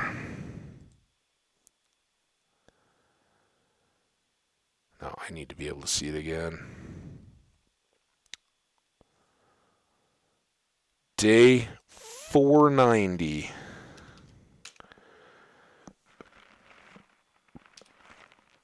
Oh no. Now I see how that igloo basement one got all messed up. Alright. Save this. So that's 71 167. I think I do have higher scores. Maybe not on this sheet. 17 141 772. New World. I think that was my first world ever on this machine. Oh, dude. that Seeing the parentheses. Tried to swim in lava. That didn't mean anything. After Elytra crashed, it brings that whole world back to me. I had this, like in the Nether, had the same kind of road scene, but I know in one section I used basalt, and it was a diagonal road. So I'd done like the three across. This is what I do. I spare you guys from doing. It looked beautiful. I made it so that the middle ones were all faced the same, and then the outside ones, it had this like awesome little herringbone pattern going where everything was placed intentionally at a, I had to turn my dude to make sure that everything got placed right, and it looked so good. And not to mention, 141,000, so double what we had in less days. But I had all the farms and everything set up. I'd done a ton in the Nether or in the end, but I wasn't. That was kind of one of the ones that I was looking at YouTubing, and I didn't. I can't. Habage. Here we go. So this is where we kicked off because I had this. My old laptop crashed out, and I got this one kind of with the all right, yeah, maybe I could start doing some YouTube stuff. So while I was doing this, I was learning about OBS and all that kind of stuff. Um, but it was about here where I was like, you know what? Let's start streaming. And if you go back to YouTube, you can watch day one. I went for like a 5 hour YouTube stream, and the processing on it was just a disaster. It got copyright claimed because some music played in the desert temple, and I total deal. But they were like, "Good luck, Sonny. You go have fun, and we aren't gonna worry about it. You're not gonna be getting any revenue off this anyway. So have fun." But I was having fun. We got the first time streamer total luck deal where I laid everything out and had the spawn. I set up a little base right between a desert village and a temple on water, so it was connected to the ocean. I could have gone wherever I wanted. Um, and I, like already got all the villagers' crops. I had all the food set up. I was making my mini little, like, 16 long farms, but just right on the water's edge with no iron buckets or anything like that. Had raided the temple, and I think we got an enchanted golden apple. Very first chest, very first desert temple, and I was like, that's it. There is such a thing as streamer or recorder luck, right? You go on, all of a sudden good things happen that you never get. And then I went back upstairs. I was carving out the temple. The temple was going to be my base, so I like had it lit up and everything. And I think the creeper either went all the way to the top of the pyramid or dropped right through, walked in through one of the doors or something I left open in that upper tier of the desert temple. dropped right down behind me, and while I was in a chest, so good. Definitely, it's right at the. I think we started out this next world, which was a pretty good one. Um, and this one, I was just into the Nether, and my portal had dropped me kind of up above the Nether, and we were kind of working down to the lava level, so I could do exactly what I do every time: move the portal down to the lava, and then explore from there. I gave it a real good shot, and then like a total derp, I fell off it was in a basalt delta. I fell off the basalt chunk and um, couldn't get out because there was no block there at lava level for me to hop out of. I was kind of just it didn't last long enough for me to get out because I didn't have armor. I was doing like the go into the nether quick. Let's see if we can see what's around there, see what we're set up with. Had no yeah, I was probably in like iron armor at the time, but it was a fun one. I still remember. And then here we were talking a little bit before about Magellan. This was the Elcano world. Elcano was the backup or the next captain, the guy that took over. And yeah, I talked about it at the time. I still remember that one. I was fighting the Skelly, and an Enderman came up behind me, and as I was fighting the Skelly, he just wrecked me. Oh, vanilla brewed coffee. Remember that one? Loved that world. That first of all, that was the world where we came up with Skelly Creeper games because it was around the Summer Olympics, maybe. Um, you can you can see because Olympic flyover filled that stepped into ravine. Um, it was beautiful. It was in this little valley, and we built into a cliffside with like a water, the end of like a little river inlet thing that came up. We had a boat parking and a jump on deck with flowers hanging down and all this beautiful stuff. And I was terraforming the whole valley. There was like a ridge in the middle that I didn't want. I was going to do terraced farm stuff like what Troy more lately was saw me do. I had a whole layout, and as I was terraforming, I'm like, dude, we can use these creepers. Let's go hit them, get them aggro, but try to have the skellies shoot them. And if they don't, they blow up, and it starts. It's still breaking up all the stone and all that I'm trying to get out of the middle of this deal.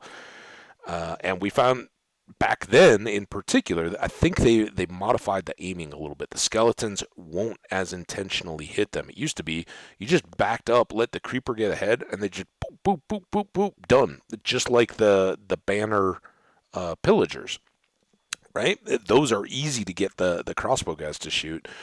The skeletons used to be like that, so we had all the discs just as a fun little side thing while we were spending the nights while we're trying to terraform. Uh, Fell in lava, I exposed in a cave. Oops.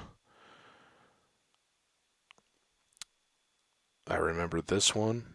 Oh, this one was the one with that white, little modern looking house up against the water. That was fun.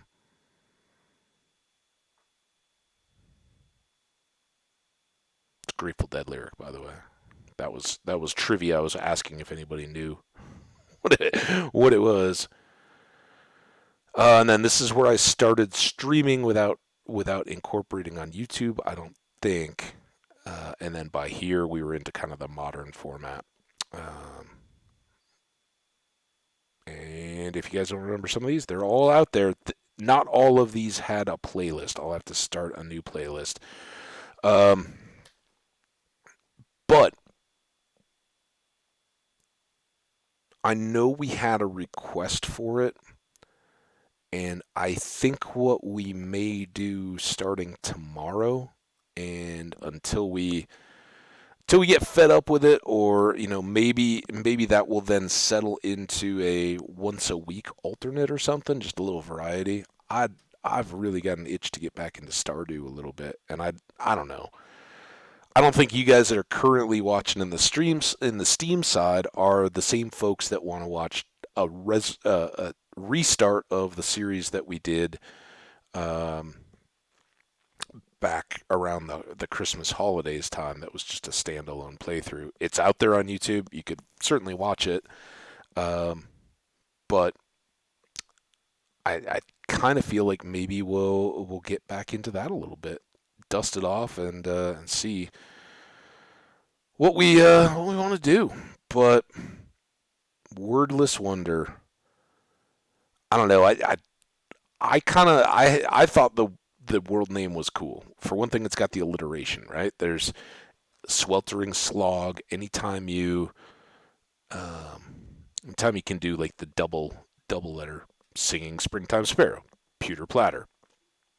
I think they just stick out. Footworthy fellowship, Lord of the Rings reference, throw away. Um, those always have kind of a ring to me. So I don't know, but I did get a lot of kind of offline feedback that people would come see the name of the world and come and be like, "Why are you talking?" He said this was wordless. I'm never gonna be Twitch streaming stuff. It would be kind of like, yeah, this is the I don't talk at all stream, or I just make exclamations on the world. I don't think I'm ever gonna do that. You guys are stuck with me, so there you go. But I would reconsider that if you're ever naming a world and you're creating content. Throwing a wordless in there, yeah, we were talking about like just being stunned to silence by such an awesome world spawn or something. Um, the message didn't resonate, especially with people that would come in and I didn't explain it every day. Dude, we're supposed to be going back and getting all our cooked up copper and just parking the game at our zombie spawner so that we can have a whole bunch of XP ready to go. Oh man, oh man, oh man. I'm bummed. I know I don't scream and yell and all that. And I was too shocked. Like honestly, that's kind of why I'm okay with hardcore, right? Especially this one. It sucked. It is gonna suck all night tonight.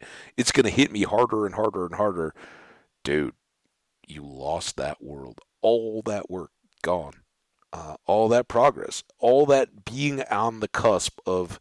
We were, it was last weekend, but we were a week, and then I was off for a couple days from having gotten shulkers, having gotten our wings that I never even got to use. I didn't even like jump off a cliff and just gravity glide on them because we didn't have any rockets, so I didn't even bother. I was like, oh, well, we're gonna make the gunpowder farm, um, and that's one of the things I still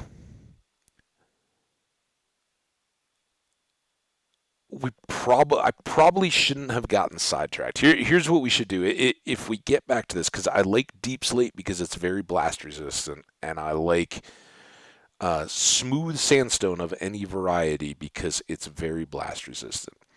And if we end up, the farm doesn't have to be sandstone, and it really shouldn't have been smooth sandstone.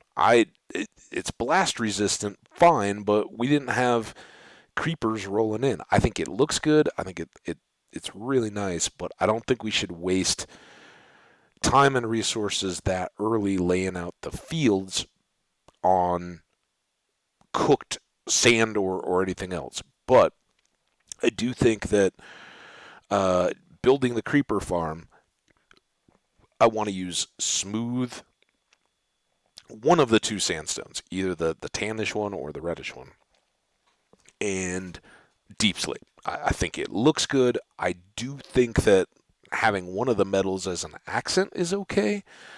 Um, but I don't know. And the more I think about it, the more the external part. Because what I was kind of thinking, if you know um, what the outer roof of the creeper farm here, I'm trying to figure out how to get rid of this. What that means in terms of of logical keep was creeper farm. You know that if you build it down to the base, the bedrock, right? You've excavated your world. You've used a TNT blaster or whatever world eater. You get all the way down there, and then you build up the farm towers, and then at the top you make this big flat roof that covers it up.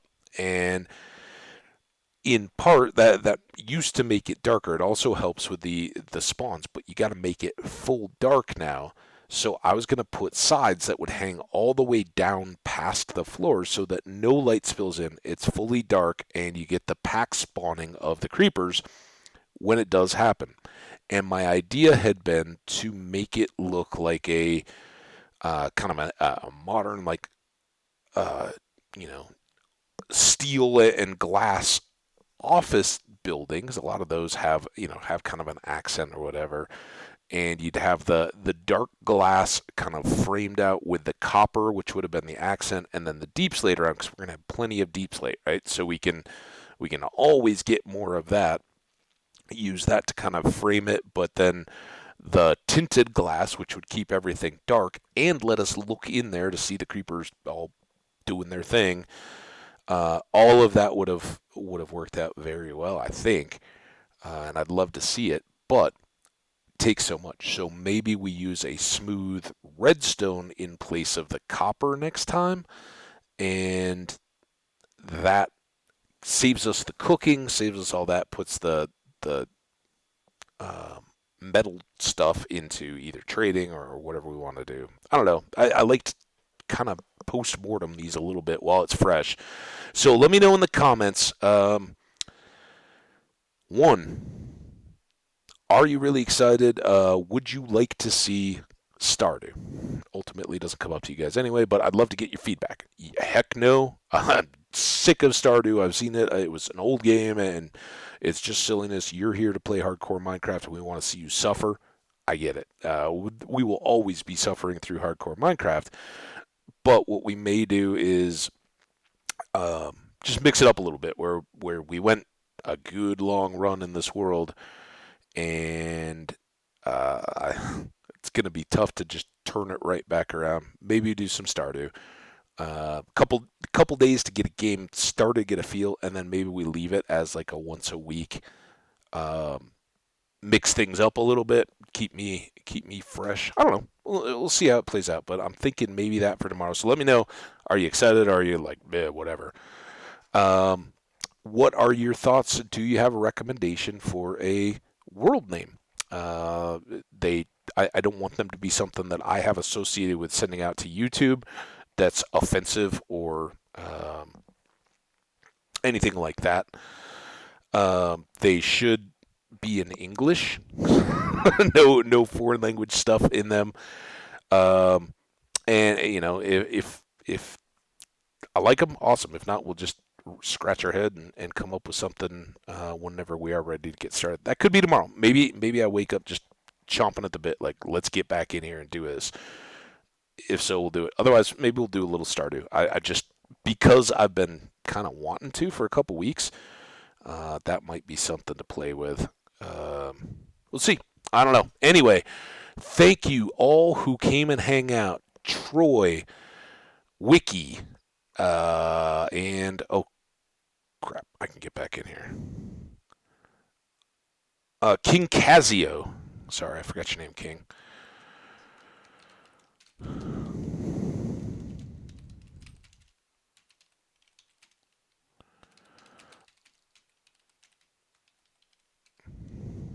Uh, well, there it is. All right. King Casio, Troy Warzone Gaming, Pooping Wiki. Thank you all so much. It was great having you guys in chat. We'll be back. We'll do this again, and maybe we'll have a little Stardew along the way too, just for fun. Mix it up, refresh, and get back in there. Anyway, I'm out of here. We'll be back tomorrow, maybe a little earlier. So stay tuned. Watch out for that Twitter. If you haven't already, if you're here in Twitch, catching these VODs, maybe they catch a little bit of hype on the fact that we just lost a longish hardcore world. Go ahead and hit that follow button so you know when I'm going live and can come back and laugh at me in chat next time. If you're over on YouTube and you're enjoying likes and comments, they still fire me up, fuel me. You guys are my roots, and some of you maybe remember some of those worlds we revisited here after we lost this one. Take it easy, stay awesome, everybody. We will see you back here tomorrow. Bye now.